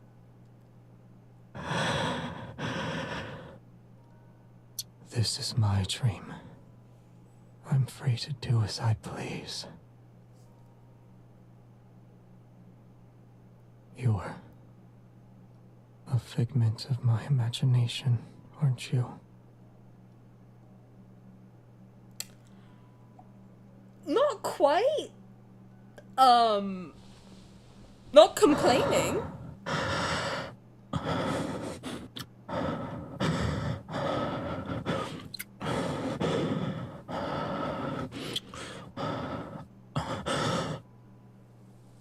As our lips touch, I catch a glimpse of the lumen flora gently swaying. The wind's begun to stir again.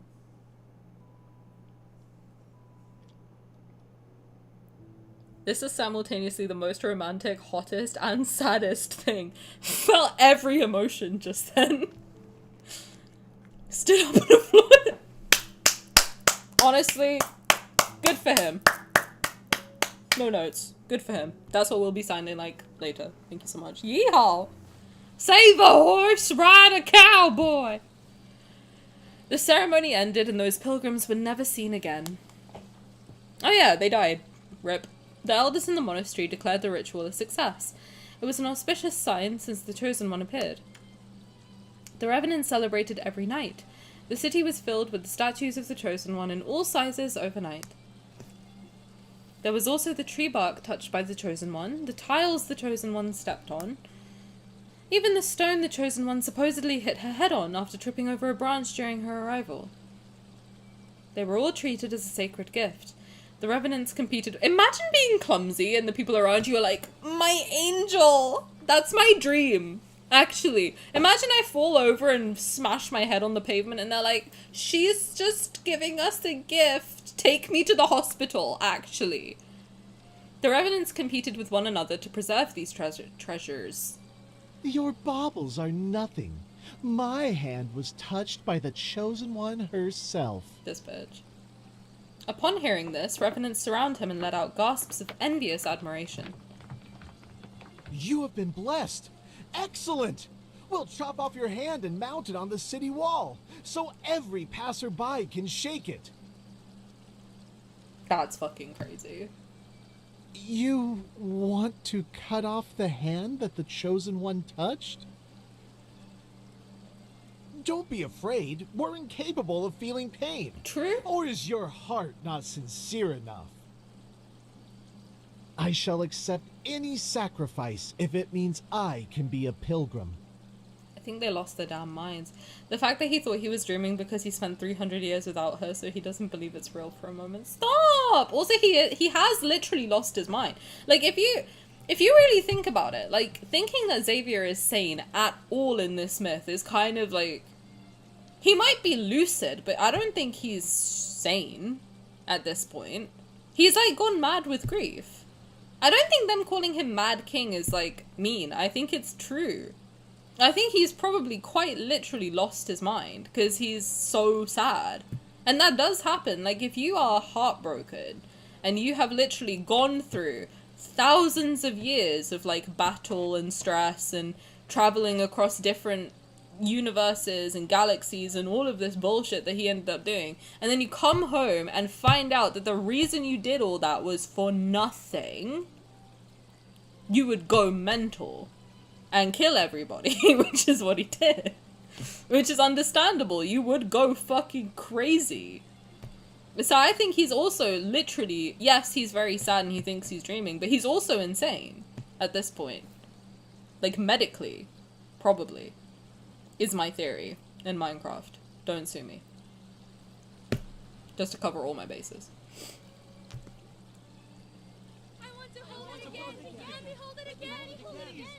After I attended the pilgrimage ceremony, I realized that, as an outsider, my memories will slowly fade away too. If I can't return to Philos, I'll eventually be just like those revenants. Yet where did those pilgrims go? Acolytes from the Order of Babel always avoid the question. Does the end of the river truly lead to the Tree of Life that's mentioned in the prophecy?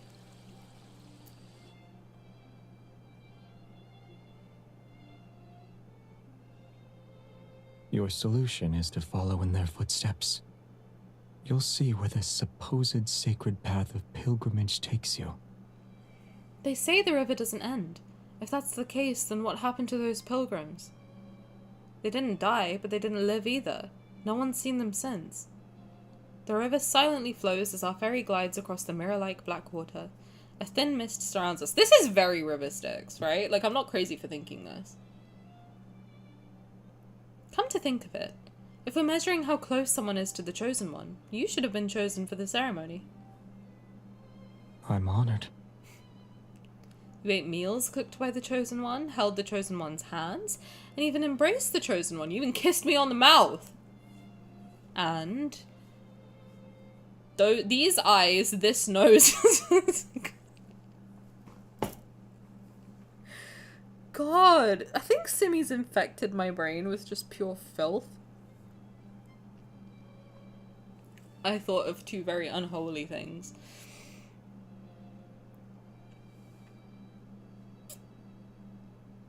Which one do you want? Eyes or nose? I'll pick the first one I see. Or I'll flip a coin.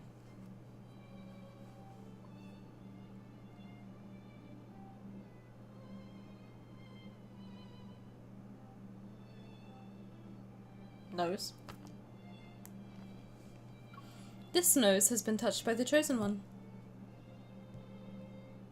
He wrinkles his nose and catches my hand. Breathing the same air as you is the greatest honor. Damn. Chill out. Relax. These lips have also kissed. Remembering what happened that day, I swallow my words. You don't want to continue? You actually don't remember anything. He responds with an expressionless look, then he turns away, and his voice is unexpectedly tinged with a hint of resentment. You're the one who doesn't remember anything. Not wanting to argue, I focus on what's more pressing at the moment. I need to figure out what happened to those revenants. God, him and Rafayel are really similar, actually, now that I think about it. I know, he gives me a sassy little side eye and tells me I don't remember anything as well. Jesus, what are you gonna do? Bust out the, it's been 300 years. Jellyfishes are walking naked. Sea turtles are climbing trees. Sharks are eating grass for free. And finally you remember me. Tani is MC confirmed. What I do? They love pouting. Peas in a pod, 2 boobs in a bra, for real. If anything that crosses the waters of the cinders sinks, perhaps the path they sought is there. How did you get this boat? I love that you did the entire rant. And one of the many things I remember, apparently. Or rather, how did you convince someone who doesn't accept credit to lend you this boat? Sucked him off? I'm kidding. No, I didn't do that. I don't know. After boarding the ferry numerous times, I gradually became acquainted with the ferryman of the Cinders. Occasionally, when he wanted to rest uninterrupted, I would volunteer to take over. He didn't agree to it at first, and always refused with a cold expression, but as time passed, he eventually let me handle it. When I encountered revenants who wanted to cross the river despite lacking coins, I didn't turn them away. I asked them to tell stories as a form of payment. That's cute. I like that. When he discovered this, he always turned a blind eye. As for his background and why he serves as a ferryman for this river, I've asked him out of curiosity before, but he always refuses to talk about it. Why are you sorry? I'm sorry that your internet keeps going out. Do you want me to shoot your router for you? I got it, if you need me to. You just say the word. You know each other? You can say we're old acquaintances. There you go. I shot your router. Old acquaintances! You could say that again. It sounds like they're old acquaintances from Philos. As we gradually sail away from the city, we can see the desolate forest to the west is burning. Acrid grey smoke rises skyward. More revenant knights have been gathering at the edge of the forest, and the strife is becoming more prevalent. Consumed by resentment, they fight each other with the hatred from when they were alive. Their screams echo amongst the dead branches and fallen leaves. As the bishop foretold, signs of the apocalypse are once again emerging from the ruined city walls. I was unaware you were skilled at ferrying. Pretty skilled with my hands. After the bow? I don't know. Hits a submerged shoal and spins around several times. He can't bear to watch anymore. He takes the oar from my hands. He's like, take it back. Your shit. I lose track of time. Black clouds gradually cover the full moon, and the scenery around us grows increasingly dark and desolate. Something's not right. The boat creaks and the river's current becomes turbulent. Startled, ravens fly in all directions. A chill creeps up from the water's surface and latches onto my skin. After passing through a dense fog, the river widens. It's as if we arrived at a boundless sea. Where are we? The waters thrash violently like an untamed beast. The looming threat of danger is palpable. I don't want this. Oh, sorry. Join me. Sorry. I don't want this. I don't want to be trapped here.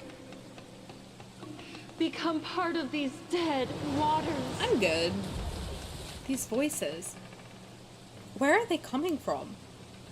Wait, don't fall in. I'm not doing it on purpose.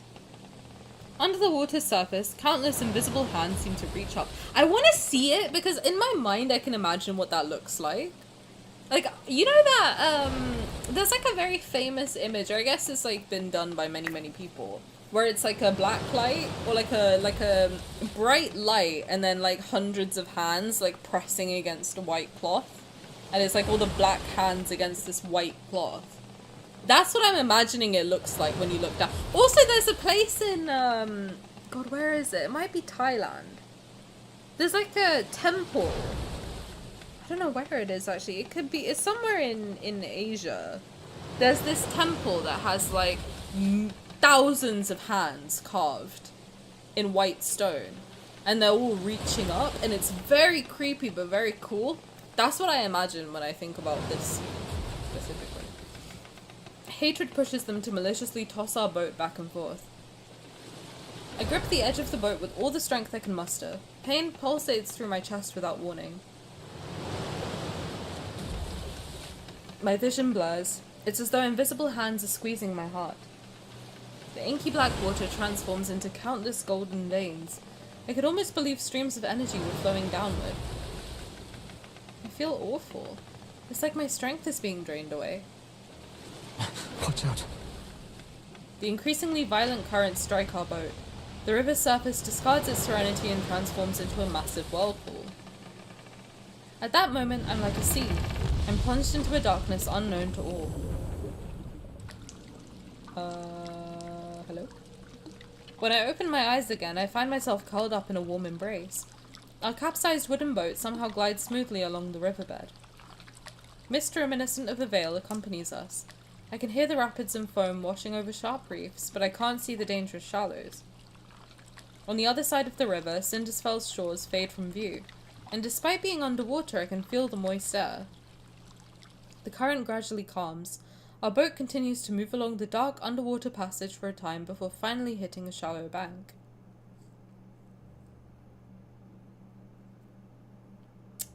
Aw, Xavier, I think we made it fucked up. I think we made a mistake. Xavier steps onto the shore first, then he turns and helps me stand. Careful now. If you fall in, you won't be able to float back up. Despite the fact the water here barely reaches my ankles. The cave before us seems endless. Strange, tiny particles of light float in the air. Warm and bright, they feel oddly familiar. I can almost believe this energy was once part of me. A profound realization washes over me. Perhaps this is the sacred path of pilgrimage, the road that returns to Philos.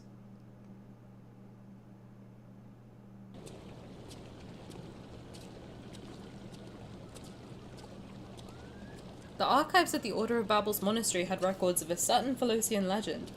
It spoke of a mysterious cave that was connected to the center of the planet. Could this be the cave that connects Philos and Cindersfell? You have quite the imagination. The sound of flowing water gradually fades behind us as we venture deeper.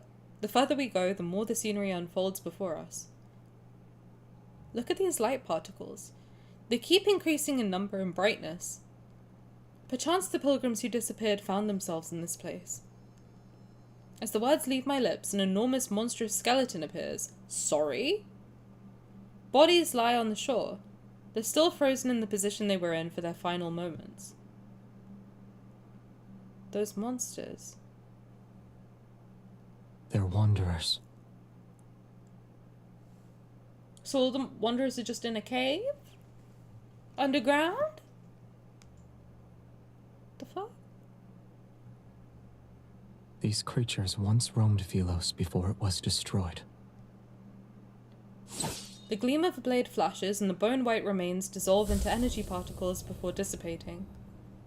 They were devoured by those monsters before they could escape. Oh, I guess, like, normal people have no idea what to do when it comes... That's crazy if you... Because we're so used to seeing a wanderer and being like, easy, kill it.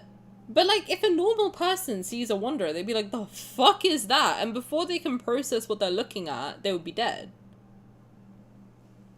Huh. You know something, yet you're unwilling to share it. Do I add to the counter? He remains silent before turning away. I think I add to the counter. I'm adding to the counter.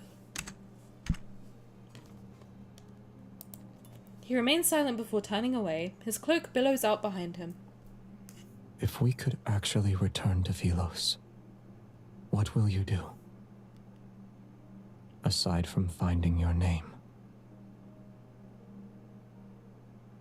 Oh shit, yeah, I don't know what my name is. But hasn't he said... Wait. He said my name, like, multiple times. Or am I crazy? He's literally said my name. Like, when I almost fell into the water, he, like, shouted my name at me. I haven't thought about it yet. Is there anything you'd like me to do for you? Should I meet with someone on your behalf? No. The path splits in two, and for some reason I can sense the energy emanating from deep within the cave. I take his hand and keep walking. We need to discuss a certain matter. When I return to Phylos and rebuild it, I promise to fairly evaluate your merits and shortcomings. I'll start with revising the historical texts. The historians abandoned their duties and wrote pure fantasies. And then? I'll traverse the starry sea or I'll ascend the throne. Do you guys want to decide? I can let you guys do a poll if you would like. Starry sea? Okay. I'll traverse the starry sea and visit every place the traveling bards sing of in their songs. I'll be like these specks of light. They emit a faint glow, yet they can drift to distant places. That sounds wonderful. I know another speck of light that does that. If the worst happens, as in I can't find anyone who remembers me and I'm unable to stay in Phylos, staying with you would be nice. I keep those words to myself as I look at him. It's alright. Guys, I think XAVIER's my third. I think he's like solidified in third place. I know that's crazy. I know I spent the entire best part of last year dogging on him, but I think he's my third. I just feel so bad for him. I'm making myself feel worse, and I know what's gonna happen. I know exactly what's gonna happen. I'm gonna play Caleb's card on Monday, and I'm gonna be like, Caleb's my third. I'm gonna play Zayne's card in the next one, and I'll be like, Zayne's my third. I can't. But I feel so bad for him. He's so sad. The starry cosmos has many places you could visit. He's like a kicked puppy. I want to take him home. Take, for example, a beautiful little planet. I hear strange clicking beneath our feet. We look down at the same time. Did we just step on a skeleton?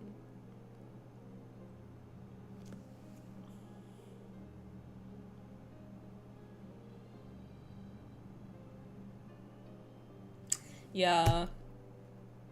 We know that wanderers are just humans, covered in crystals and, like, corroding from the inside out.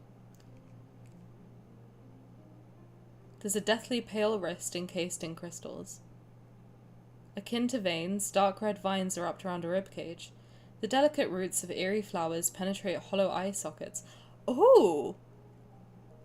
Interesting. Flowers in eye sockets is new. That's new. That's not normal for a wanderer. Also, Glub Glub, thank you for being third. It's because you have true empathy. I just feel bad for him. He's gone through so much, and I just wanna take him home and pet his head. That's... Look over there.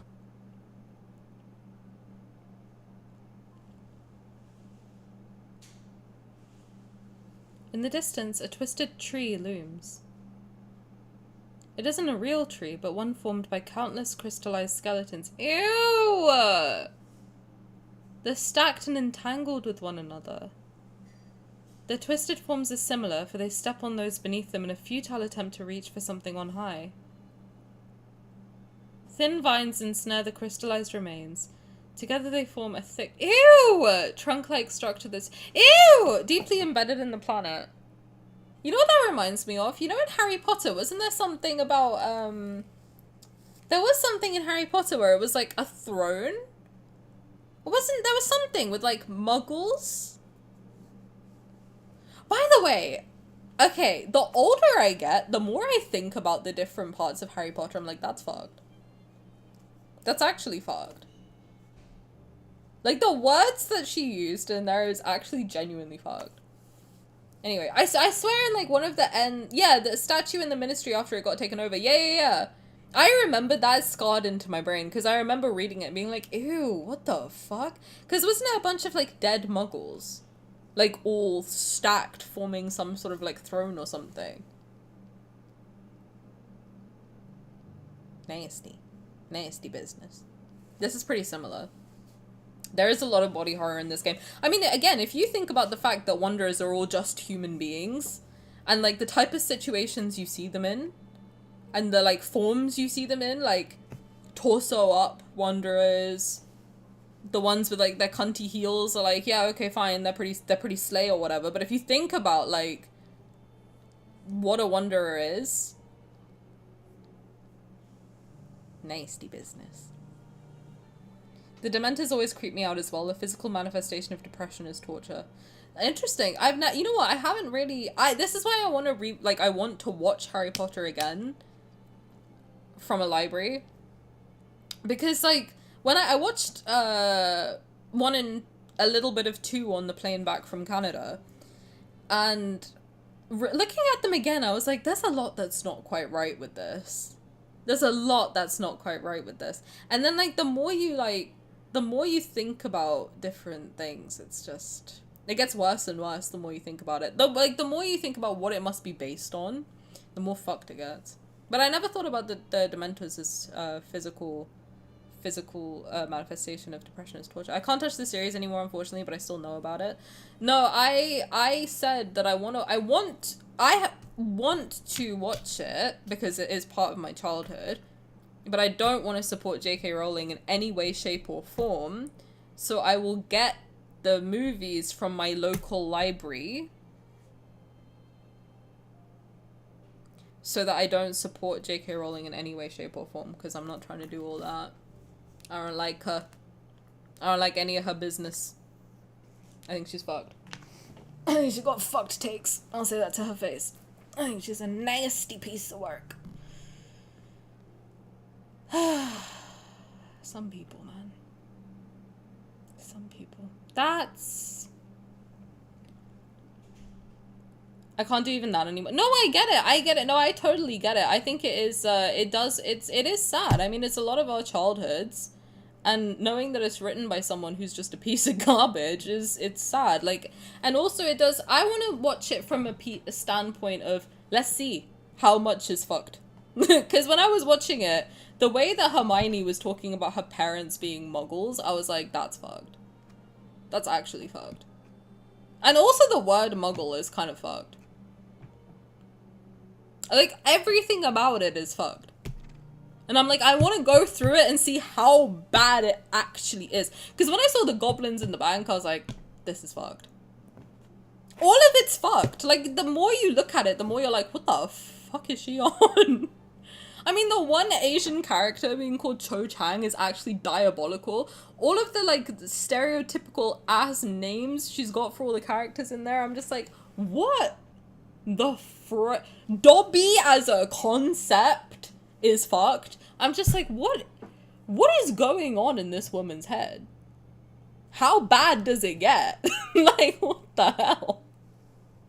It's actually so fucked. So I want to go through it in a way of like, let me see how bad it actually is. Because I like to, as we all know, I like to form my own opinions about things, and I like to, you know, that's one of the reasons I don't watch a lot of content about the game. I like to I like to do it myself, come up with my own thoughts and feelings on it, and then maybe later down the line I'll like cross-reference with other people to see if I'm like on a track that people agree with. But for the most part, I like to like come up with my own takes and like opinions, theories, what have you. And I'm like that with everything. I'm a very big proponent of like, it's okay to get your information and like your opinion from other people, but I think it's very important to read the source material yourself and also come up with your own ideas on it and your own, and learn how to think critically about the thing that you are engaging with and not just take an opinion from somebody else. I'm a big proponent of that in like every sense of like in everything, right? So one of the things that I really want to do is just go through and be like, wow, this really is fucked. I don't know.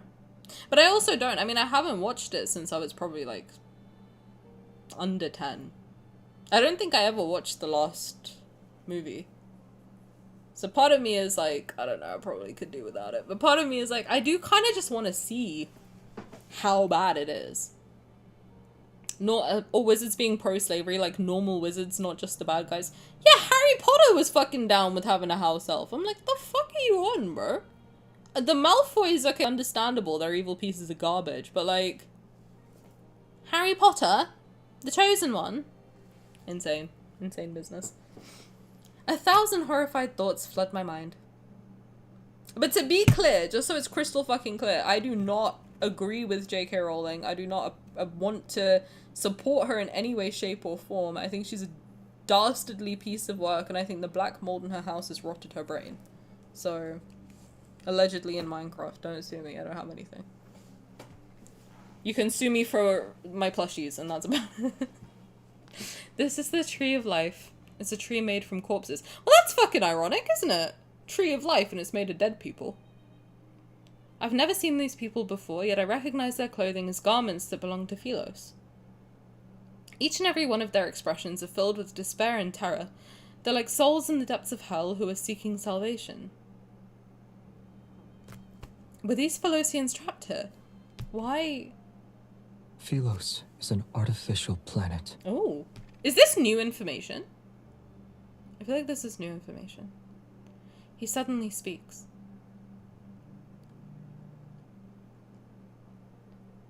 Their pretense of eternity depends on an energy source called a protocore.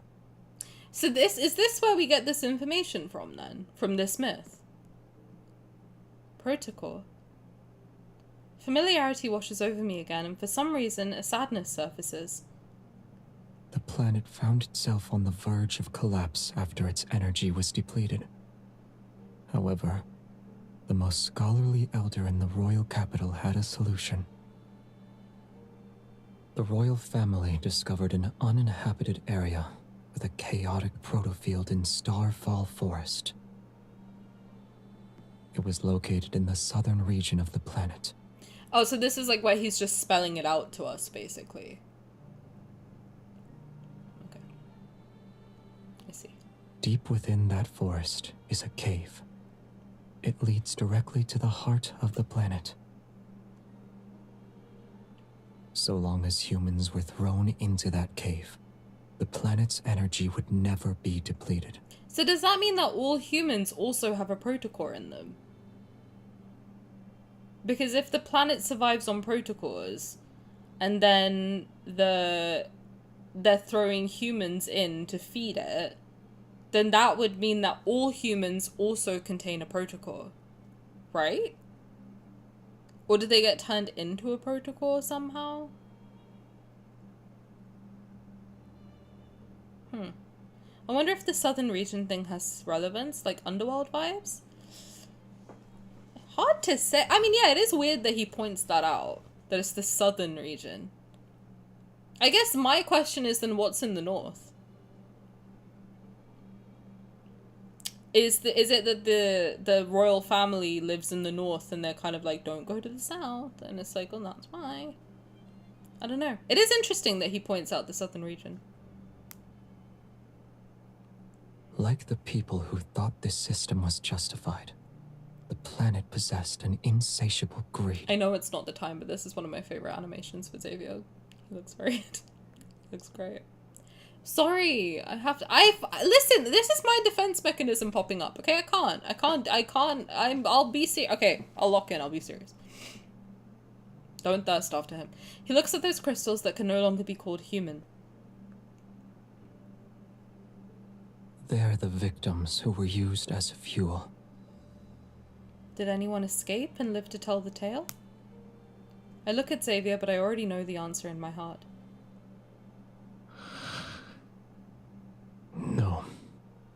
Well, we're here now, so, Yikes. He starts walking again, moving past the tree as he continues forward. Those who defied orders and went to investigate disappeared after entering the cave. I wonder if that's what happened to the backtrackers. Jeremiah, Isaiah, all of them. I wonder if they tried to be like, right, let's just see what the fuck's going on. And they're probably in there. That would suck. The number of sacrifices required inevitably increased. No one would willingly sacrifice themselves for the planet unless there was a good reason. Thus, the royal family came up with a plan to cover up their crimes. They no longer kept the sacrifices secret. They used honor to disguise it and called it a pilgrimage. That's fucked. To maintain a false eternity, they needed to weave lies one after another. God, this royal family is a piece of work too.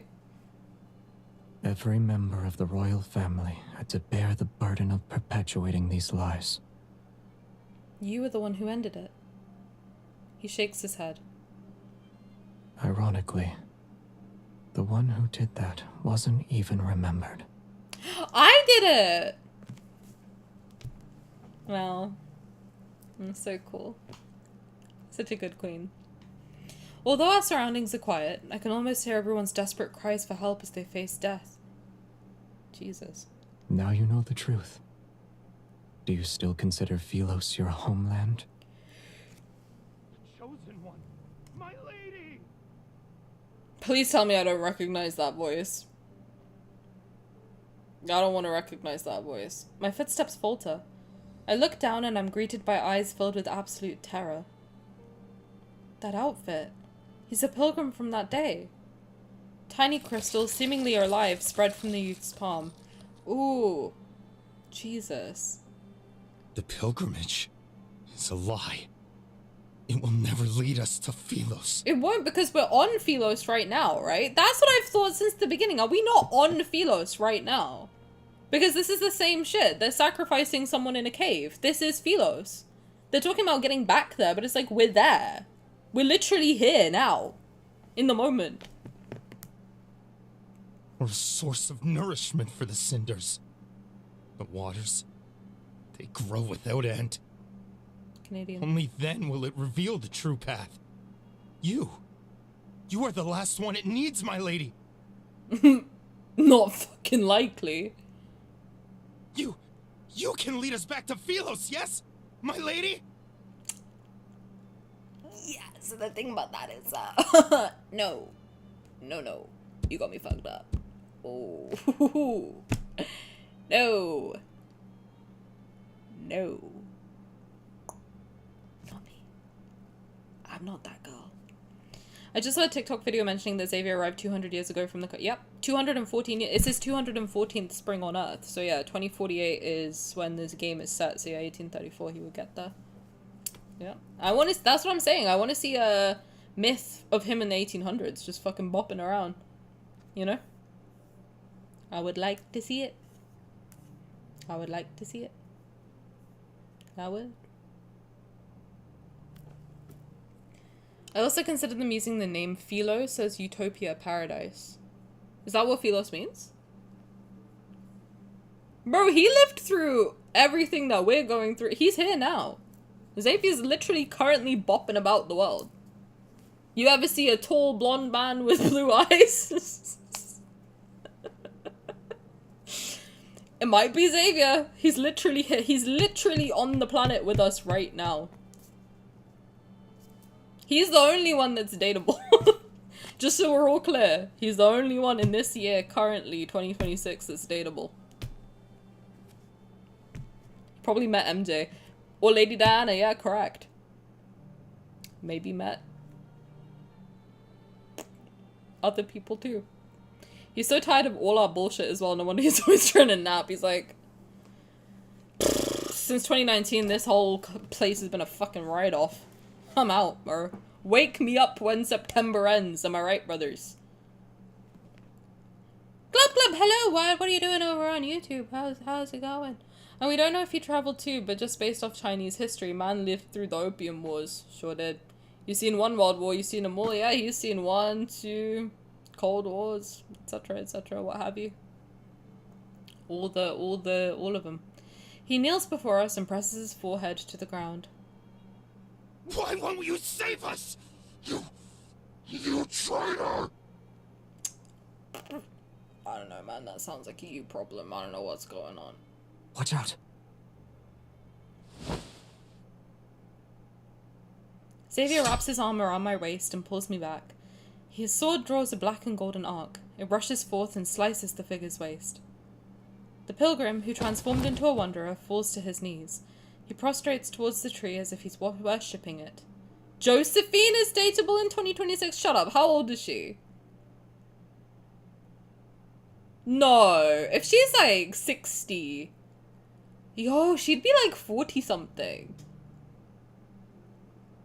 Dude, you're right, Josephine is dateable. Give him a Snickers, he's angry. You're not you when you're hungry, babe. The distorting voice as he turns into a wanderer creeps me out so bad, I know. Yo, Josephine is dateable. That's crazy. Don't think about it too much. Whenever I think about how old the allies are in this year, I get a little bit grossed out. Very grossed out, actually. I just don't like thinking about. No, it's an AU. Listen, it's not real. I can't go there, because when I go there, then I think about the fact that Rafayel's currently 2. I'm like, alright, now you weirded me out. Yeah, the distorting voice is something else. The pilgrim who transformed into a wanderer falls to his, yes, prostrate. Correct. Not prostate, that's different. The crisis had passed, and the lie behind the pilgrimage was exposed. Yet I know that we can never return to Philos. We're on Philos! What's happening right now? Am I going crazy? Are we not on Philos right now, right this minute, in this moment in time? Are we not on Philos? We must be.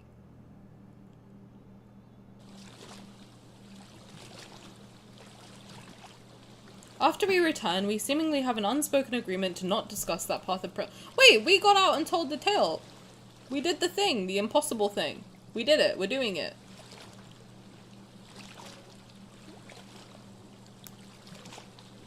All those memories of Philos are nothing more than obsessions about past delusions. Was I one of those sacrifices? And if I was necessary, then no one remembered me. Yet after learning all this, I surprisingly find myself at ease.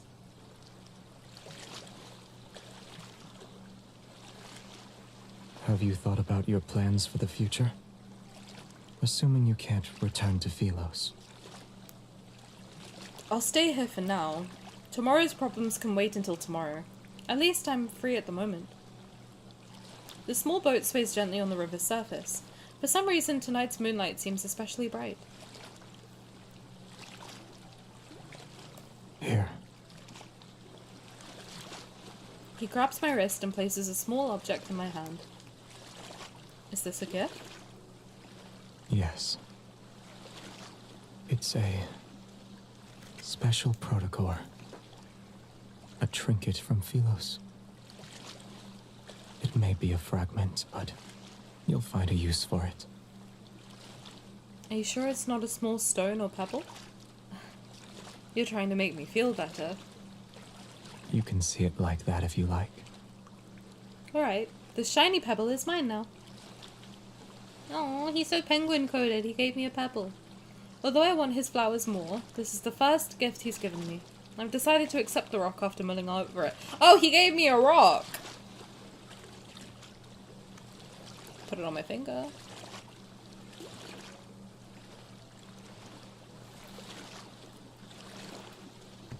Just saying. I lie down on the bottom of the boat and recall a similar tranquility had accompanied us for our first boat ride. Back then, I accidentally touched his reflection and saw his past. I tried again at a later date, but failed. An impulse to try again takes hold of me.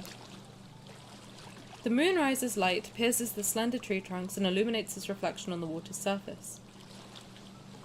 When he isn't looking, I touch his reflection on the river. I'm busy on time.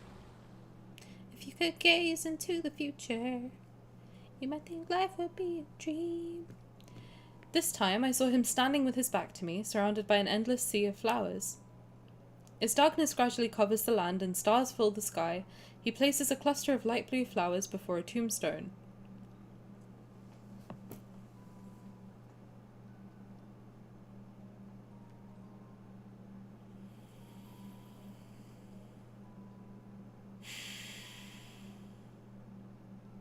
This is a beautiful place, and I've always wanted to bring you here, but I never had the chance.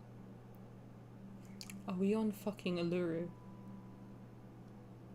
I couldn't find you, and I didn't know if you'd like the scenery here. I'm sorry.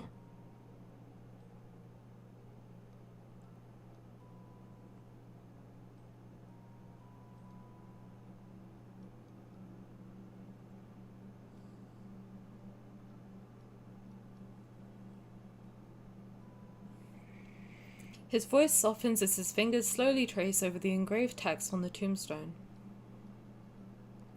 Tani, the first queen of Sylus. Her name shines quietly like the stars. Everlasting, it shall never fade. The name I've long forgotten comes flooding back.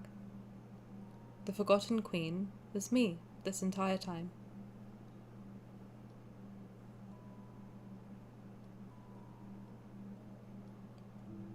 Hey, so that's fucked.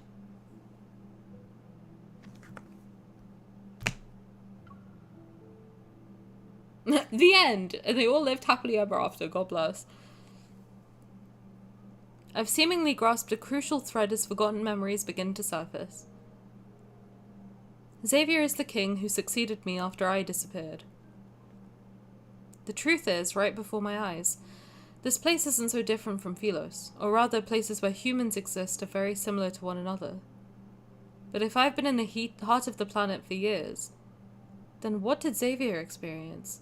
Why is he even here? So, I'm sorry, I was in the tree, or whatever, I was in the heart of the planet, the core of the, whatever, they sacrificed me to the planet, whatever the fuck. Bitches and hoes that did that. And then they yanked me out of it. And spawned me back in. What? Like...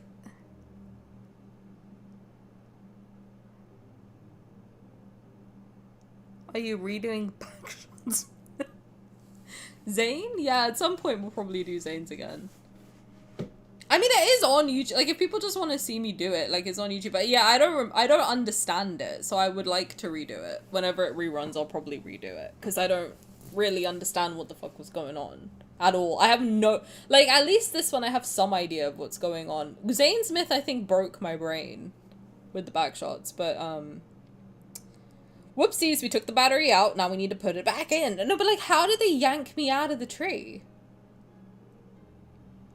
Oh, because I guess the chosen one keeps getting regenerated. Is that the thing? Like, because MC basically keeps rebooting. Stupid way of describing it. She keeps, like, regenerating, right? So I guess that's how they know that I'm the chosen one? Question mark?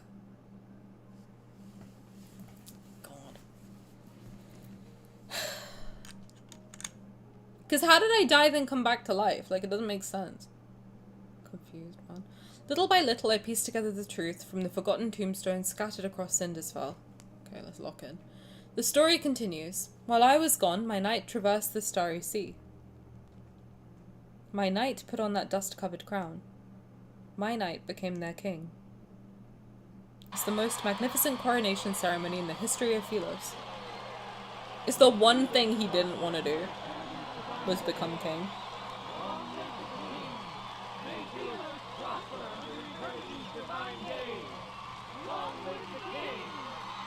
His decisions and achievements sent echoes throughout the cosmos, and during the test of time they'd spread far and wide.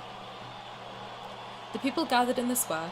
Bathed in the sun's brilliant radiance, they danced to the rhythm of drums and wind instruments until midnight. Only when the radiant moon hung high, its lights making the city walls the colour of bones, did he finally leave the courtyard.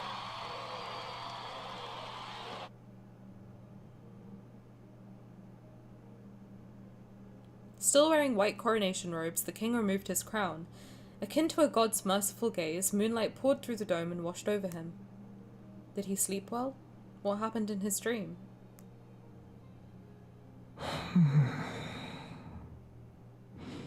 I miss you so much.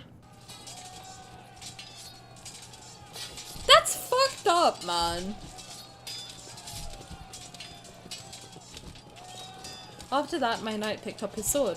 Monsters and rebels fell one after another to his blade. A new world order was established.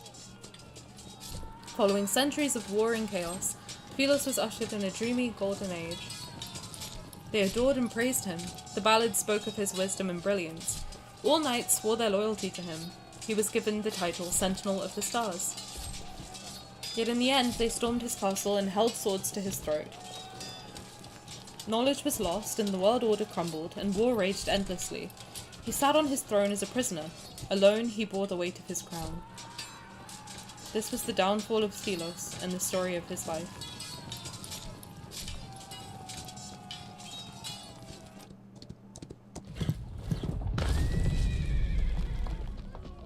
That is so fucked up, actually. Because that's the one thing that Xavier didn't want to do, was become king.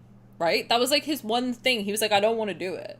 I know I'm meant to. I know that's like my whole bit, because I'm the heir to the throne or whatever the fuck, but I don't want to do it.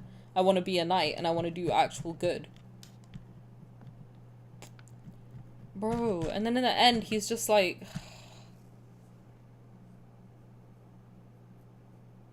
He has to do the one thing he doesn't want to do, alone, of all things. Horseshoes shattered the monastery gates for the 14th time, yet the acolytes still panic. What have you done to the river? Did Tani freeze or did my I hope I'm not frozen. I think I'm okay.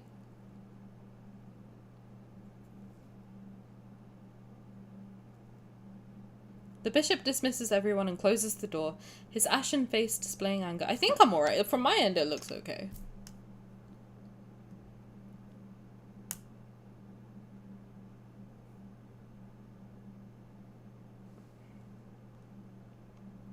You've discovered all our secrets. Sure have.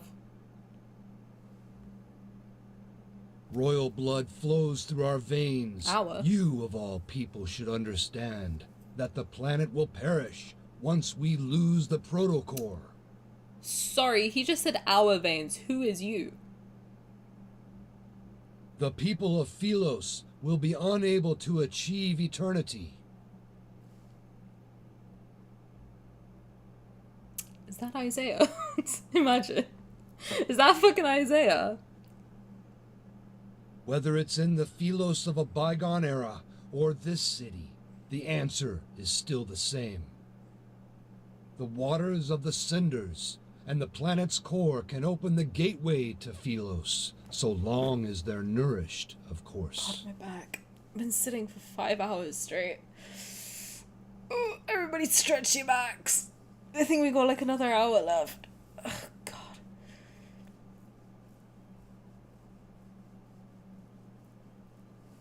Ugh. Good lord. Yeah, Xavier, see, that's how you stretch your back. He's got the right idea. He's doing all this business and this business. Whether it's these revenants or our queen, they're all... Hasn't your tongue done enough flapping? He ate with that one. That's a banger of Of course I saved that one. That's a banger of a line.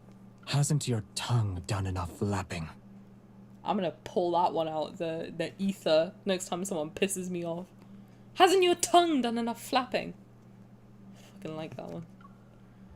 You want to kill me? Yes. The guilty must atone for their sins.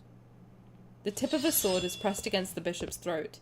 He steps back and looks up to meet a cold, stern gaze.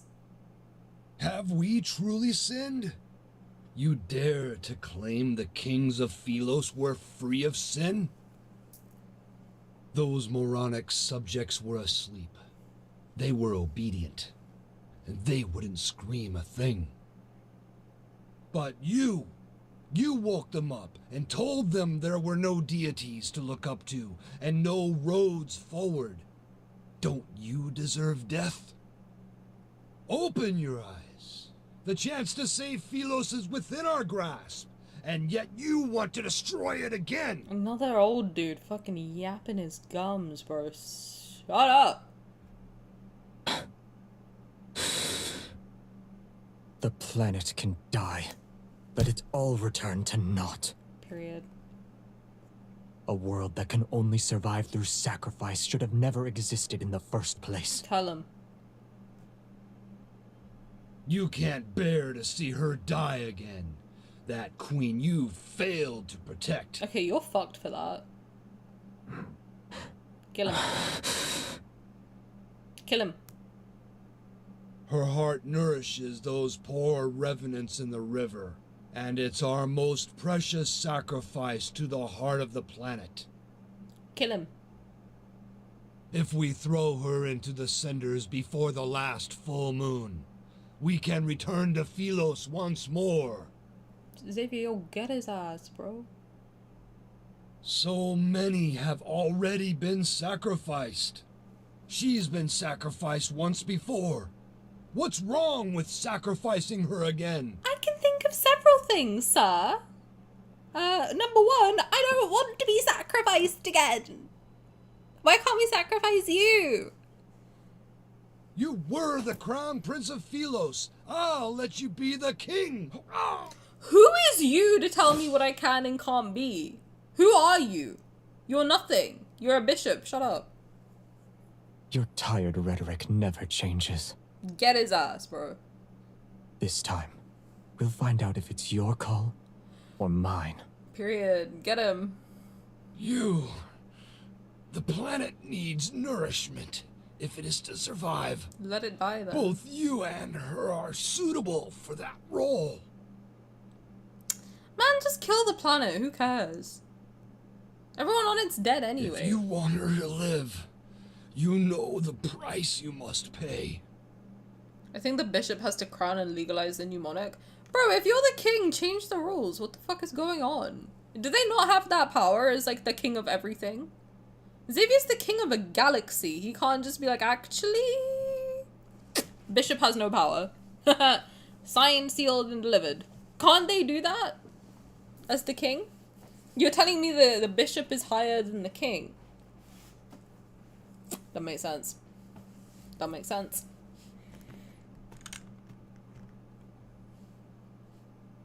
Doesn't make sense.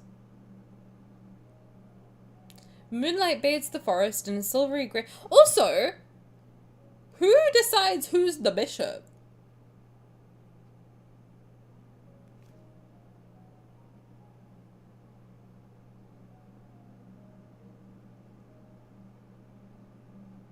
Oh shit. Moonlight bathes the forest in a silvery grey hue. Some windows in the distant city remain brightly lit. This is the first time he stopped to listen to the Revenant's songs ever since this false world came into existence. If there is a god out there, please hear my wish. May my death not be meaningless. Should our prayers be answered, we willingly surrender our freedom to a false faith.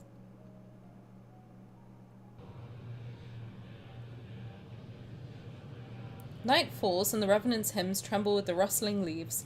Moonlight appears dimmer compared to before. In the garden, that single wavy leaf sea lavender remains exposed under the moon. A lot of time has passed, yet the flower still hasn't bloomed. Yes. Is it because there's no light? He nods. Wait, isn't Xavier's power light? Why can't he just... It needs to be somewhere with light. Why can't he emit light anymore? Is your horse truly nameless? He thinks for a few seconds, and his voice is certain this time. Shadowbind. Okay, period. I only thought of it now. Alright, that's fine. With a new name, Shadowbind tosses his head and neighs loudly. I try to stroke his mane. He nuzzles my palm this time. After our first horseback ride, he disappeared because he was tired. Do you want him to take you on another ride along the riverside? I accept his offer, and so we leave the castle. With Moonlight as our guide, Shadowbind brings us down the mountain. The castle and mountains disappear behind us. Wind races through our hair and dry branches sweep past our ears. We ride past burial grounds and abandoned cities. Fireflies sparkle between blades of grass, and the frostwhite mountain paths wind beneath us under the moon. Shackles, boundaries, cities, and fate itself are left behind in this rush of wind. We race into the night as it deepens and charge towards the boundless horizon.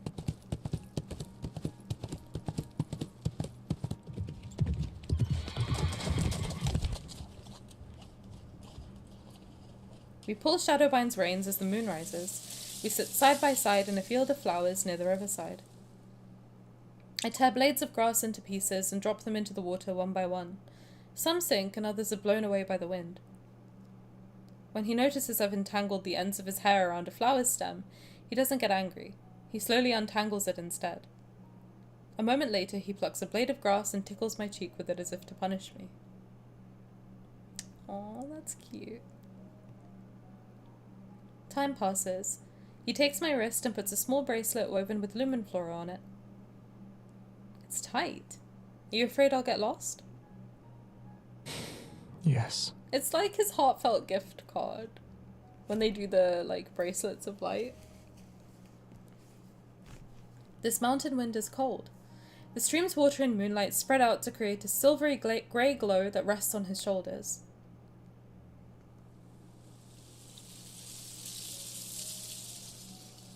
Because doesn't he say, like, are you afraid I'll get lost in that card too? How do you do that? Do what? Am I good at the law thing? I told you I'm studying. I'm studying the law, slowly but surely. My eyes are half closed when I rest my head on his lap. It's so comfortable that I almost fall asleep. Who are you planning to give that flower to? You. I think he wants to kiss me, guys. I froze for a second. I hadn't told him my memories were coming back, but a thought started to form. Maybe Xavier had known who I was all along. But I didn't know why he kept it from me, or what he'd really been through after I left. The past was like those rusted swords hidden in the flowers, left behind and forgotten. I remember the sword he once wielded was reminiscent of moonlight. It's just like him. Do you know how to use a certain kind of sword, Xavier? Why do you ask? I grab 2 rusty swords from the grass and toss one to him. It's nothing. I realized we haven't even sparred once. Using identical swords makes our duel fair. All right.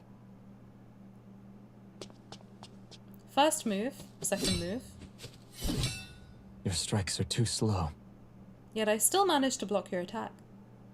10th move, 20th move. These techniques are all too familiar. He extends his fingers, slides his hand down along my blade, and strikes my wrist. A tingling numbness shoots through my wrist, and I almost drop my sword. The tetanus. It got her.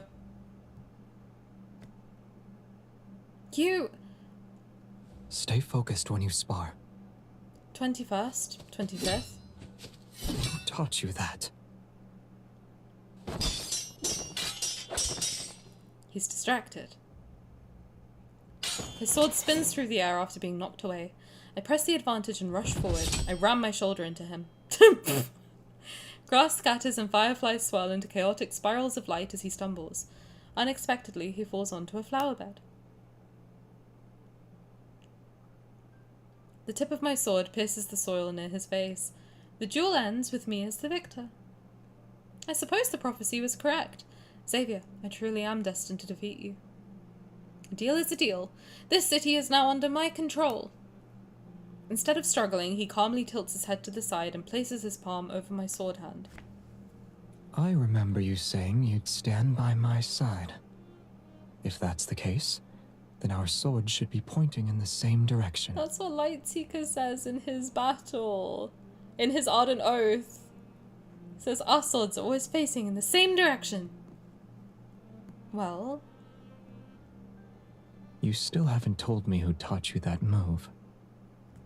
Dissatisfied with my evasive answer, he brings that up again. I don't know. If you've never seen it before, then I can only guess it's unrelated to you.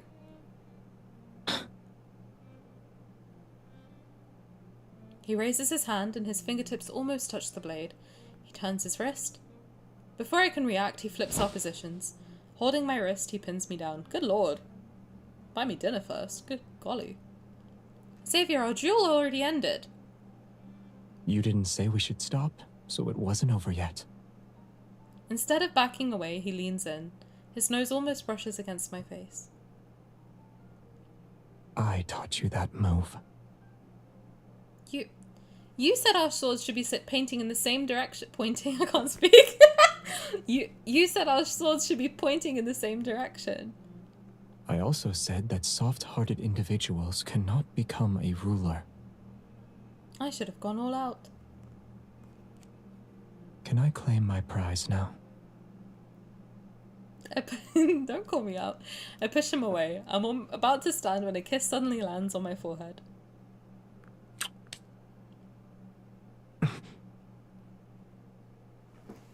He got my ass, bro. You'll hit me if I do that? Yes. I'll do it more often then. I won't fight back. He's a freak. Wow, look at that. Damn, you like being hit by me? Bend over.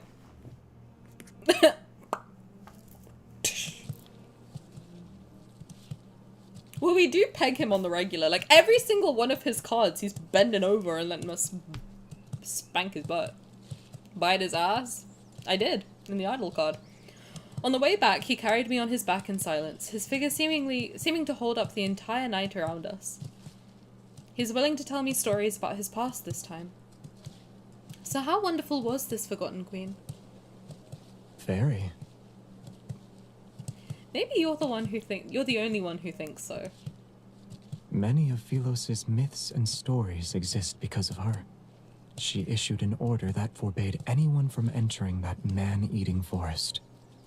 She offended the entire Council of Elders. Sounds like me.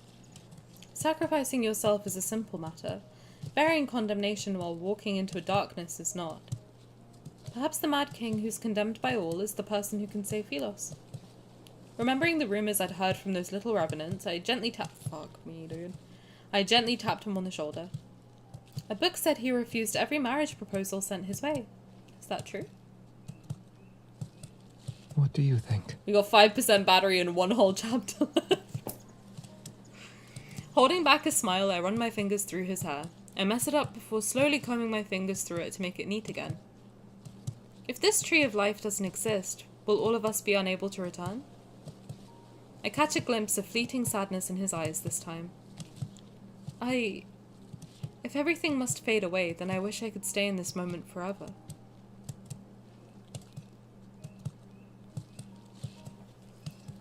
We return to my room after walking through the moonlit corridor. The firelight gradually dims, its last embers casting a gentle glow on his peaceful expression. He leans down and kisses my forehead once more. Don't overthink it. Rest. You'll feel better soon enough. And when you open your eyes, you might realize this was all just a dream. My eyelids feel as heavy as lead. I'm sleepy, yet why isn't Xavier going to bed? Has he never felt exhaustion before? Oh, he has! Good night.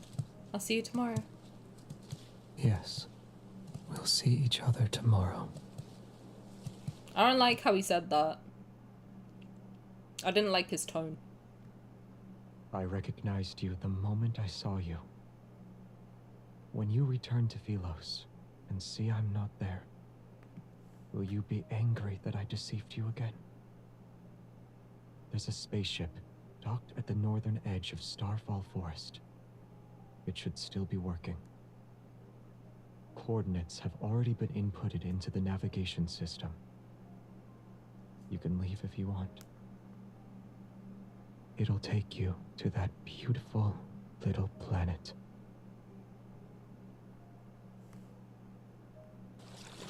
Does he think we're asleep?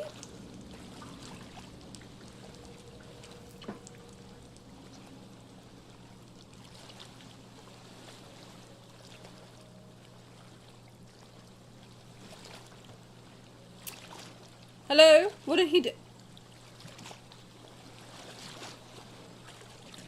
He just put me on the fucking boat. Put me in the fucking cave again.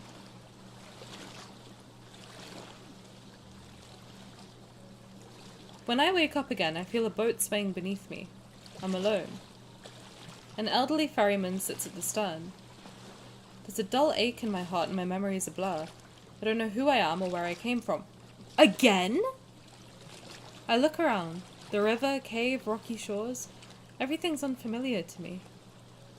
Where am I? Who are you? I look at the ferryman. I feel like I know him, but I can't remember who he is.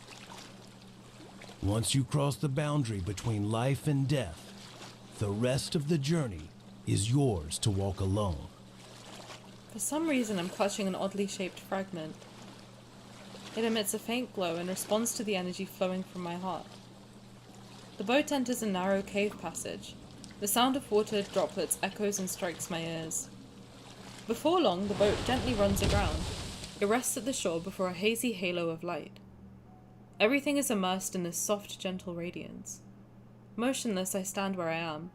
I cannot suppress the feeling that behind the light lies an invisible force. It's drawing me in. The faint sound of the wind approaches from a distance as if it's coming from the entrance to another world.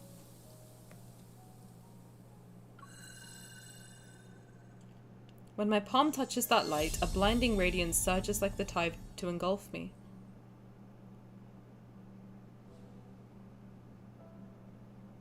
When I open my eyes again, I find myself in an unknown place. There's no sky above and no earth under me. The world floats in a sea of consciousness. The air is moist and seemingly flowing with life. I can almost believe I'm positioned at the end of a circulatory system that's making its way back around. What is that? Countless fine veins of light extend from a main trunk, their rhythmic flow resembling the breathing of a large organism. It's a beautiful, enormous tree. Go a little further ahead, and you can return to where everything began. Who are you? Our fates are similar, and yet they are different. I sensed your presence when you entered the heart of the planet. The heart of the planet? I feel like I know that place very well. You must be feeling very confused right now. Wherever there is light, the shadow must follow, and together they'll coexist. Likewise, Cindersfell is the shadow of Phylos. I knew it was connected. It is also a failed possibility that continues to expand. So Cindersfell is heading towards its destruction too. Why am I here then? Just like how you saved Phylos, you possess the power to save the city of Revenants. Old memories wash over me. I sat on the throne and waited for a long, long time, but my knight never returned to me. They told me the only way to save this planet is for me to walk into the heart of the planet. But if I willingly became nourishment for Phylos, then why do I still feel pain and loneliness? Was I not prepared to be sacrificed? Was I waiting for someone to find me? But this time I refuse to repeat the same mistake. I refuse to be Phylos' salvation, and I refuse to be everyone's hope. The Chosen One is nothing more than a tool for selfish people who want to keep their immortality. Be it in Phylos or in this city of Revenants, it's all the same.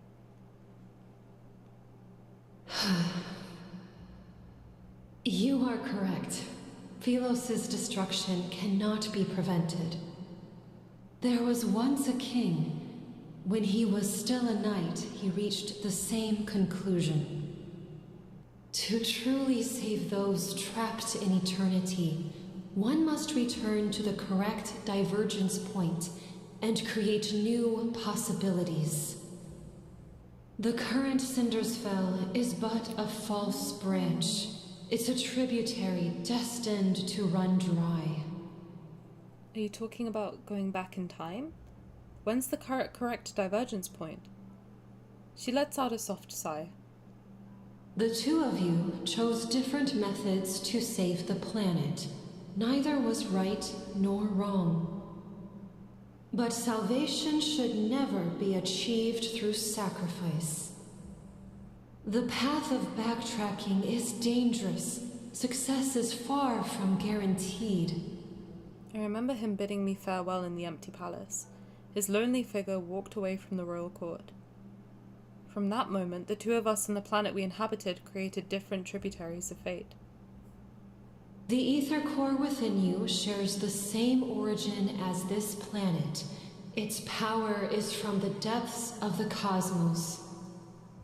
The protocore will mend the fractures in this world and allow that eternal city to become a reality. Before its power is depleted, it can grant you one last choice. You can return to the divergence point he created, or remain in this false Philos. Everything is in your hands this time. No pressure. However, I must warn you, if you choose to return to the past, this world will immediately collapse.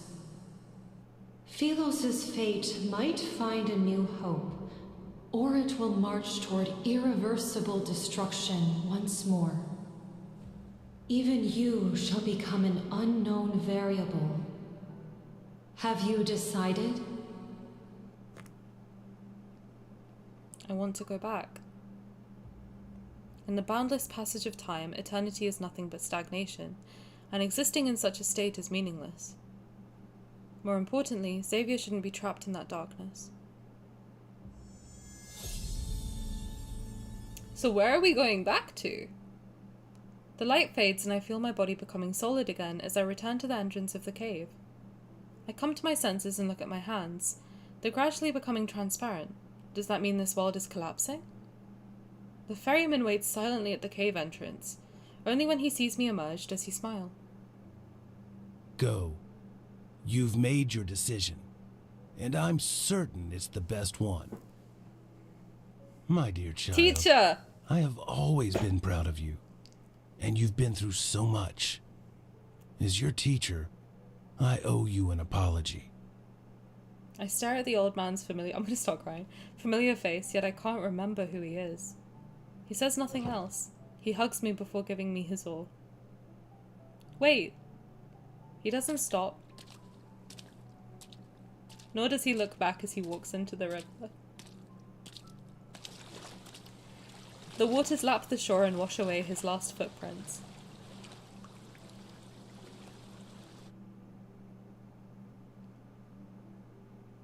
The small boat rocks back and forth as it sails along the inky black river. Acting as my guide, the glowing orb of light that was hanging from the bow vanishes once the boat docks.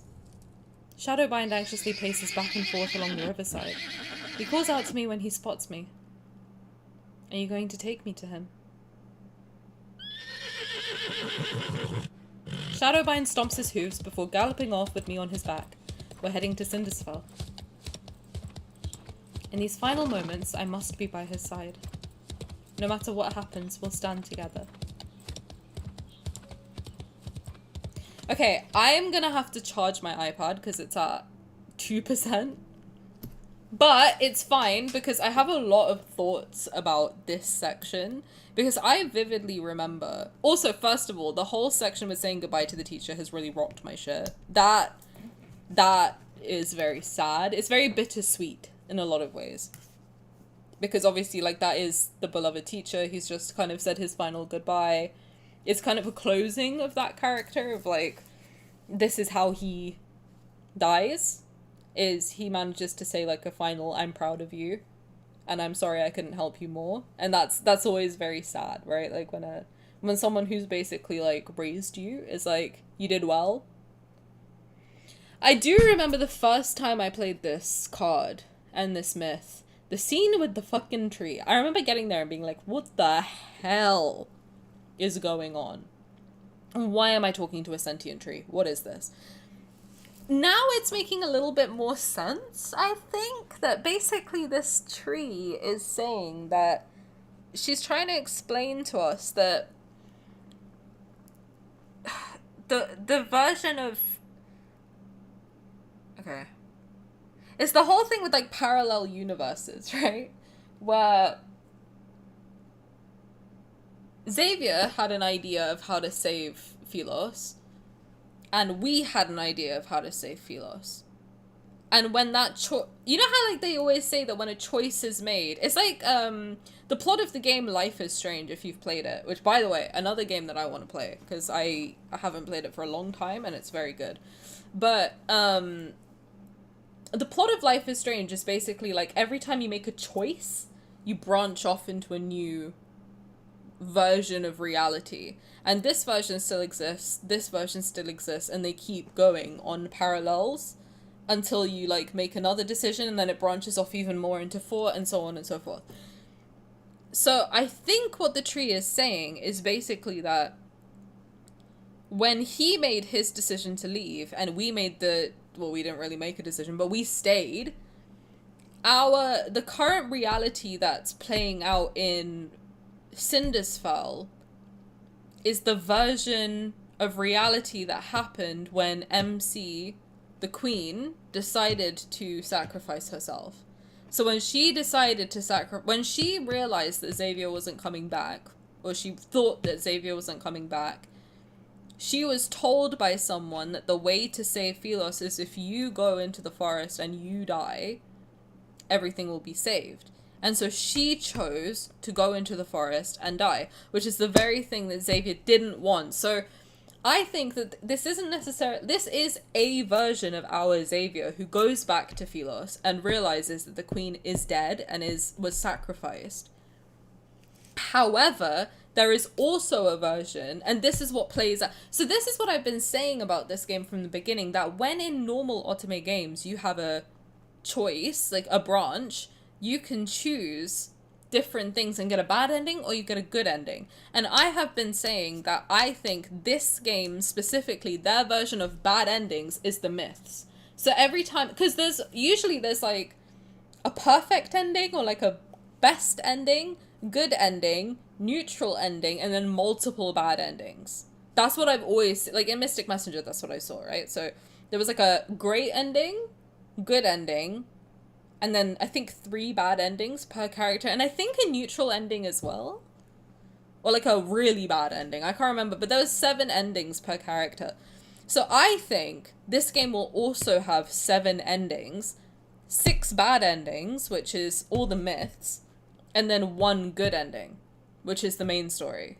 That's my personal opinion on how this game is going to play out, and so far I think I'm right, because this kind of, to me, solidifies that theory, because the tree, the talking tree, I'm sane, I swear, the talking tree is saying to us in this moment, this is the version of reality that was created when you chose to walk into the forest and sacrifice yourself, which was not what Xavier wanted.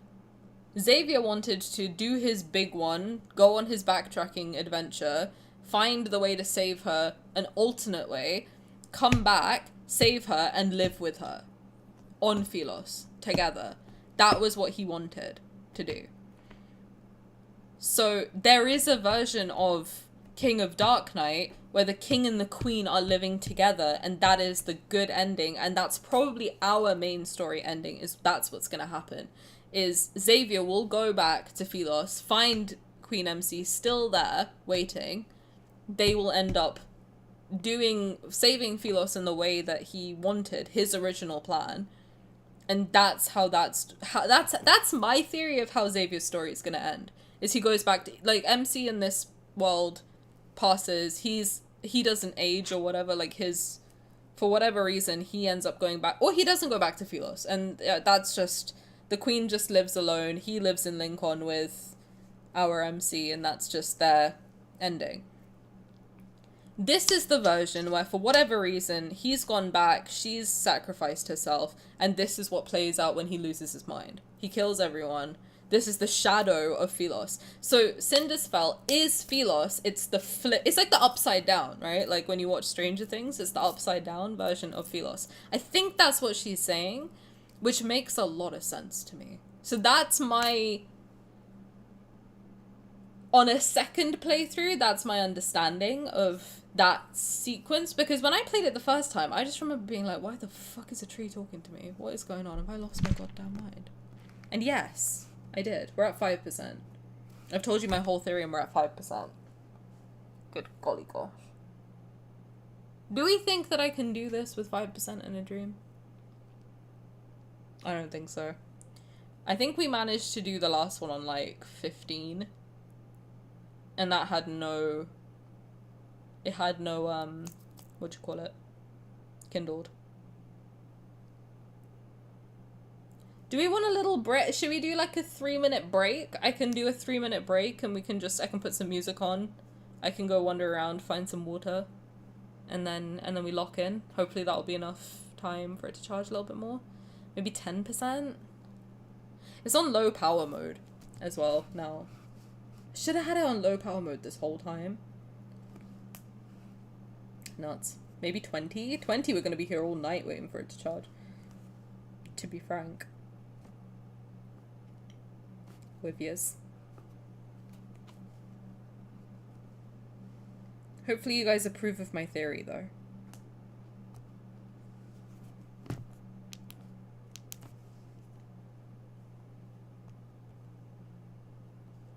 I don't know. I think I'm on the right track with my theory. I'm confident in my theory. I think that that's what's happening because I don't see how they're gonna end up. They might have a main story bad ending as well, where like we kill Xavier for whatever reason, or Xavier just fucking dies. His spaceship explodes or whatever the fuck.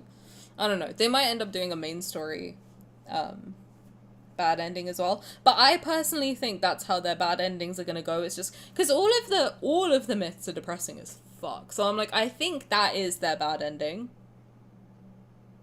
I don't think that it's I can't see them doing a bad and good ending for main story. I can just see them being like, the main story is where you go for your happy-go-lucky, good, happy, fun time, enjoy, that is your reality, God bless. The myth is where I think they're doing the bad ending, which would make sense because it's an alternate universe, but not really. It's not really, it's like an alternate lifetime. It's like you're experiencing, by going through the myths, you're experiencing their past life, present life, future life, whatever the fuck, an alternate version where there was a bad ending. And it's kind of showing you, like, through the cards and the stories that we have, but this is the story of how you get to your good ending, which is the main story. I think that's what they're trying to do. And the more I see, the more I'm like, I am pretty confident that that is what they're doing. But we'll see. We'll see if I'm right. Put that on the list of Tani's predictions. I think I'm on the money with that, though. That's like one of my only theories that I'm like super confident in. Talking Tree is a choice, though. This game is very Elden Ring. Because basically, I watched Elden Ring in like a dazed stupor. I watched it when I was like deep in my insomnia phase. When my insomnia was really bad. Was around the time when Elden Ring came out. So on the days I really couldn't sleep, I was watching Jacksepticeye play Elden Ring. And his videos were so long. And I just remember like being half asleep watching Elden Ring. No, I don't understand what the fuck was going on. But every time I like zoned in and out, that's when I would see like a talking... I think there is like a tree of life, like a golden tree in that too. It's very Elden Ring. It's very old English night stories in general. I'll be honest, I'm English, but I don't know a lot of them.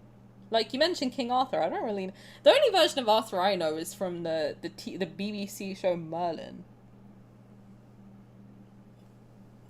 Which, by the way, that was our generation's heated rivalry, I'll tell you what. It's a good show. From what I remember, I was like 6 watching it, but I just remember being like, are they dating? I think they were. I think that guy is in Challenges. I think that's the guy for... I might be talking out my asshole actually. I can't be actually. Must be old now. Because he was like in his 20s when that show came out. Do you guys know about Merlin? Was that like popular elsewhere? Let's see, what was his name? Colin Morgan.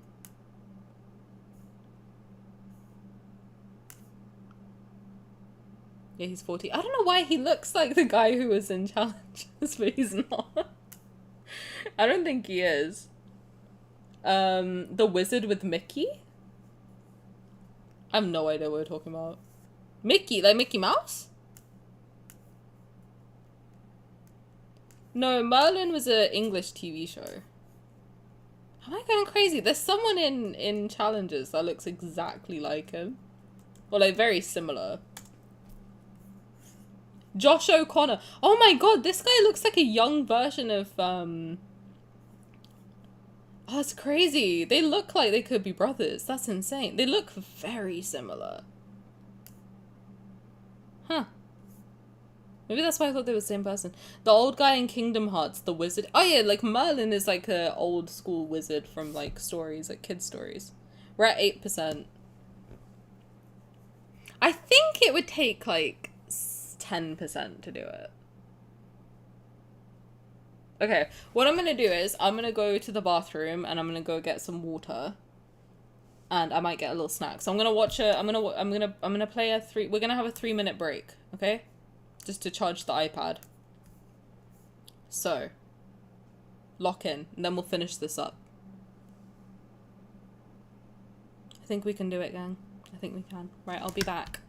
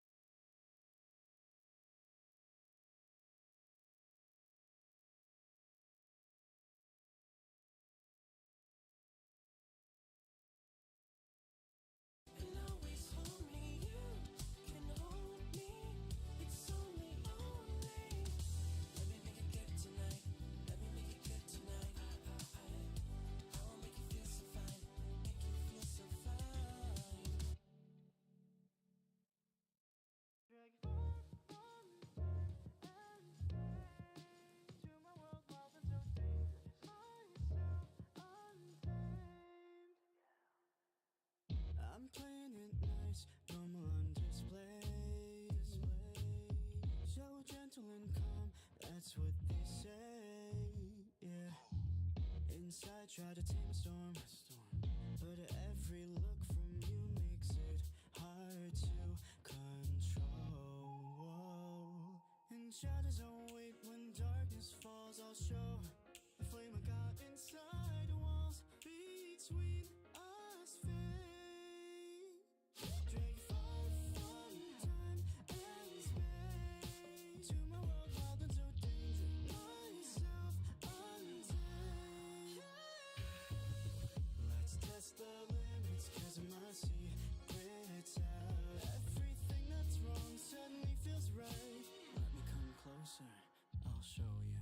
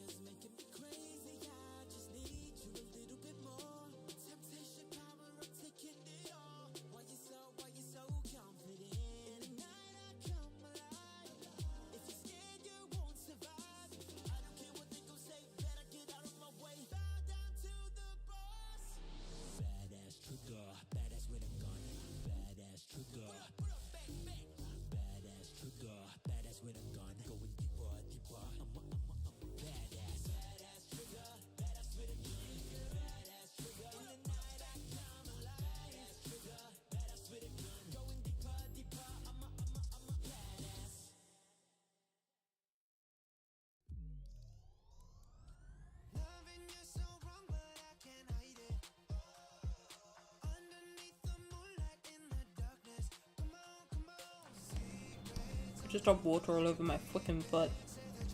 I bought some of those candies, like from Caleb's birthday card from last year. That's what I've got in my mouth right now. Thought I'd get some energy before we keep going. I'm at 10%. What do we think? Should we risk it?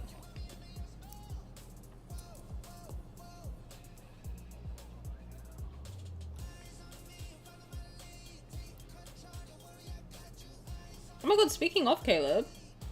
Eating Big Brother. Camera.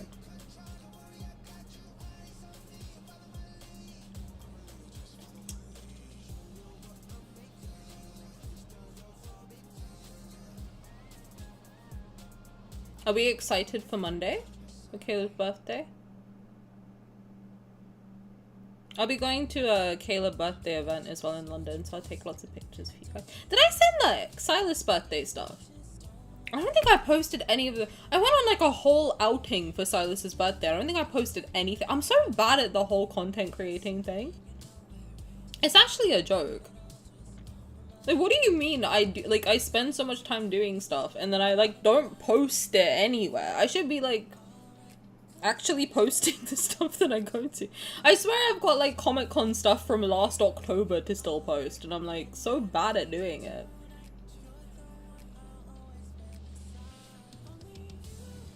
Oh, you haven't seen the trailer? You need to watch it. We watched it together at the beginning of the stream. It's very good. I'm excited for it. You cover your ears for a second because I want to talk about it. Just cover your ears for a sec. I'll remove my hands when it's safe to talk about. I think this is like golden for Caleb girlies. I feel like this is the type of thing. Actually, yeah, I think this is the type of card that everyone's wanted for him for like a long time now. And specifically the plane that they're flying in is so cute. It's so cute. She did so good.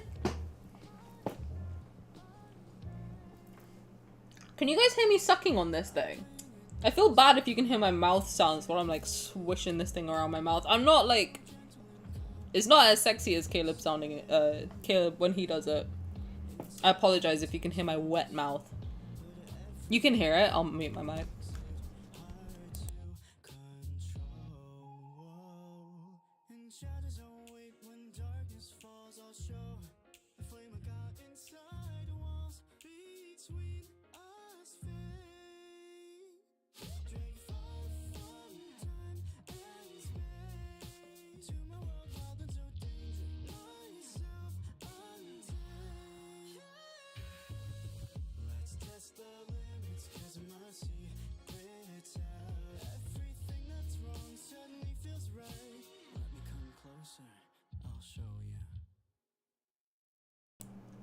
Were you here for his last birthday?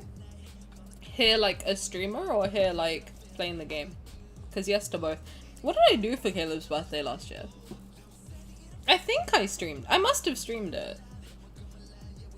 No, because I was in Greece. I think I did play the card on stream though, and then I went to Greece. Did I play his card on stream? I remember I did Sylus's. And it was one of my worst streams ever. It was literally just me. Which is fine. I mean, like, when you start, like, streaming, it's very normal for you to just stream to yourself. But I remember being really sad, because I was like... Damn. The thing is, I don't know, in my delusional mind, I prepared, like... It wasn't delusional. No, I'm being very mean to myself. I basically prepared, like, a whole thing for Sylus's birthday. In April of last year. Forgetting, like, that I didn't really have people watching at that point. It was literally just me and Simi at that point. I think Simi was busy, so it was literally just me. I had planned, like, a whole birthday party event. And then obviously it was just me, so I got really, like, upset.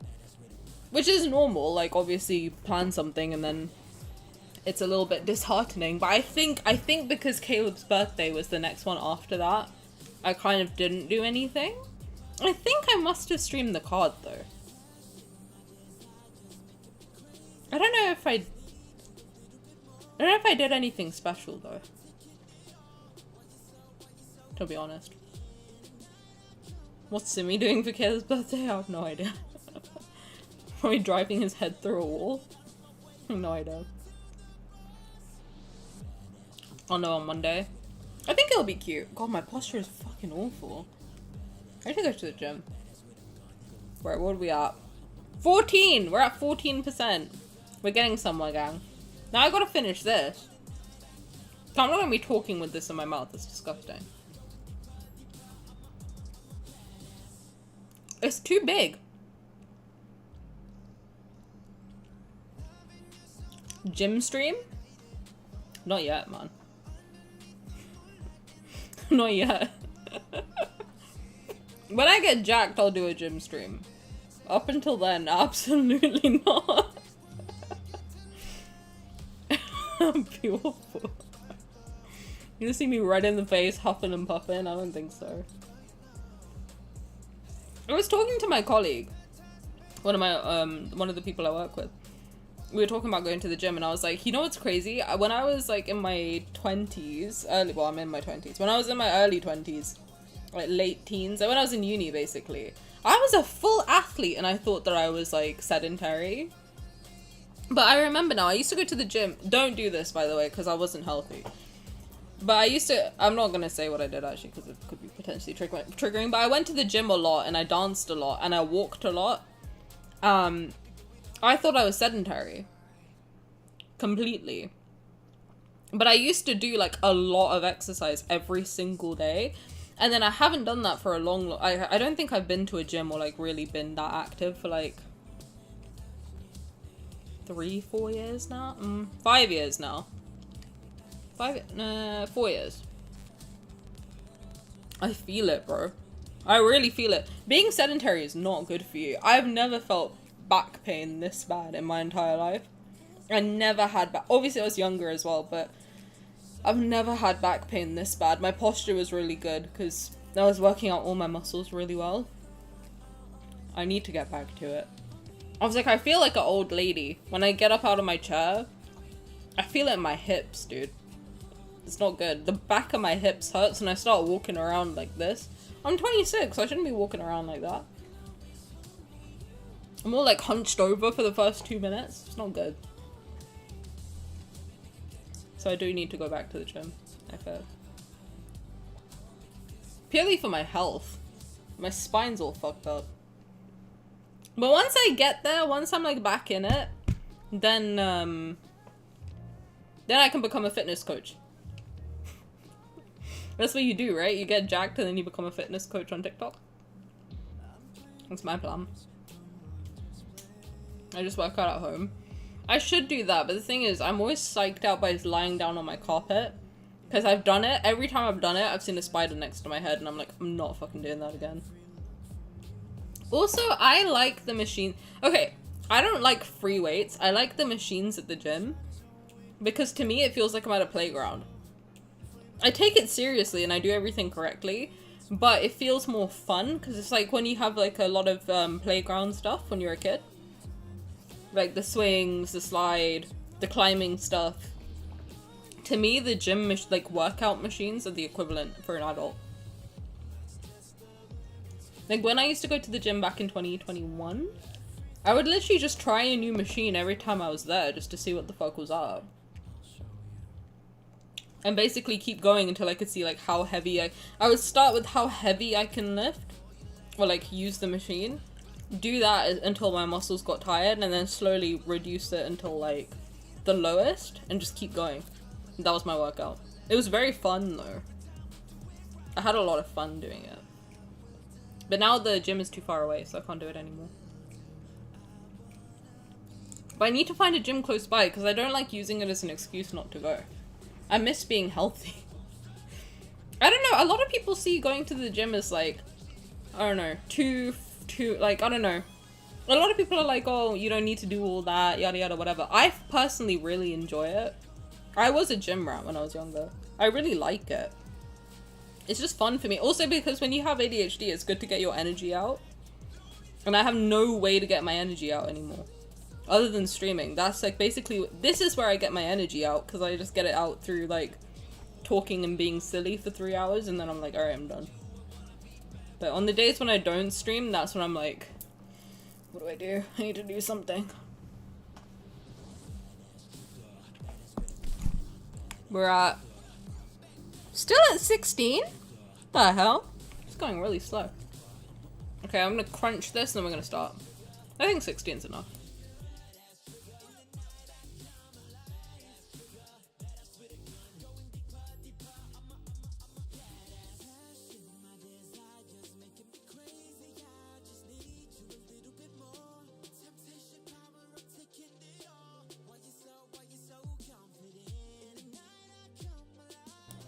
Okay. Also, I saw, we can start, like, redoing some cards, I think, if anyone has any requests of banners. First one we're gonna finish is the flower banner. But I did see that Sade started doing, like, replays of old cards as well. And she basically gets people to vote for which, like, card set to redo. So I might, once we're done with the flower cards, I might do that in our Discord as well, and just ask you guys to vote, like, which ones you want to redo. If there are any. Right. On that note, Sylus, thank you so much for your service. Summer cards would be fun, because it's summer. It's summer. I want to do the wedding and the flower cards. Also, the live stream is coming soon, guys. Are we hyped? Are we excited? I'm excited.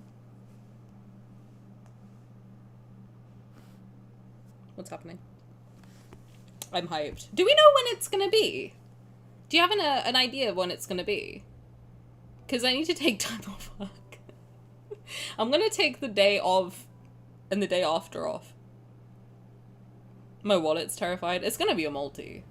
How many days until your next period? I hope you're feeling alright as it approaches. If you feel any sort of discomfort, please tell me right away. Okay. Thanks, Xavier. Bro, I get it! Jeez.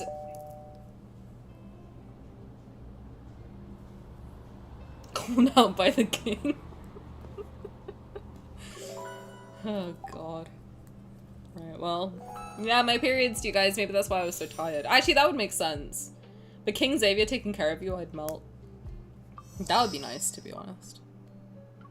Right. Final chapter. Are you ready, kids? Are we all synced? Oh my god. High five. Oh, Jesus. We're right back in it. Wind sweeps across the wasteland. The sky is drenched in a blood-red light. In the distance, battle standards lie in the mud. Revenant knights stagger between mountains of corpses. No one knows when the horns of war sounded. On this night, soaked in unnaturally bright moonlight, the Revenants are reminded of the great battle that destroyed Philos. The king who destroyed Philos is the sinner who destroyed eternity. You decided to face me alone. Shall we make a bet? Let's see if these people you're trying to save, in spite of your tainted reputation, believe in you or me. God, the screams All are crazy. survivors of Philos, your former king has rendered your sacrifices meaningless! Hordes of Revenants walk. They drag their stumbling feet as they approach the city walls step by step. Broken arrows and spears lie scattered on the ground. Meanwhile, he's encircled by thousands of Revenants. Countless spears are thrust towards him. Countless blades slash him. The Revenants have been consumed by their hatred and despair for too long. They need a living sacrifice to pay the debt they owe to the dead. Yet Cinderspell was never meant to exist. It doesn't belong to the living or the dead. The light blade that once protected the kingdom has transformed into the dark blade that slays the dead. Oh, see, it is the upside down version of Philos. That's why he doesn't emit light anymore, because he's no longer the light, he's the darkness. I'm Batman. Jesus Christ. Before its collapse, he entrusted the protocol to me along— oh my god, he literally is Batman! Lumiere is like our version of Batman. That's crazy. Before its collapse, he entrusted the protocol to me along with Philos' last chance of survival. I can't believe how well you nailed the story. Did I do good? Wait, were you listening to my theory? Oh, that's awesome. From that moment, I was the only person who could access the divergence points and return to Philos. Yet he would remain trapped within the madness in eternity's embrace until the apocalypse arrives. The massive sword roars as it slashes and cuts. It impales one Revenant soldier after another as they lunge towards him. However, the Revenants slowly realize the blade that once struck fear into them can no longer reduce them to ashes. Silence lasts for a moment, then they erupt into a frenzy. That sword is no longer the arbiter of death. They cannot be destroyed. There's no need to be afraid. They celebrate. They howl. They surge like a wave towards the lone figure who still stands with the sword. Xavier! He turns his head, his gaze passing the flames and smoke of battle. When we make eye contact, surprise appears on his face. How did you... Why did you think I'd go somewhere without you? I spur Shadowbind through the Revenant horde. Without any hesitation, I charge towards him. As our paths intersect, I lean down and grasp his wrist. I pull him up behind me in one swift motion. How the hell do people do that? I was literally thinking about this. How do you just grab someone and yank them onto a horse? My dumbass would fall over. Like, what do you mean? Oh my god, hey. I'm the one holding his hand this time. As our powers resonate, light swiftly coalesces and forms into a blade. I love this song, man. Streams of light wind along the back of the blade. Power surges and boils between our palms. Before the Revenants can lunge towards us, I grab his hand. Together we raise the sword once more. The two swords of the stars were always meant to point in the same direction. Aww. Sword of the star! Now you two remember, you can die together. The fuck happened to you? Philos doesn't need traitors. May you have an audience with eternity. The hell? The great sword delivers a mighty slash. The wind howls and the very fabric of reality shifts. Amidst violent tremors, a rift splits open the sky. It's very similar to Netherlord. Countless golden rays rain down and slice the dark clouds like sharpened blades. Philos' apocalypse shall descend at long last. The light! It's the light! It's the sun! It burns. We've returned to Philos! Our salvation! The sunlight is akin to a torrential downpour after a long drought. Delirious with joy, the Revenants raise their heads and race towards a small hill formed by piles of armor. They're desperate to be the first one to touch the light. Yet it's so dazzling and brilliant that it's impossible to look at. The Revenants are forced to close their eyes. The black armor covering their bodies starts to crack. It happens once, but then there's another crack, and a third crack appears. Crystals rapidly spread across the skin that's touched by light. They reach their shoulders, chests, and arms. It burns! Wait, why are they becoming wanderers? Monster! I've become a monster! No! This is a wanderer! Is this the price they have to pay? The faith that's forged from lies, a pilgrimage built upon flesh and blood, all of it leads to an even more absurd death. The overwhelming flood of light knocks them down and breaks them. In the distance, atop a pile of armor, a lone figure remains. He sways as if he's about to fall, yet he struggles to stay upright.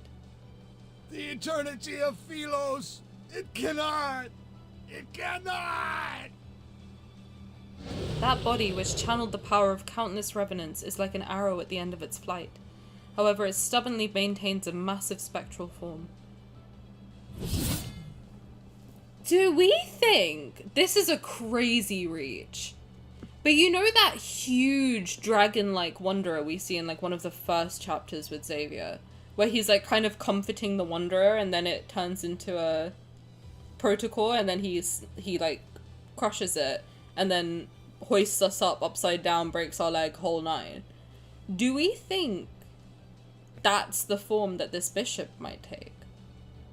That would be a crazy reach of mine. But I've always wondered, who the fuck is that? Why is he comforting that giant dragon-like wanderer? Who could that be? And this guy seems very powerful. And massive spectral force. I don't know. It would be a weird thing for him to comfort that wanderer specifically if he's like the weird evil bishop. That's gotta be someone important, right? Whoever it is, it's gotta be someone important. Yeah, I don't think it's the bishop, but it's that's one of my questions about Xavier that I'm like, you know who that is. And who the fuck is that? In his I love this song, by the way. This song gets me like, it's like this feeling of like hope and despair that this song gives me. It's like running towards it's literally like what these guys are doing. They're running towards hope. I don't know if you guys can hear the song actually. But it's like as if they're running towards hope and they just get cut down. It's like running towards the thing you want and it gets crushed in front of you. What if it was the tree? Ooh! Interesting. That's interesting. That's an interesting take, Luna. Whoever's in the tree. Oh. Smart. In his despair, he turns only to see a light blade tear through the heavens. It rushes towards him with an overwhelming force. So her resonating with him turned his dark blade into a light blade. Light blades devour heaven and earth. Time seems to freeze in this moment. Then there's silence. Shadowbind, who's beneath me, vanishes. As I'm about to fall onto the sharp spears below, a hand grabs me. Nice save. Xavier. The radiance of the sun and the moon emanates from his body, yet the heavy blade in his hand can no longer be lifted. Oh. We used up the last of his power. Because the collar's off. The collar's off and this is how he uses the last of his power. That's his like final... This is what happens when he goes all out. He will destroy a world. The world falls into silence, only he and I remain. He kneels beside me. He silently looks at me. I'm gonna start crying. I'm making myself cry. Me and my stupid fuck-ass theories are making me cry. He opens his mouth as if he's trying to speak, but he can't utter a single word. I realize it's the first time he said my name since I arrived in this world. It's been a long time.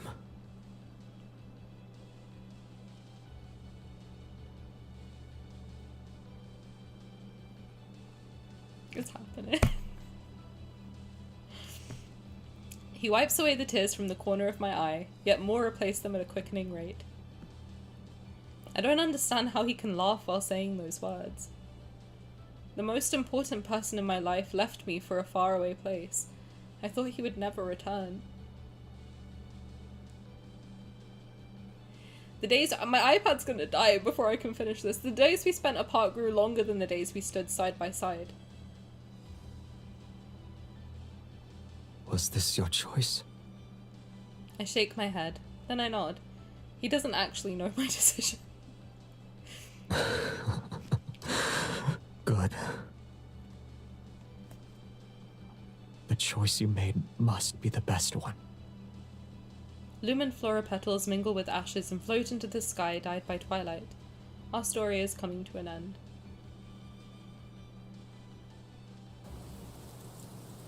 Fuck, dude.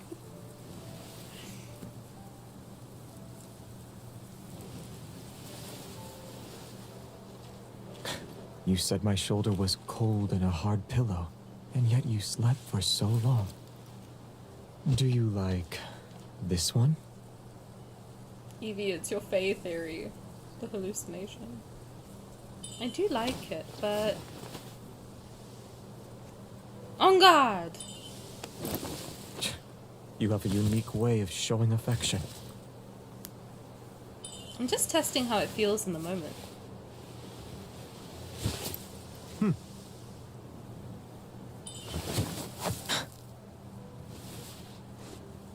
On guard! Again! nimble and light when you hold it. It's perfect for your skill level. Hey. It managed to strike the crown, has good durability, and is good as a sword. The sword is well made, but the storm has passed. In this world filled with sunlight and flower fields, what is my battery at? Okay, we're good. We're good. I'm just checking. I'm scared.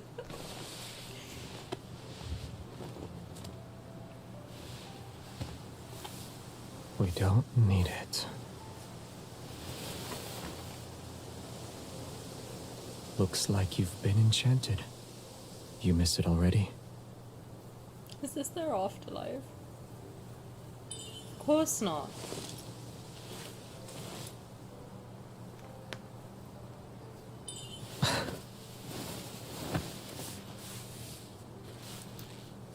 My hand would look weird if it's not holding a sword. But now, you gave me the best answer.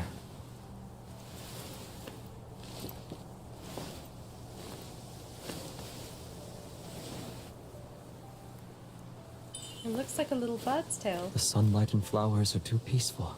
We could use a lively friend. If we only have one bird, it might fly away. When it's too energetic. Well, we have a lot of birds in Lincoln.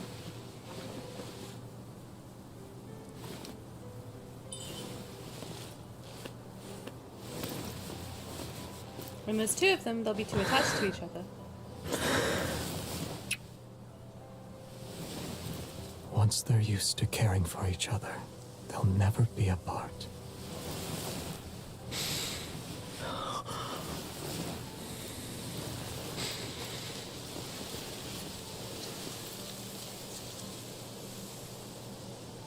That is one of the most diabolical things this game has ever done.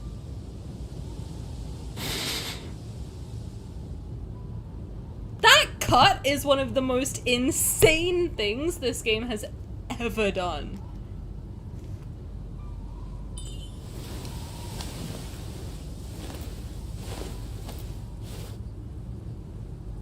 Your face is so cold. The sun is coming out.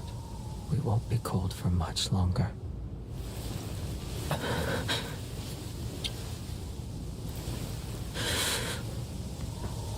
We'll always be together.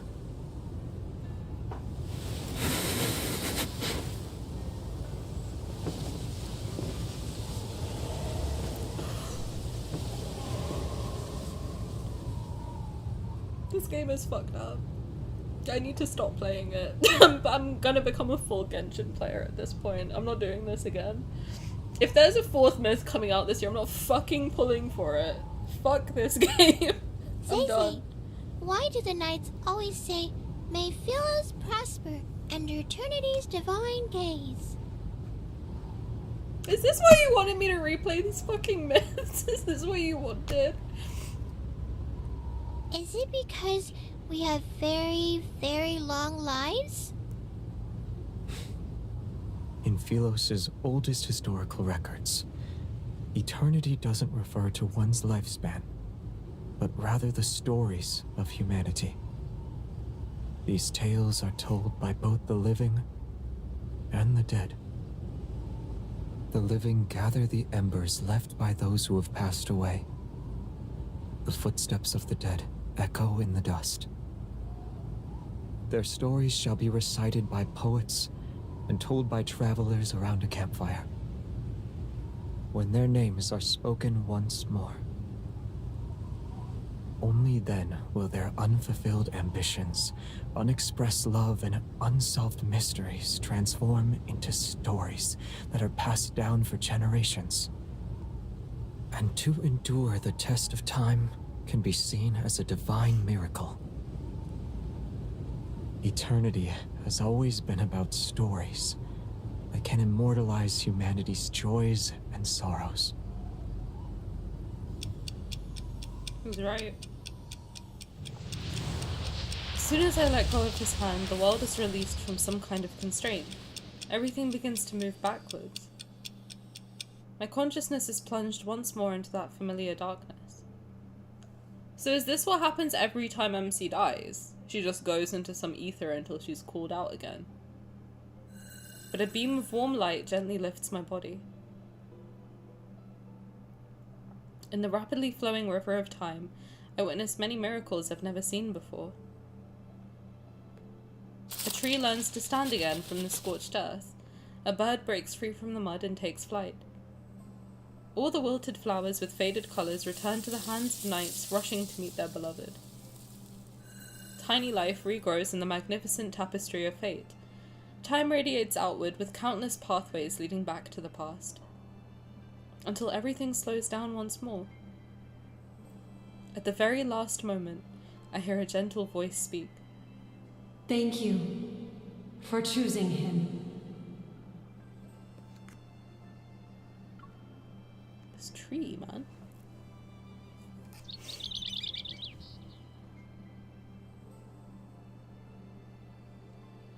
Oh, what is this gonna be like when he leaves us? Like, what happens if he didn't leave or something? Outside the castle, the sky is clear and the air is crisp. The surrounding landscape sits in silence. The skylark's song drifts down from above. The day is no different from yesterday, just like countless other days that have slipped away in Phylos. A small boy Are they gonna show me baby Xavier? I'm gonna lose my fucking mind if they show me baby. You're not gonna be able to stop me crying. It's already happening. You can't show me a kid after all that. You can't do it. I will literally start crying. Don't do that to me.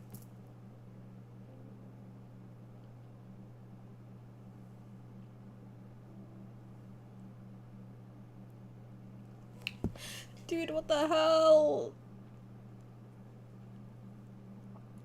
A small boy kneels amongst the wildflowers. My stupid brain is making me cry more than anything else. If I say the things that are going on in my head right now, you're all gonna be crying. A small boy kneels amongst the wildflowers. He struggles to lift a sword that's taller than himself. We see what happens, like, at the end of his life, and now you're showing me the beginning, knowing how it ends. That's so fucked up.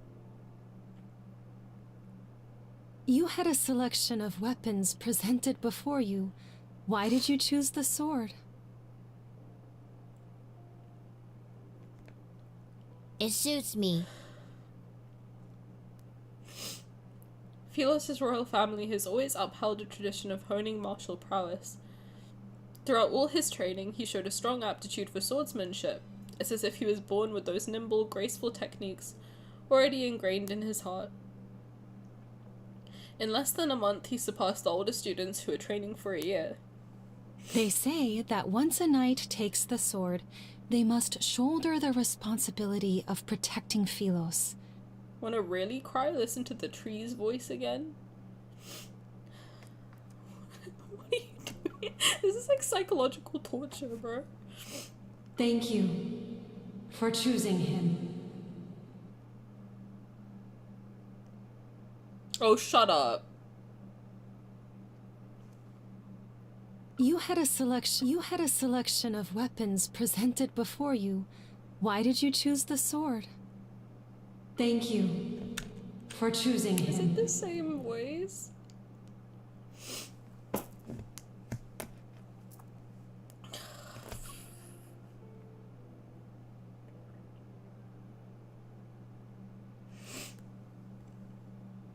I can't do this.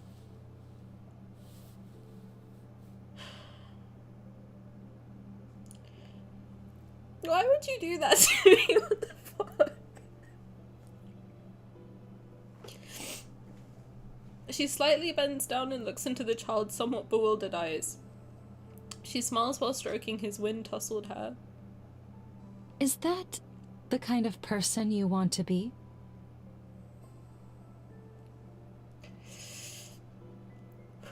He follows his mother's gaze towards the corridor.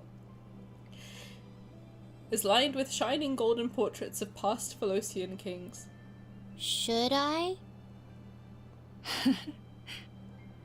Predetermined answers aren't what makes us human. It's about embarking on a journey to find answers, even when you already know them. Even I don't know what kind of person you should become. Where can I find that answer? Sounds so cute. She holds his hand for a moment. Then she lets go and leans down to straighten his wind-ruffled collar. Go to the paths you've walked, the people you've met, and the very depths of your heart. The farther you travel on your journey, the closer you are to that answer. The young boy nods. He sort of understands. When that time comes, will I know why I'm supposed to wield a sword?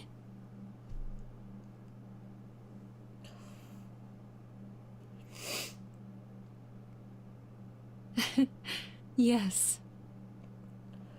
However, a sword is still a weapon. It can and will harm others. Knights wield swords for their king, and kings wield swords for their country. You shall have peace in your heart only when you wield your sword for the choices you've made of your own free will. No wonder Xavier's so well adjusted. His mom was great.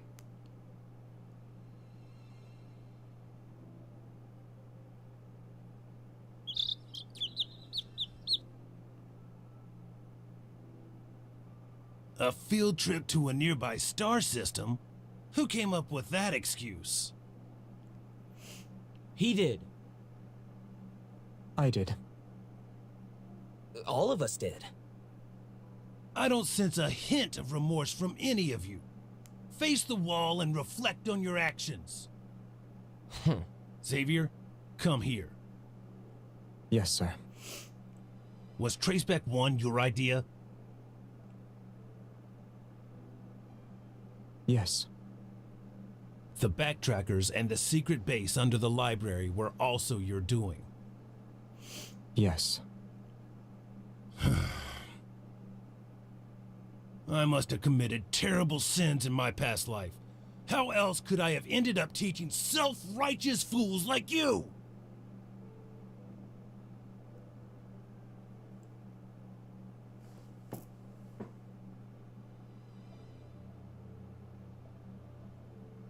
Wanderers have gnawed this planet inside out. Why are you pretending you can't see it?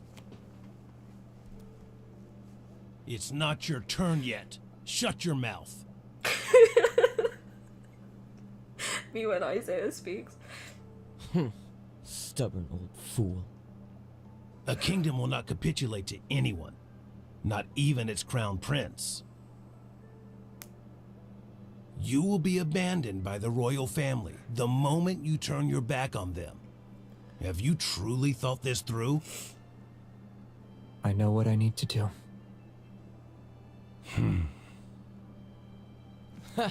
I guess Xavier thinks he's some kind of savior. You're only making these grand statements because you were born with wealth.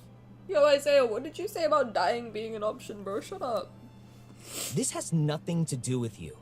You're jealous he's the crown prince while you're nothing but a forgotten hooligan from a branch Get him, Jeremiah. Get his ass. Oh, I see. Is it because you lost to him today? Matters involving the royal family do not concern you, peasant. You have no right to criticize Yo, us. kill this guy. Yo, slap this guy real quick. You... Get him, Jeremiah. All of you are so... Can you put the arguments aside for once? Or am I the only one who actually wants to embark on this voyage? Shut up, coconut head. Nearby, their friend looks down with a smile and records the umpteenth quarrel among the backtrackers in a knight's handbook. Even when they first settled on this name, they were almost ready to brawl because they thought it wasn't catchy enough. Xavier looks into the distance. His thoughts drift to the spaces between the leaves where a small bird is singing high above the branches. He feels as if the river of time that endlessly flows has come to a standstill. The chirping birds, the drifting clouds, and the wind gently rustling treetops seemingly freeze. He turns around and gazes at the green fields at the foot of the distant mountains. For some unknown reason, he thinks he hears someone calling his name. Yet under the dappled light shifting through the leaves, there is only one fruit that's fallen.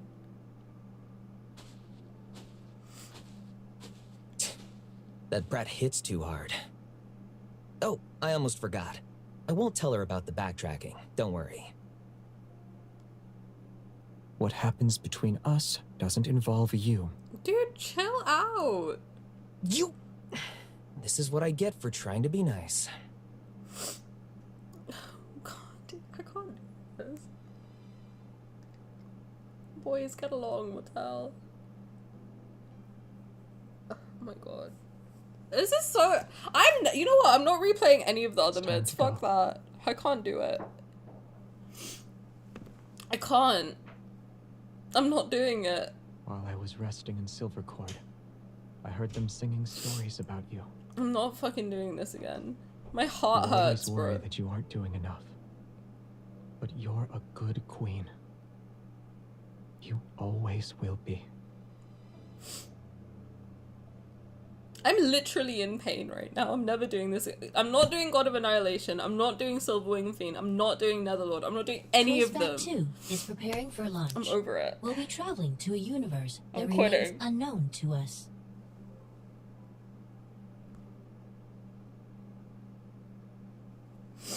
Oh, stars sweep past the window one by one. During a long voyage, most interstellar travelers choose to enter Sleeping pods. Only one does not. Dragon myth? Not in this fucking lifetime. Although there are countless moments of lightning streaking across stardust, he sits alone in the cockpit. His thoughts are indiscernible. When passing a beautiful Q star cluster, he doesn't look back. When passing a star that's about to be born, he doesn't look back.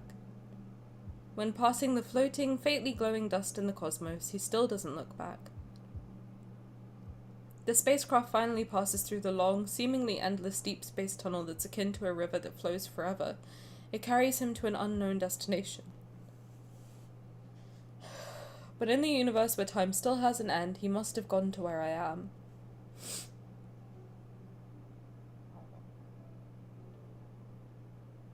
You're all evil. That's my conclusion from doing this. You're all evil and you all hate me. And I'm not doing it again.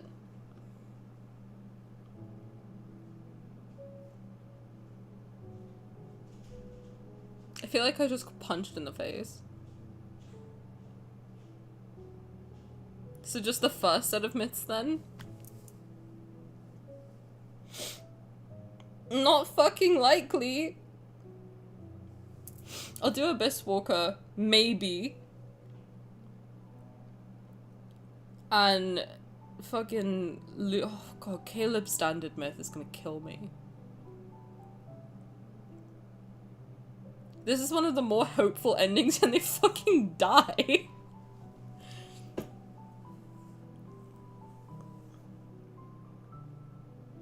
I don't even want to think about why the mum is the tree.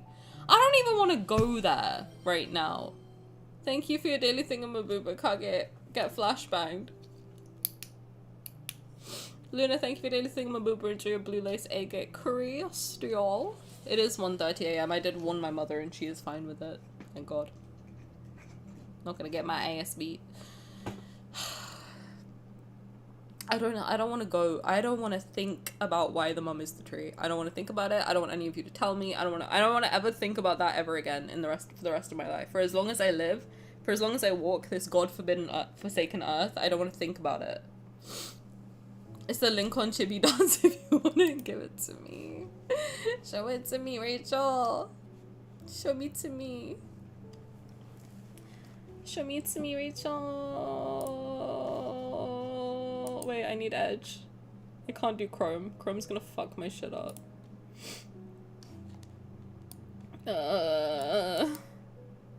What else do I need to redo? Oh my god, Master of Fate I need to do. So what do I actually need? What's on my list? For Seer I've done, Lightseeker I've done. I'm not fucking doing those again. If I have to do Full Seer ever again, I'll affect the Trouts live. So I have to do Caleb Standard Myth, Abyss Walker. Oh god, a Bussy Walker.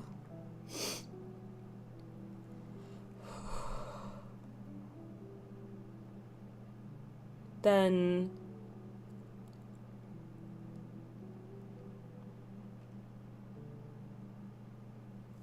bro, look at my face right now.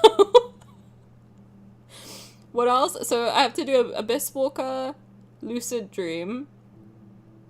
Fuck me, dude. What else? Master of Fate.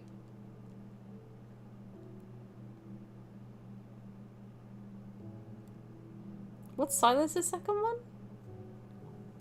What the fuck? Oh, that one we've done already. The dragon one. I'm not fucking doing that again. So that's it. Just Master of Fate, Lucid Dream, and Abyss Walker. I'm done. I'm done. I think I've done that. I've done the salad one. Salad one. I punched him in the face and made salad with him. I'm good. I'm not doing that again. Bro, that was just... I'm not being funny. That myth is... I can't call that a myth in good conscience. Sylus deserves a better standard myth. I'm just gonna put it out there.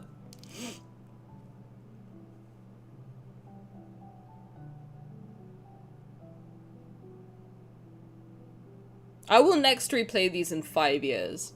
Or someone has to donate $100. I'm not fucking doing it. It's not happening. I feel like I literally just got my soul ripped out of my body.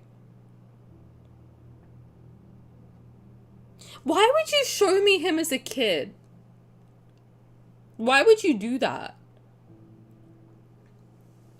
Why would you show me him as a child? What the fuck is wrong with you? You show me him dead and then you show me him as a child and you think I'm gonna be okay? It's like, oh yeah, I know you just watched him die. Anyway, he was a really cute kid and he had a whole life ahead of him and he fucking died. How do you feel about that? How do you think I feel about that?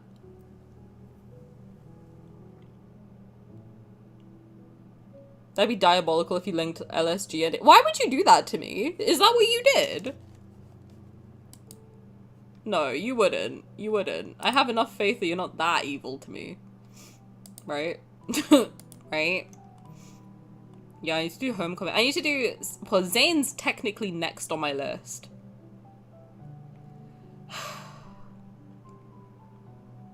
Emotional damage, not worth it. Maybe I'm a mask. Oh no, this is beautifully written. Honestly, now understanding Xavier's character a lot better, I really like it. I think it's really, really good. I have to say, if you haven't played a lot of the guy's cards ahead of doing the myths, they don't really hit the same. Like, if you haven't done at least their standard myth, if you hadn't played Lightseeker, I think at the time I did this. No, I did play Lightseeker, because you all told me to. But I think if you haven't played Lightseeker, and you haven't played his main story, this doesn't make any sense. At all. And also you need a lot of like the world underneath context. You need a lot of his anecdote. If you haven't read, I think the important things before doing this are his anecdote and Lightseeker myths. And I think that's what I did before. I think all of these hit different a second time around. So fuck, maybe I do have to do the others. I think I definitely have to do the others.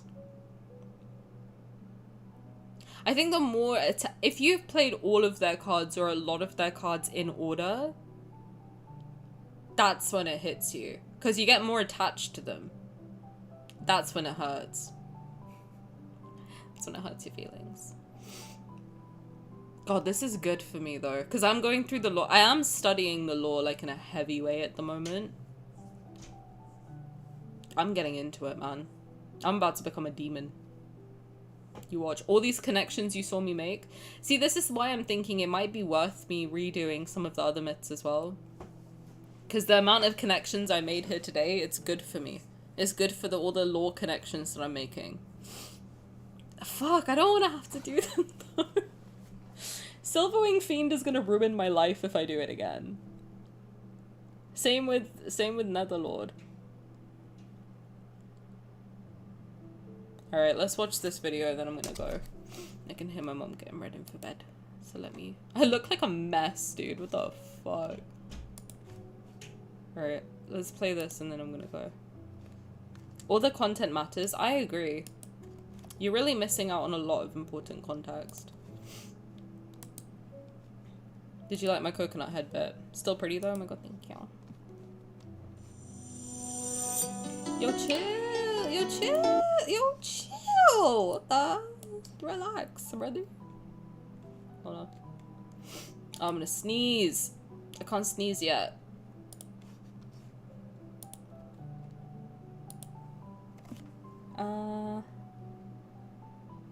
But thank you, that's very sweet.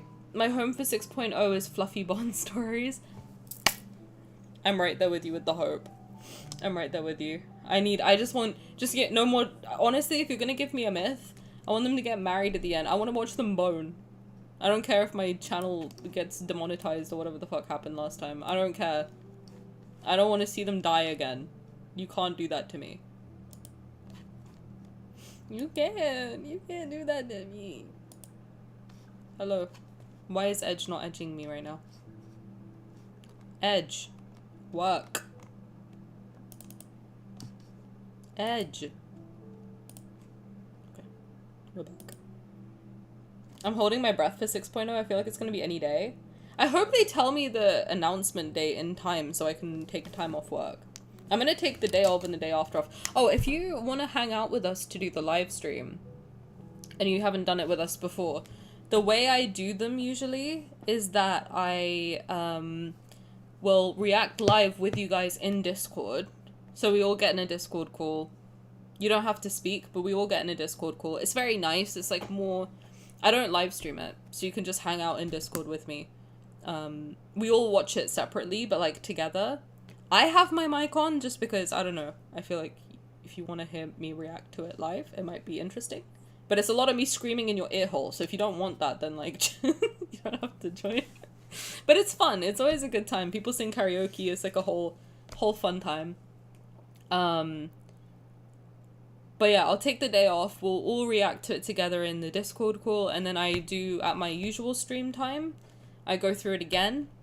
After I think about it, I sit on it for the day. We go through it play by play at the end of the day, and we kind of like talk through the live stream and like react not live to it.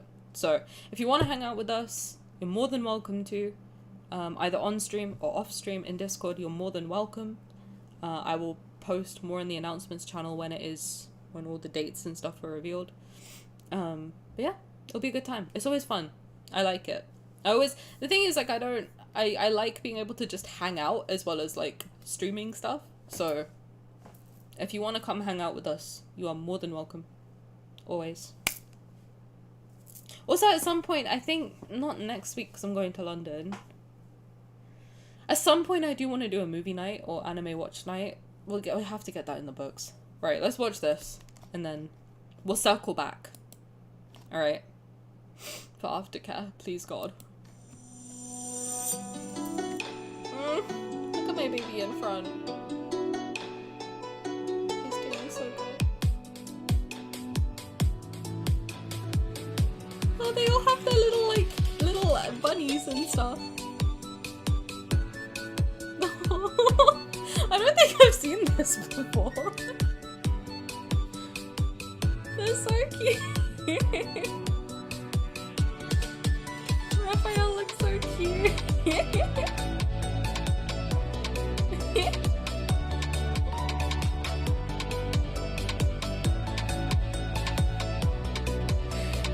This is so cute. Sylus is so off, man. Oh, this is good.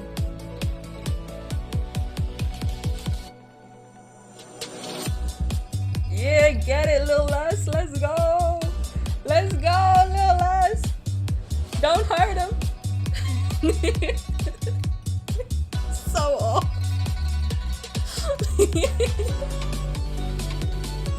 Get it, Caleb. Let's go. He's so cute. Sylus is so off.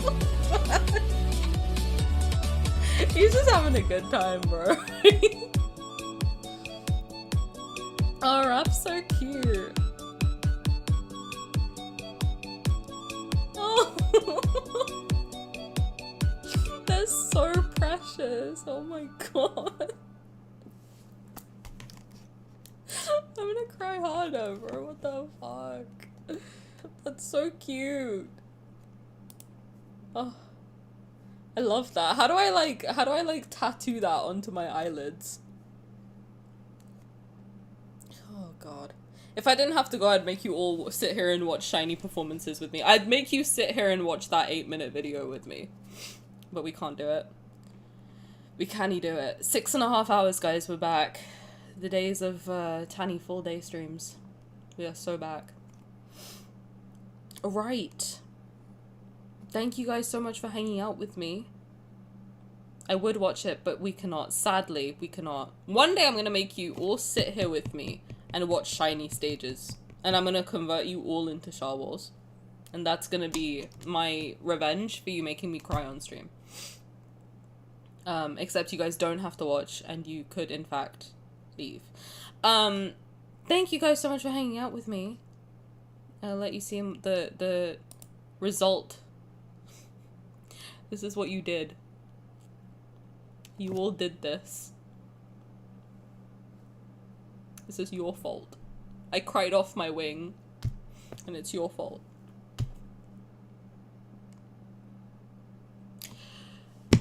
Prepare for me to scream like Queen in the chat. Yo, honestly, match your energy, man.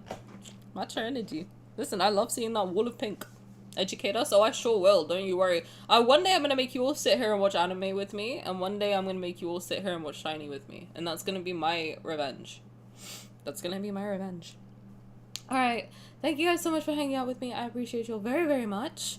I hope you had fun as much as you can have with a myth like this. And I will see you all on Monday for Caleb. Cheeky bit of Caleb. Cheeky bit of cheeky little Caleb moment for his birthday, which should be very fun. Very, very fun. So, that's it. Thank you. And I will see you on Monday. Go read Skyline. Oh, the card. Yo, there's a game actually that's come out on Steam that I don't know whether I've like followed the creator of it or something. I had some interaction with the dev. I don't really remember what it was. Anyway, there's another game called something similar to Skyline. I can't remember what it is now. I have to like check with Simi. I must have sent it to him and just asked him. So I'm gonna double check with him what it was. But there might be a new game that we can try out. Anyway, just for a different day. Right. Thank you guys so much for watching. I hope you have a brilliant rest of your evening, whatever time zone it may be for you. I hope you all take care of yourselves. Do some aftercare. And I will see you all on Monday for Caleb's birthday. Peace out. Bye. Bye-bye.